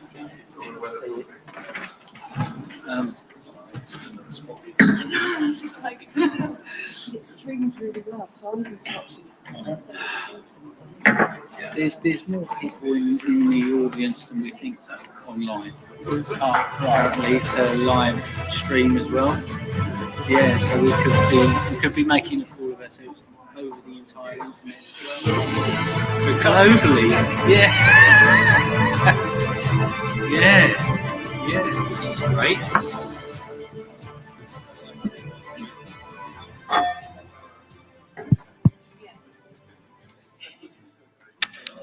So welcome everyone to this next panel discussion on technology. Ironically, there's more people joining via technology. Well, yeah, exactly. I'd like to welcome everyone and the panelists here. We will be exploring various topics regarding technology, both MMC and other technologies, including the new buzzword of AI. During this panel discussion, you can use the QR code up here or log on to www.sli.do with VC23 being the code.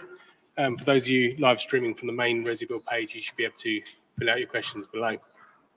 So before we kick off with the question set, I'd like to introduce, if we can perhaps start at your end, Carol, working this way. Thank you very much. Yourself. Thank you. So I'm Carol Massey.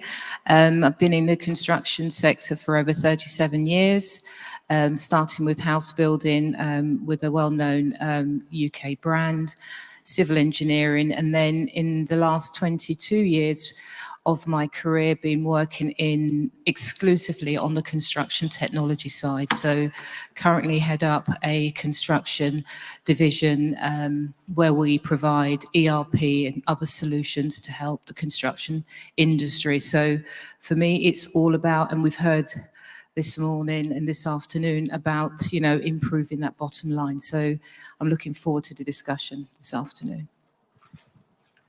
Good afternoon. My name is Ken Davey. I'm an architect. I actually graduated in 1979, so I've seen a fair bit in the architectural profession. I'm currently working with Build Offsite, who advocate the use of modern methods of construction. I also work with the Supply Chain Sustainability School, running workshops on the fundamentals of offsite. And in fact, the next one is next Tuesday morning at 9:15 online.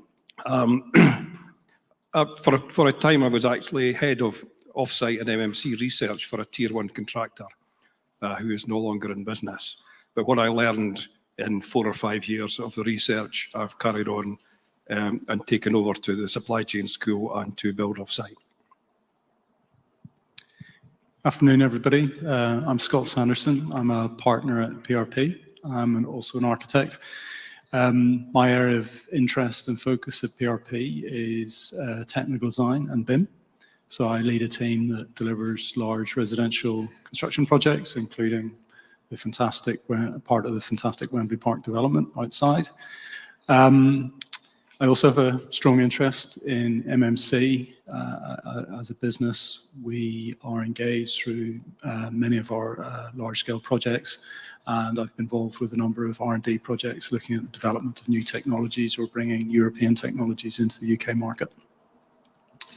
Yeah, I'm George Stevenson. I'm chair of BIM for Housing and also the L&Q-led Golden Thread Initiative Asset and Survey Information Group, quite a mouthful.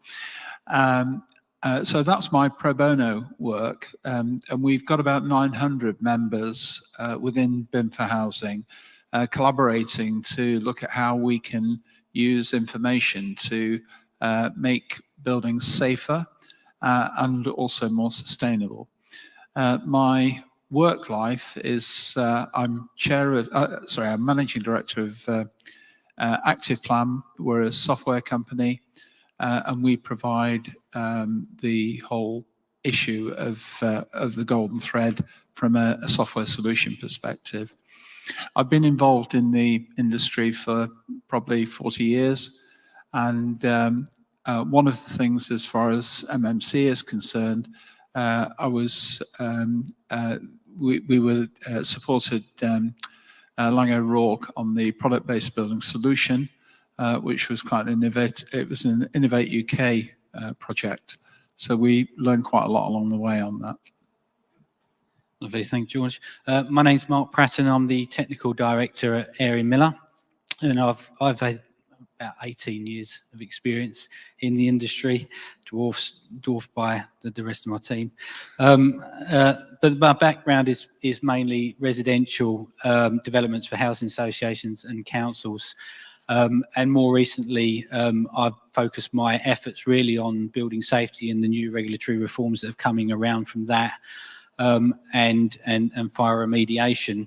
And as part of that as well, and my other kind of interest in BIM and information management, which kind of flows through the kind of entire narrative of what the Hackett report and the new building safety requirements, and also the net zero.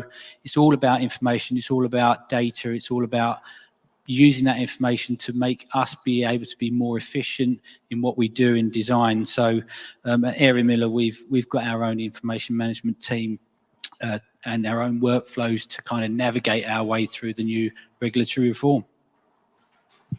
Thank you, Mark. And my name is Nick Haughton. I work for Sapphire Balconies, and on behalf of Resibuild, I'm facilitating this panel discussion. I feel very young in this one because I've only been in construction 17 and a half years. So, so we touched on the golden thread a couple of times in the intros. Perhaps if we start there, George, I think you mentioned it. What does the golden thread actually mean? I know it's quite a loose term in some respects. We've obviously got a BIM related document and the guidance on that. Tell us a little bit about the understanding of the golden thread, and is it a wake-up call for the digital handling of construction information? Well, in many cases, what it's actually requiring people to do is to do what they should have always done, and that is to identify properly, specify what is needed, and then to design what's required from that specification, then select products that satisfy those specifications and install them properly, and then be able to keep them up to date. So the golden thread really is that connection between those different steps.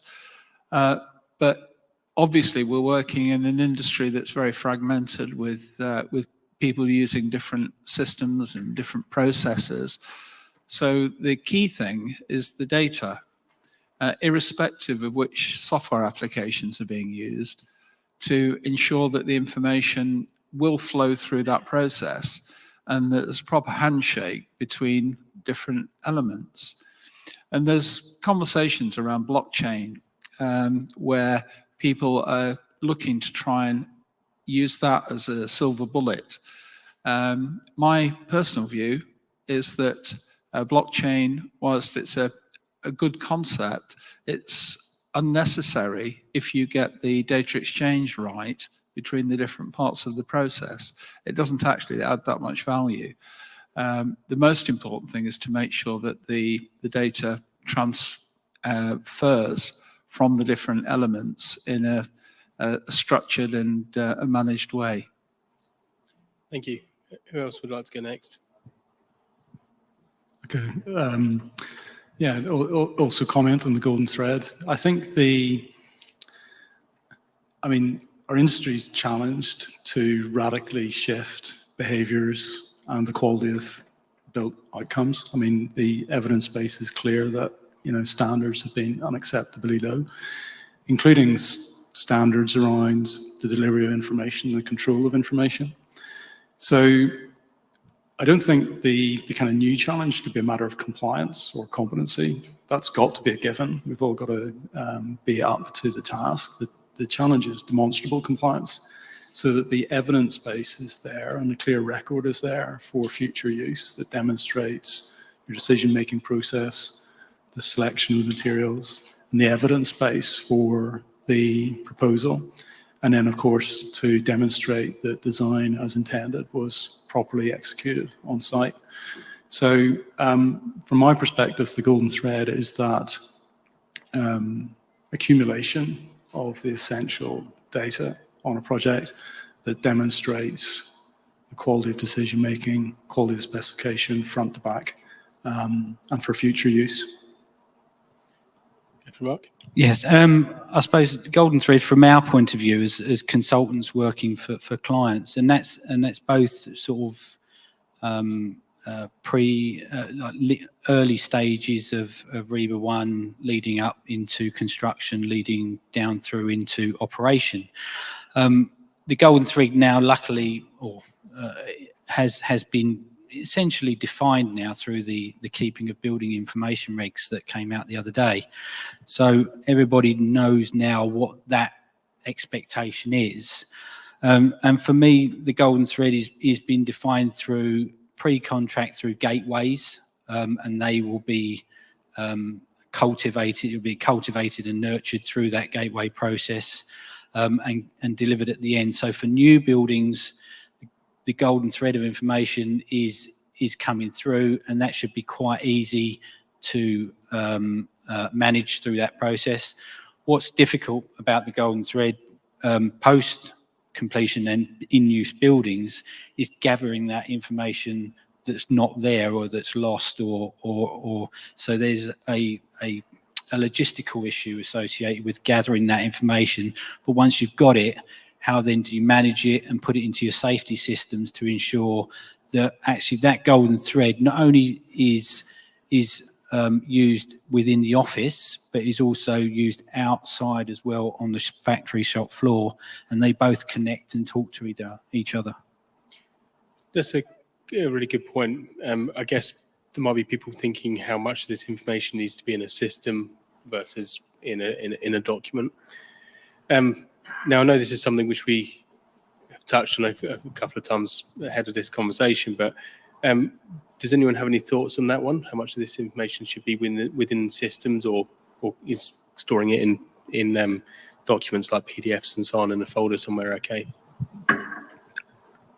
Yeah, I certainly would say that part of the challenge is we're overwhelmed with information or with data, and actually having to read and interpret manual PDFs, for example, is challenging, because we're therefore having to interpret information which should be able to be read by different software applications. So my take on this would be to say that we need the information in a digital format so that it can actually be presented appropriately for different functions.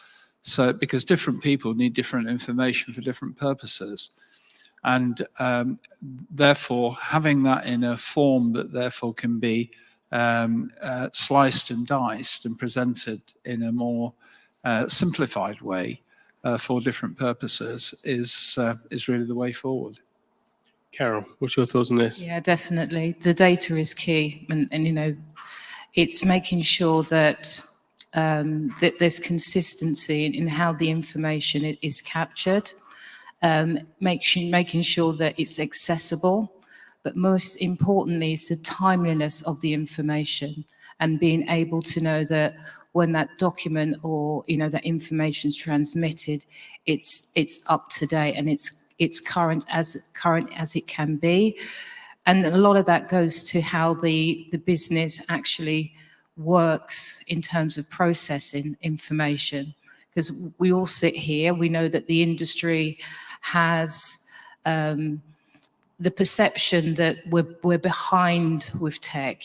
We don't embrace technology in the way that other sectors are needed to do so. So the important thing is for us to ensure that the information is accessible in a format where key information can be delivered at the right time to the client, to health and safety, all the different stakeholders, so that key decisions can be made. The data is, and I keep emphasizing, is so key to construction.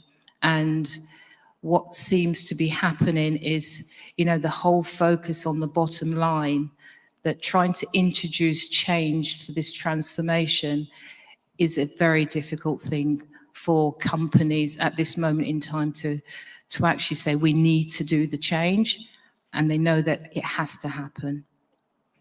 You mentioned the word timely, I think it was. Yes. How do you define that? Timely, oh gosh. If I just take a specific process in even trying to get paid, looking at the data, it's every 4 weeks.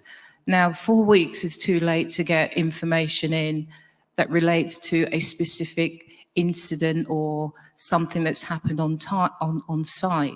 So again, it's looking at how do you capture information into a system that can be used at the time that it happened and make the decisions there and then. So it then goes back to mobile devices, guys out on site being able to capture rather than waiting for paper to be passed through very, numerous hands to come back in. Somebody looks at it, puts it on the table, goes away, starts something else. The risk factor is huge. So the timeliness is, how do we get that information in the right hands, accessible? And we talk about collaboration. The industry needs to be in a way that I'm the client, you're the contractor. How can we make sure that everyone sees the same version of the truth? Mark, have you got to take, sorry, Ken. I was just going to say that one of the biggest issues with data management is what do you include and what don't you include if you've got multiple users and multiple requirements. Because if you take the federated model idea, if you put too much data into it, it's totally unusable. And it's possibly something that needs to be reconsidered as to how you manage that data. And I'm sure, George, you've heard that BIM being referred to as better information management over the years. So I think better data management, but there is a downside to data, which we could have touched on in the last debate, is that data centers are now generating something between 8 and 9% of carbon emissions worldwide. And if we continue to expand and build more data centers, we're actually contributing to global warming at the moment. But I think possibly from a better data management, it might be something like an old system, which was asset tagging. You go into a model and you can actually see an object, but the full, all of the data is not there, but there are tags such that it takes you to the data that you need to see. And that then applies the cut and slice approach as well. And And obviously there will be developments coming, and there are a lot of the tier ones are now using tablets out on site, so they are actually recording real-time data. Mark? Yeah, I think what COVID has taught us, sort of post-COVID, I suppose, is that we are workers are now sort of remote working. There is a disconnection in some of our offices and people working from home, and I suppose what we need to think about is the connected worker now, where we are now having to devise systems and processes to make sure that these workers, whether they be office workers, whether they be construction site people, whether they're asset managers or property managers that are actually boots on the ground, that they are actually connected to the systems back at head office, and that those systems flow two ways, back and forth, to make sure that the information is being shared in that timely manner. And I think it has taught us that we can work that way. We can be more connected. We've got teams. We've got what we're doing here.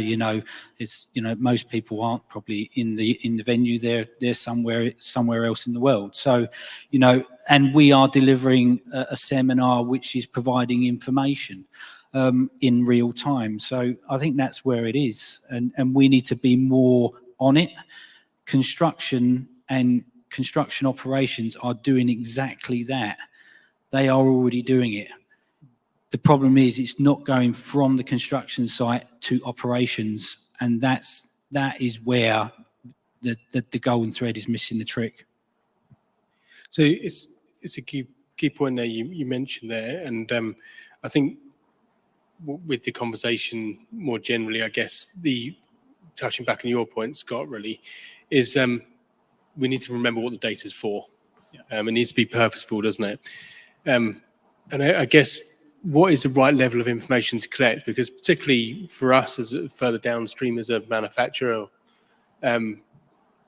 what information would be beneficial passing it on from the supply chain to the people which are making key decisions for the building at large? So I think I'm going to slightly dodge your question.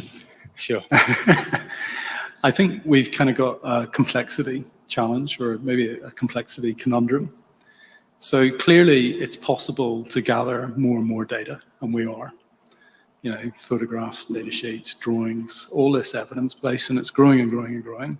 And it's easier and easier to store it electronically, with the cloud-based facilities that we've got. So it's kind of all good. We're gathering all of this data. But I guess the conundrum is you've got all of this data, and actually we're on the hunt for very, very simple answers, binary responses. Is it safe? Yes or no. Are you happy? Yes or no. Sign here? Yes or no. Gateway approval? Yes or no. So we've got to be able to translate from everything up to binary responses. So naturally, there's got to be a filtering process. And I think that's where there's still, I think it's probably untested still what that kind of golden thread looks like, because I'm not sure a golden thread should be everything on a project. But then which bits of a project do I not want? And which bits, for instance, aren't relevant to compliance with the building regulations? Discuss. So I think we've got to continue to host the wide database, but be able to kind of filter up to an appropriately concise pack that demonstrates compliance. And I think as we interact amongst project teams, and particularly on HRBs, interact with the building safety regulator, we're going to have a kind of narrative on top that explains why things are the way they are, and why your design or your construction, or why and how it satisfies the requirements. So I think it's going to be the combination of large volumes of data, key data, and a narrative that puts the data into context. So it's a golden thread, not a golden rug made of lots of threads, is it, we talk about here? I like golden rug. George? I think part of the issue is that we're collecting the same information many times. And therefore, that's leading to far more information or far more data than's necessary. So picking up on what Scott was just saying, it's a matter of identifying why people need information, collect more information once, and then distribute it in the appropriate ways to different people. I think that's the lesson, really. Do you think the quality of the information is also part of it as well? Most definitely. Yeah. I think the quality of the information, the structure of the information, if the information is properly structured, then we've got the opportunity to use AI to filter and make some of those more menial decisions so that the information can then be presented in a way for people who are time poor to be able to deal with. I was introduced to a phrase a few weeks ago called, apparently now, because of just the way we're overwhelmed with so much information, we're all becoming cognitive misers. And the principle there is that we want everything in a 15-second clip, or everything needs to be on a single sheet of paper. And the fact is that that's impossible. So we do need to be able to read things properly and interpret them. But therefore, we have to then filter out a lot of the rubbish so that we can actually get down to I thought it was an interesting term. I don't think I'll touch much more on that term, but if we could perhaps explore the point you were making about AI and so on as well. Karen, what's your view on this? Should we be investing more, and if so, how and where? AI, oh wow. Yeah, I think, well, for the sector, from a construction perspective, there's lots to be explored and understood fully, because we're still coming and transitioning into technology at this moment in time. And whilst we talk about what happened during COVID, and as a sector we embrace technology in some really key areas, AI, I think, from my own perspective, during lockdown, it was all AI. There was lots of chats, there was lots of live chat rooms that you can hear, and I was like, what is this AI thing? What is it? And it's still very, very much daunting. And I sometimes, you log onto your PC, you've got somebody's going to help you. Ask me a question, I'll tell you the answer. Gosh. For construction, you're like, wow, okay. Wish someone can tell me the lottery numbers or the winning numbers. But, in a serious context, AI, it will serve its purpose, but there is still some way to go. And I know that, speaking to a number of tier 1 contractors, they're setting up some task teams within their organization. And again, it's, AI is to understand and get information. Now, the thing with AI is making sure that what it's giving back to you, it's actually providing you with the right context to move forward. And how confident are you going to be that it is? And there's a lot more work that needs to be done. Mark, what's your thoughts on this one? Yeah, it goes back to the quality thing that you were talking about as well. AI can give us structure. It can give us and it can give us a direction in terms of that, but it's obviously only as good as what you feed into it as well. But if you feed it good quality information, as we said, and that has to be validated back to source as well, as you said, George, let's get it done once and then disseminate that throughout the kind of golden thread or the safety case. So you use that information and make sure that is validated first before then you start using it and then implementing it within your building management systems. what you don't want to do is use uncoordinated or unchecked information, which just throws everything else out. So yeah, I think AI is a place to be able to read documents, be able to sift information, but it needs to be the right information. Does anyone in the room have a question? I think Chris, sorry, go for it. How does Sapphire contribute to the golden thread for their clients? I think the the point Scott summarised earlier was that it's much more holistic than just a one piece in the puzzle. I think certainly the collecting of data would be at company level. Doesn't necessarily mean that you shouldn't collect it just because it's not part of the golden thread on a project. It's absolutely essential for driving efficiencies in business anyway. I don't know if that answers your question, Tom. I think Chris had a question as well. Well, really, it's a comment as much as a question.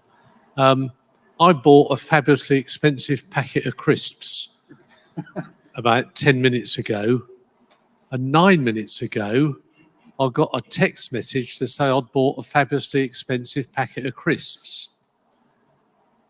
Now, and I have no time for my bank, I won't name it, but if they can do that, the technology is there.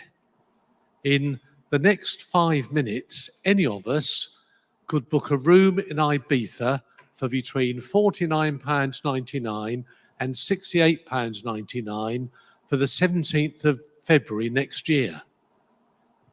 So isn't the construction industry big enough, or is every first-tier contractor starting with a different blank sheet of paper and sorting out their own systems?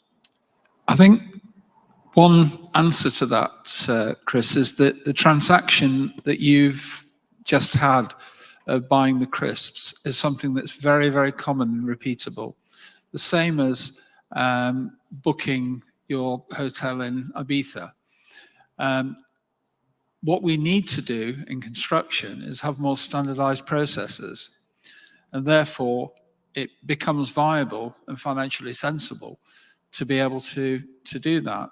One of the exercises that Scott and I were on a panel yesterday, and one of our colleagues from Benford Housing, Paul McSolly from Mace, was walking through product selection and picking the right product for the right circumstances. And that is an insanely complex exercise. And it's probably one of the reasons we've got problems, because the complexity of it, and also probably the reducing number of people that are adequately well trained to make those decisions is a real challenge. So therefore, in many cases, one of the things, picking up on that, Carol, earlier, was that AI does provide a mechanism to do that, but it's got to be trained. It's got to be standardized. The decision process, the decision trees that Paul has been working through, of him as a very experienced mechanical services engineer, but he's also got to be making decisions about the wall types, which is outside of his domain of expertise. And what we're doing there is making sure that a lot of those decision points can therefore be codified so that we can create training material for AI to be able to help us properly. And if we can do that, those types of transactions, therefore, are things that are very repeatable, and they're happening all the time. So then we can get back to your bag of crisps, Chris. Thank you, George, for answering that. So we're talking about standardization of data here. We've been talking about data during this process, but there's a role of technologies in this process, both for standardizing the processes, but also enabling perhaps a better level of structure in the data as well, if things are simpler in a building. Ken, perhaps I'll start with you on this one. What do you think the role of MMC has in building standardization, or does it depend on standardization to exist? I think MMC will provide an opportunity to develop and standardize. I think there's always a desire to prototype when it comes to design, and it's understanding where almost changing the way that buildings are procured so that it's commodities which are being procured. I was going to draw an example, say if you look at how cars are manufactured, and every time somebody speaks about MMC, they always speak about the automotive industry, but the car manufacturers can stockpile when they do so, and then they supply a demand. If you look at the failures in the off-site sector through modular construction, they rely on an order book. They're not manufacturing to stockpile, and it's a different financial model altogether. But I think MMC has the potential to not solve, but certainly help the golden thread, because the data should be available early, depending on which MMC category you're actually going to build with. I think it's understanding that MMC is not all about modular. There are another 6 categories, although 2 of those are actually about site productivity as opposed to products. But I think the opportunity is there if we can go across to a platform design. The Forge by Landsec as an example. It's like an Airfix kit of parts, so it's a completely different approach to building. It's getting the designers to understand that if you use a kit of parts, it does not stifle creativity. It doesn't affect the aesthetics of the building. There's an excellent example of a modular hotel beside Tower Hill Tube Station, which has actually got a Portland stone facade, where the architects obviously didn't want to show the modules. So MMC, I think, has a huge potential, but people have got a lot to learn about just exactly what that potential is and what's available in the marketplace. Who wants to go next? Nick, we had another question, sorry. Sorry, yeah, it was just a quick one on, well, one was a comment and the other one was a question, but in terms of AI, I think there's a misconception, perhaps not so much in the construction industry, but a misconception with regards to a takeover as opposed to an enabler.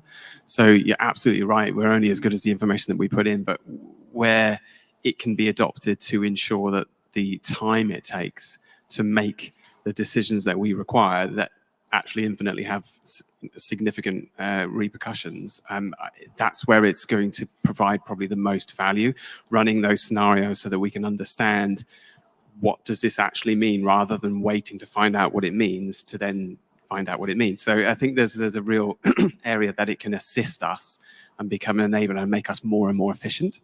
I just wanted to ask a very quick question, because I think, is it George that mentioned something about there's a real fraction in the industry in terms of understanding the correct methodology, and I wondered if PAS 2080 is anything that's starting to get asked for more. Is that something that's a requirement within the industry, are you seeing? PAS 8700 is being developed at the moment, which is actually trying to look at standardization. Although that's based on the residential sector, it'll be published probably September next year. I'm currently on the steering group, and it's at very early stages. But there are different versions of, well, different PAS available to look at these. Absolutely. I think I mean, I don't know a huge amount about it, but my understanding is that it's meant to bridge that gap between infrastructure and the built environment, so that people have a singular point of requirement, so that we're helping the industry to actually achieve something. Whereas I think you're absolutely right, and you've all touched on this before, is that there's so many questions being asked, and there's so many possible opportunities or directions that can be taken. I think that the idea is to find an internationally acceptable way to ensure that we all have a benchmark from which to follow, so that we can actually achieve something.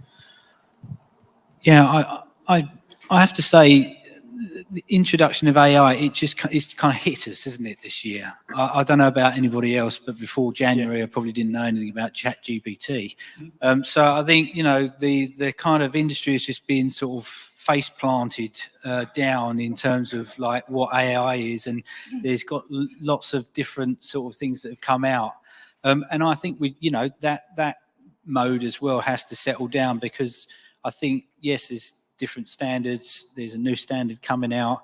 There's standards all the time. We've got BIM standards. We've got, you know, the fire IEE standards, and so all of that, and not to mention, but different types of platforms to record data and disseminate data.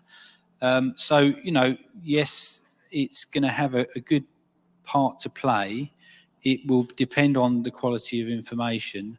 But there's a long way to go before we trust AI to manage anything, in my view.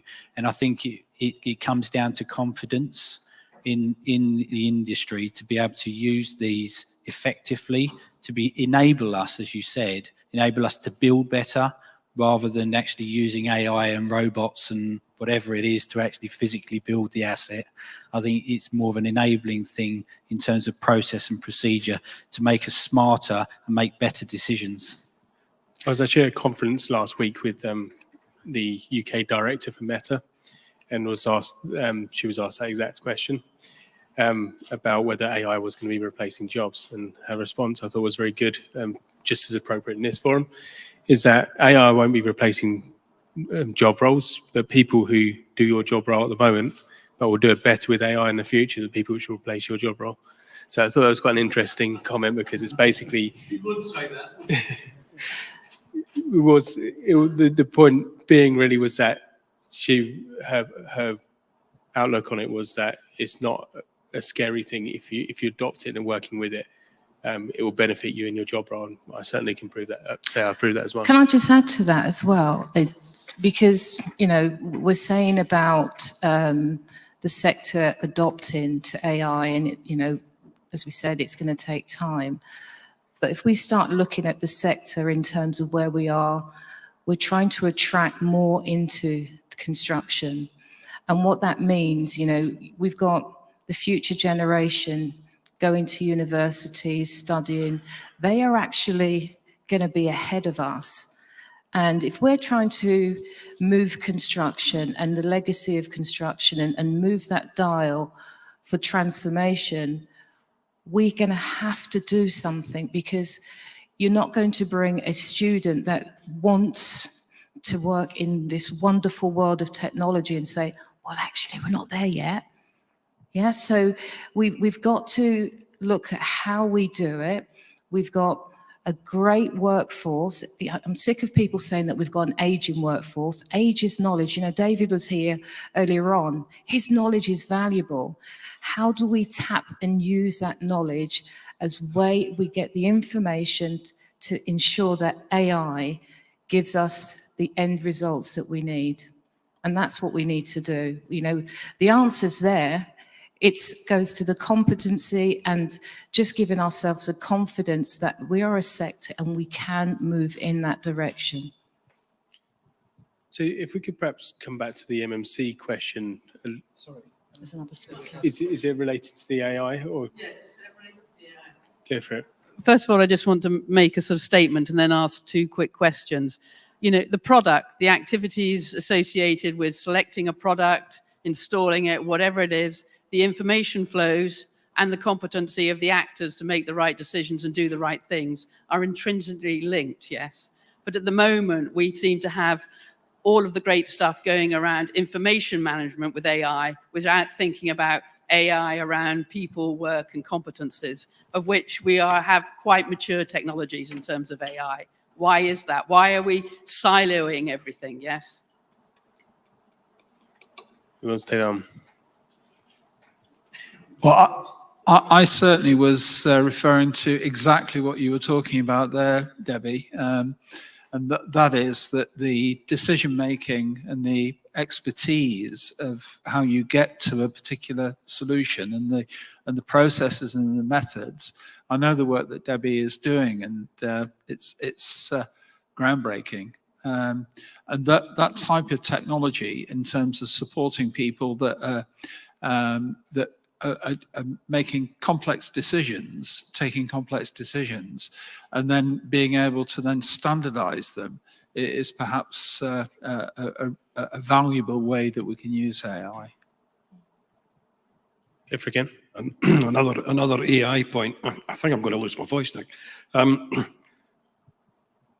A number of years ago, when 3D CAD was introduced, the architectural profession relied on the students to actually learn how to use it before they actually fully embraced it.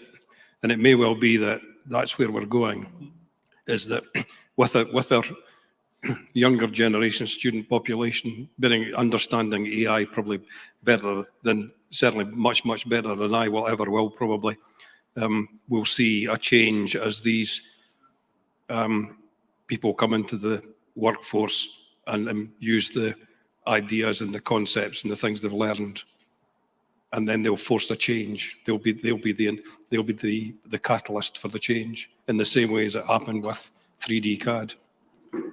Yeah. Moving the conversation on slightly, Scott, if I could come back to you on the MMC piece. Got a question here. Is MMC best suited to larger schemes, or how can it work in larger schemes? I think there's definitely a relationship between scale and opportunity. I think there's, opportunities with project at scale, and actually, I guess, being here at Wembley Park illustrates some of those. But not exclusively so. So I think one of the challenges for MMC is really about pipeline and kind of pulling the product forward. And I think there's kind of a relationship between the different MMC systems and opportunity. So the bigger the system, like particularly category 1 3D modules, I think you need volume and you need early engagement. The more compact the component, I guess the easier it is to kind of fit it in and integrate it over time. From an architectural design perspective, our ambition is to deliver exceptional buildings, but within the constraints of the market within which we work, which is massively pressed on value, deliverability, labor, etc. And off-site solutions are a really, really important part of the solution to kind of unlocking supply. So we think it's kind of responsibility for us as designers to design with components in mind, to adopt the kit of parts approach. And actually, if you take that approach from the early stages of the project, it doesn't at all need to limit the creativity, and we can have fantastic solutions. What doesn't work particularly well is if you try to push it in at the back end. Definitely, Mark, your nodding approval. Yeah, I think it needs to, your procurement approach to projects, and it starts at the beginning, needs to say, right, okay, how are we going to physically procure what we're going to design and build? And that brings about the decision on what category MMC you will use as well, juxtaposition of where the site is, etc., and the various constraints that particular project has. And obviously, whichever one you go down will present a specific way you will manage that procurement process in terms of contracting out at the later stages, how you integrate and interface with your supply chain, at what times you interface with that supply chain within the design process.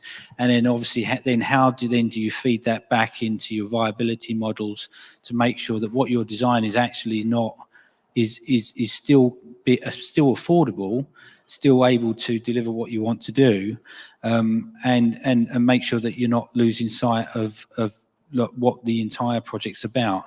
So, you know, it's about making sure that, you know, on paper it's good, but, you know, there are, you know, at the moment we've recently seen that there have been problems with type 1 volumetric in the industry. There has been a loss of confidence in it.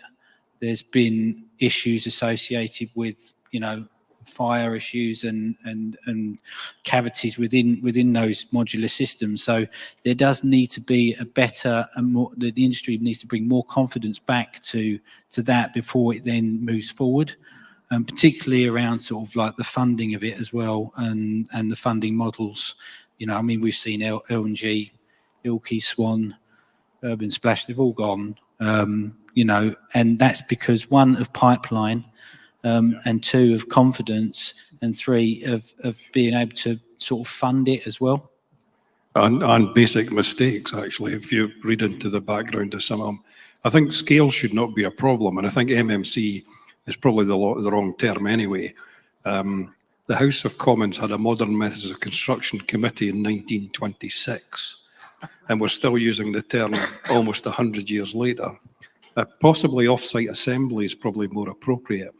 And in terms of scale, Arabs worked with a construction team in Barcelona to develop a post-tension stone assembly story height to increase productivity on Sagrada Familia, which they're trying to finish before the 100th anniversary of Anton Gaudi's demise. And there's a little architectural practice on the Isle of Skye that designed an R house, which is not, it's sort of probably slightly down market on a Huff house, which everybody has probably heard of. It's a panel system, and on the internet you'll actually see R house dawn to dusk. And you know, thinking at that scale and using off-site assembly works. Bigger developments do need the order book. They do need that commitment, and that the order book's needed to allow the full-scale factory production to be set up. There's a huge amount of investment required, and it goes back to what I said earlier: is this difference in requiring an order book to keep the factory full as opposed to manufacturing to stockpile. But I personally don't think that scale should be an issue when it comes to MMC. No, but perhaps MMC could benefit from the scale of the larger, taller buildings. Definitely, I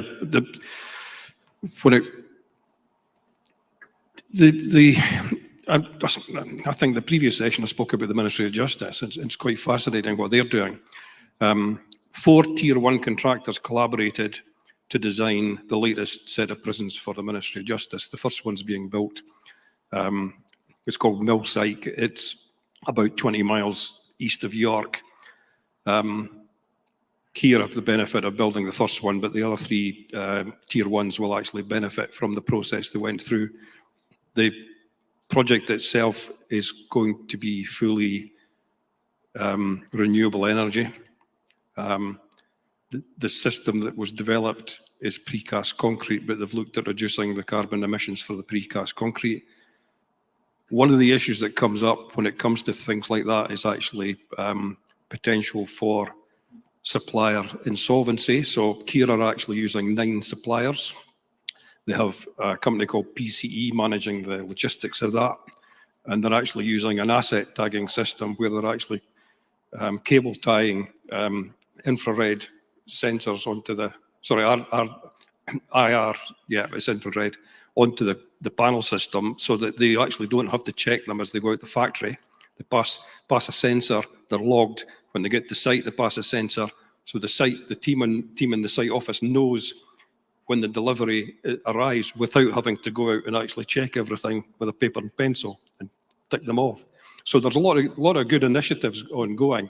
But and that obviously from a government perspective, it's probably MOG are probably well ahead of most of the other government departments. But I think the other government departments can learn lessons as well, and the private sector as well.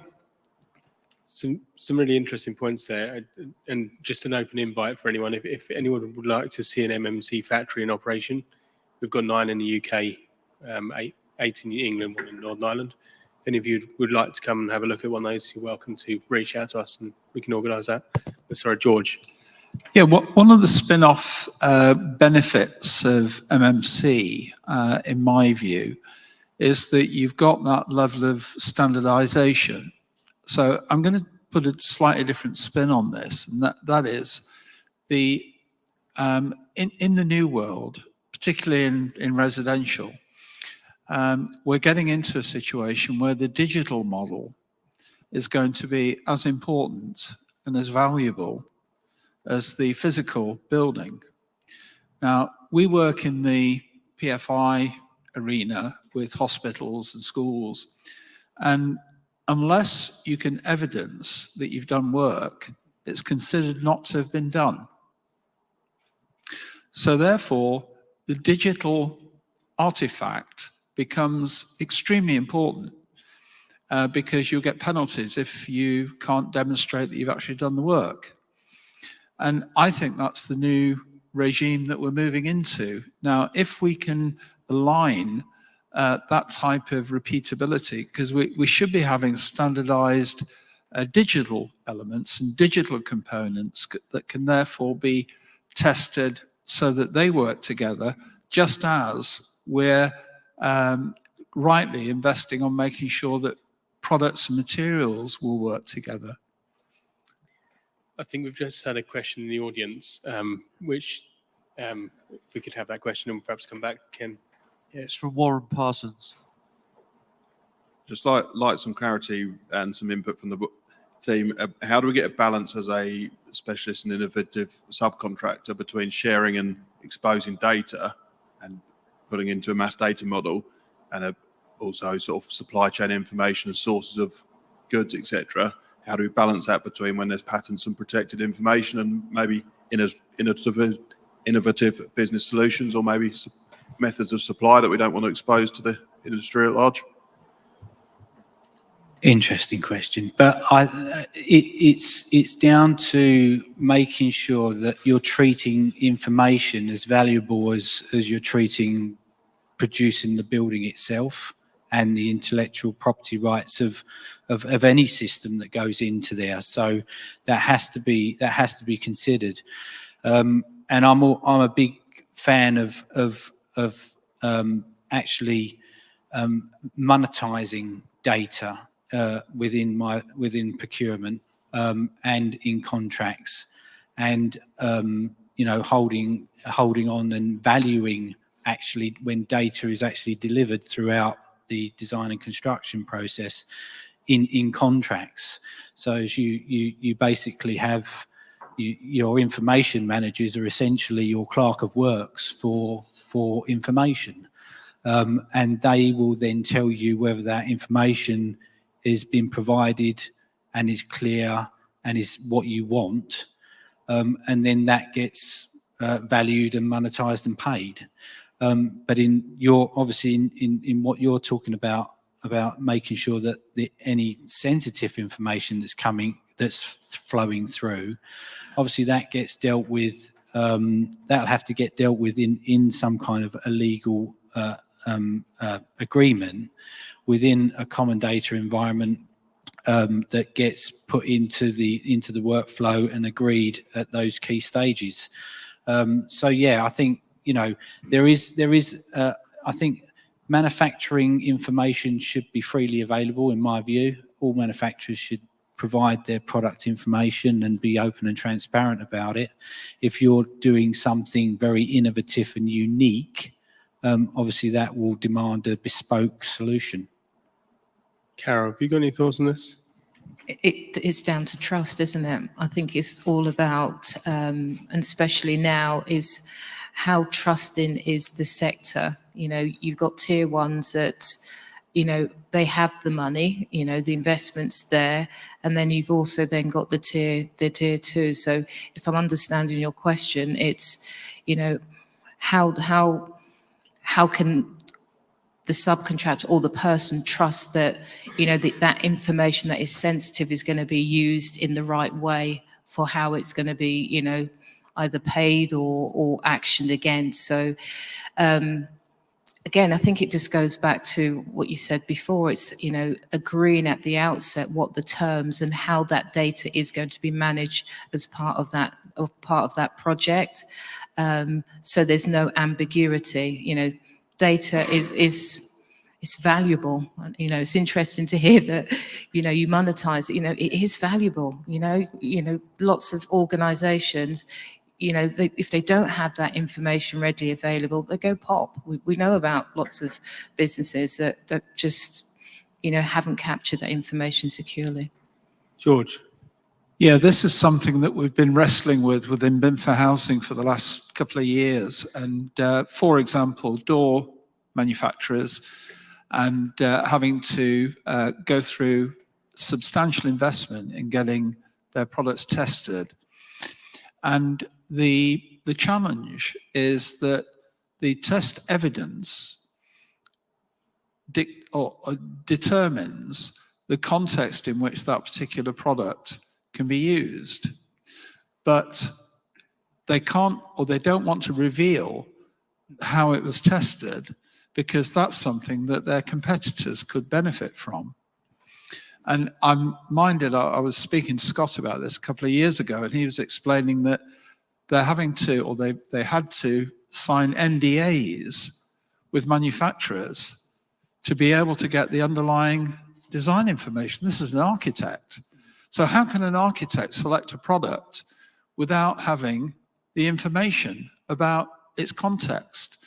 So therefore, I think part of the issue is we're trying to use old techniques like NDAs that are completely inappropriate for the purpose of which they're required. So in my view, what we need to do is make sure that the information is available in a digital format that therefore can be filtered as to who sees it. So that's a matter of being able to present the information in the appropriate way. If you've just got all that as a PDF report, maybe a 60 or 70 page report, then if that's issued and that becomes out, then the manufacturer's lost control of it. I think it's a really, really interesting question, actually. I guess picking up George's point, it's still the case that we're being asked to sign NDAs to see, for example, fire test classification reports for products that we would like to specify, but without that document, we're not prepared to. And it's a real blocker to decision making and I guess the comparative selection exercise. If you've got that information freely available from one source and not another, you know, that's going to tilt the decision, possibly. So I think it's, I think ultimately to collaborate and integrate projects with the right information at the right level, all businesses are going to have to be prepared to share. The wider, I guess, sort of offer to the market is the wider experience. It's not just the information, but it's kind of what your business brings to the table in terms of collaboration, expertise, and how to use the product. And that's the wider piece. And I'm speaking, I guess, from a business that has no product other than ideas and drawings that are incredibly easy to pick up and reuse. So kind of our philosophy is you've just got to have good ideas and keep having them and keep moving. So thank you for, sorry, Ken. But I would just, I think, pick up on what Scott's just said, is that the internet these days means that very little is actually unique for very long. And I think people have simply got to accept that. And the point I wanted to make going back was just, this information was on what George said about digital twins. Is there is a DLUC project underway at the moment to develop digital twins for MMC categories 2 and 5. I'm not sure exactly when that will be concluded. I do have an invitation to the next workshop in my diary for the next few weeks. But I think that's moving forward again. It's thinking about the digital twins before the construction is required. I think just one other point. Most people, most manufacturers are thinking about new build. So therefore, there's a discussion about if, for example, one of the questions I ask is for a door manufacturer, we need to know what the hinges are, who manufactures the hinges, who manufactures the door closers, for example. And they say, well, that's confidential information because it's the door set that's been approved. And therefore, if anybody wants anything, they need to come back to us. Yeah. And I explained to them really from an asset management point of view, it might be an FM contractor in 5 years' time, 10 years' time, 20 years' time that needs information about that hinge. And it's not practical for them to go back to the door manufacturer because that door manufacturer may not be there anymore. So therefore, the information does need to be provided. I think that's all we've got time for today, but I'd be glad to conclude by inviting each of the panelists to be able to contribute a point as a key takeaway for the audience. Perhaps, Carol, if we start with yourself and work through this way. So my takeaway would be embrace transformation and, as a sector speaking for construction, we've got to, transition with technology because we want to improve the bottom line. And if we can do that by standardizing processes, be more efficient, there's a lot of benefit that organizations can have going forward. Ken? I think the one thing that I would like to see in the construction industry is far more collaboration, starting before even REBA Stage 1, if possible. And I think one of the main messages I would put across is don't think MMC is all about modular construction and large-scale buildings. It can be applied to almost any type of construction, any type of building, any type of development. So. We started the conversation talking about golden thread, and I think everybody understands the massive drivers present for a shift in culture around building safety. And I think aligned with that, there's actually quite a special, and I would, from my perspective, necessary opportunity taken around matching that with the shift around digital culture in construction. The two need to move together. Yeah, I think one of the key things is to look at why you're producing information and who's going to be consuming it. And are you providing it in a way that actually is adding to somebody's value or actually making their job more difficult? So therefore, well-structured information that can enable people to carry out their functions more easily is something that really, to build on what Ken's saying, they're more collaboration, more collaborative relationships. Yeah, I agree with everybody there. I think that the new building safety regime is trying to instill that collaborative thing to improve competence to identify accountability throughout the entire process. And for me, it's all about information. It's all about quality of information. And if you want to get quality, you have to pay for it. And if you monetize the value of information, you will get a better quality information rather than something that the site manager has just stepped on, taken it out and put it into the O&M file. So for me, it's about the value of information and making sure that our project team now has a new person called information manager to make sure they police that and ensure that you get what you want, what you need at the end, at the start. Great takeaways. And my key one is that really it's here to stay. Technology is going to be continue developing, and off-site manufacture or MSC or whatever we call it now, Ken, I think is not going away anywhere anytime soon. But also both have a lot of ability to make things more efficient and more effective and less costly as well. So join with me now with thanking the panelists for their input today, and thank you to everyone who's attended in person and to those of you who attended online as well, and we will see you tomorrow.